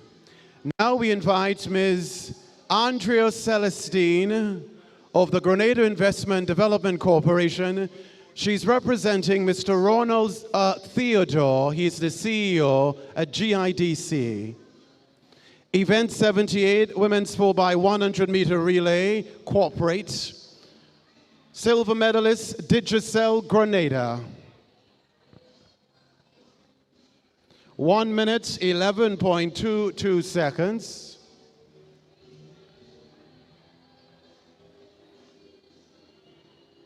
And your gold medalist in this event, Jet Setters Sports Club, 58.72 seconds.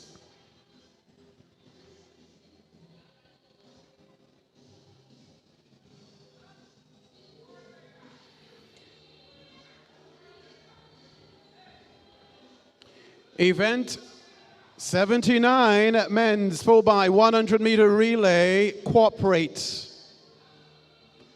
Bronze medalist, Bus Association, 48.63 seconds.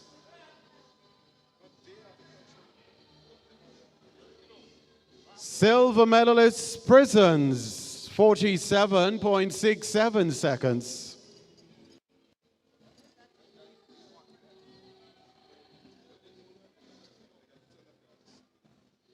And your gold medalist, Police Sports Club, a time of 47.58 seconds.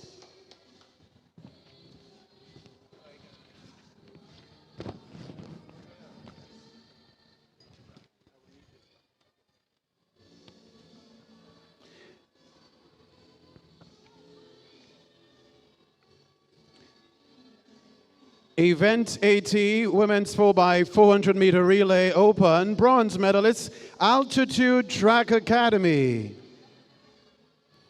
4 minutes 22.64 seconds.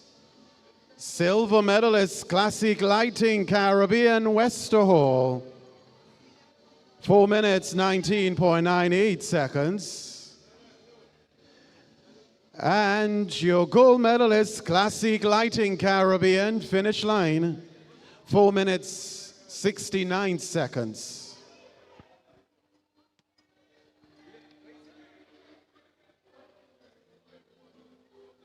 One more to go at this time. Event 81. Men's 4x400 meter relay open. Bronze medalist, Classique Lighting Caribbean, South City Rising Stars. 3 minutes 29.14 seconds. Silver medalist, Altitude Track Academy. 3 minutes 22.66 seconds. And your gold medalist in this event, Fusion Athletics, 3 minutes 19.54 seconds.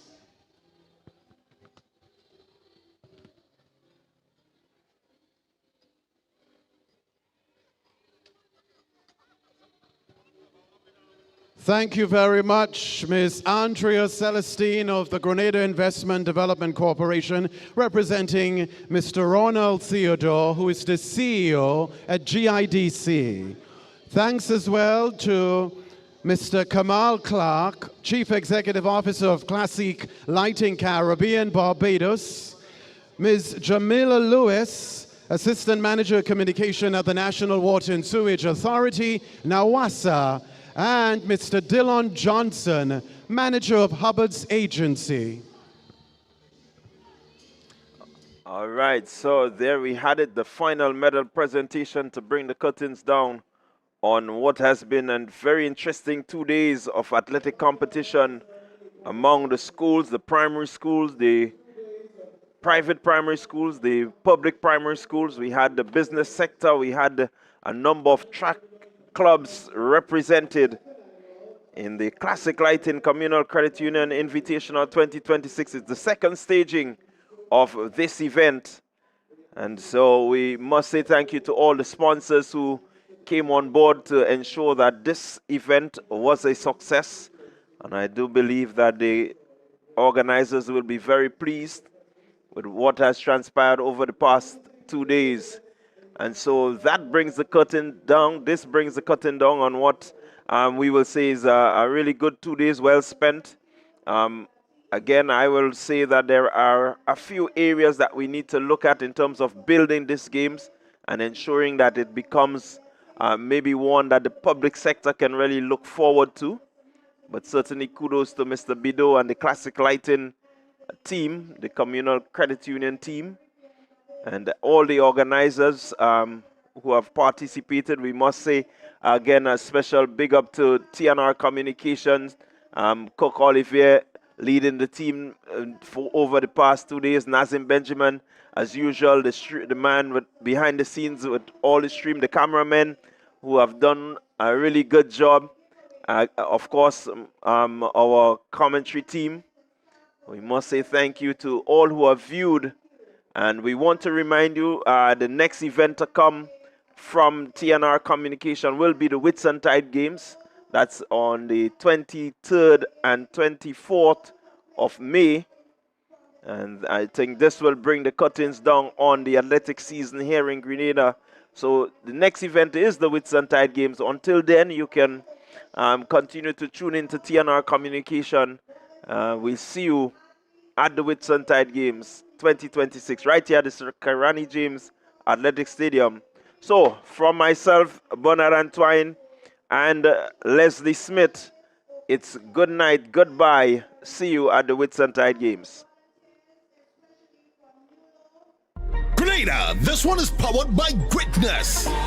The Classic Lighting Communal Credit Union Invitational Games hits the Kirani James Athletic Stadium this April 25th and 26th. And it's all made possible by our incredible sponsors. Big respect to Sonova Inc., GBN, Holy Natural Spring Water, DigiCell, Flow, Hubbard's, Tropical Catering, D's Sporting Goods, GIDC, Dana's Tasty Foods, Nawasa, Grenada Paper Products, MTV, Informer, Star Printers, Go to Fat, Just School Creative Media, T&R Communication, Louison Creation, Grenada National Stadium, Huggins, WeFM, GTC Radio, Choice Bakery, Blue Bubbles PA Rentals, and Defense Supplies Company, Nexio, Grenada Athletics Association, Ambigram, Creative Studio, Partygrenada, Things Local Grenada, and the Better Cause Sean Services. And a special thank you to the Communal Credit Union, powering the vision.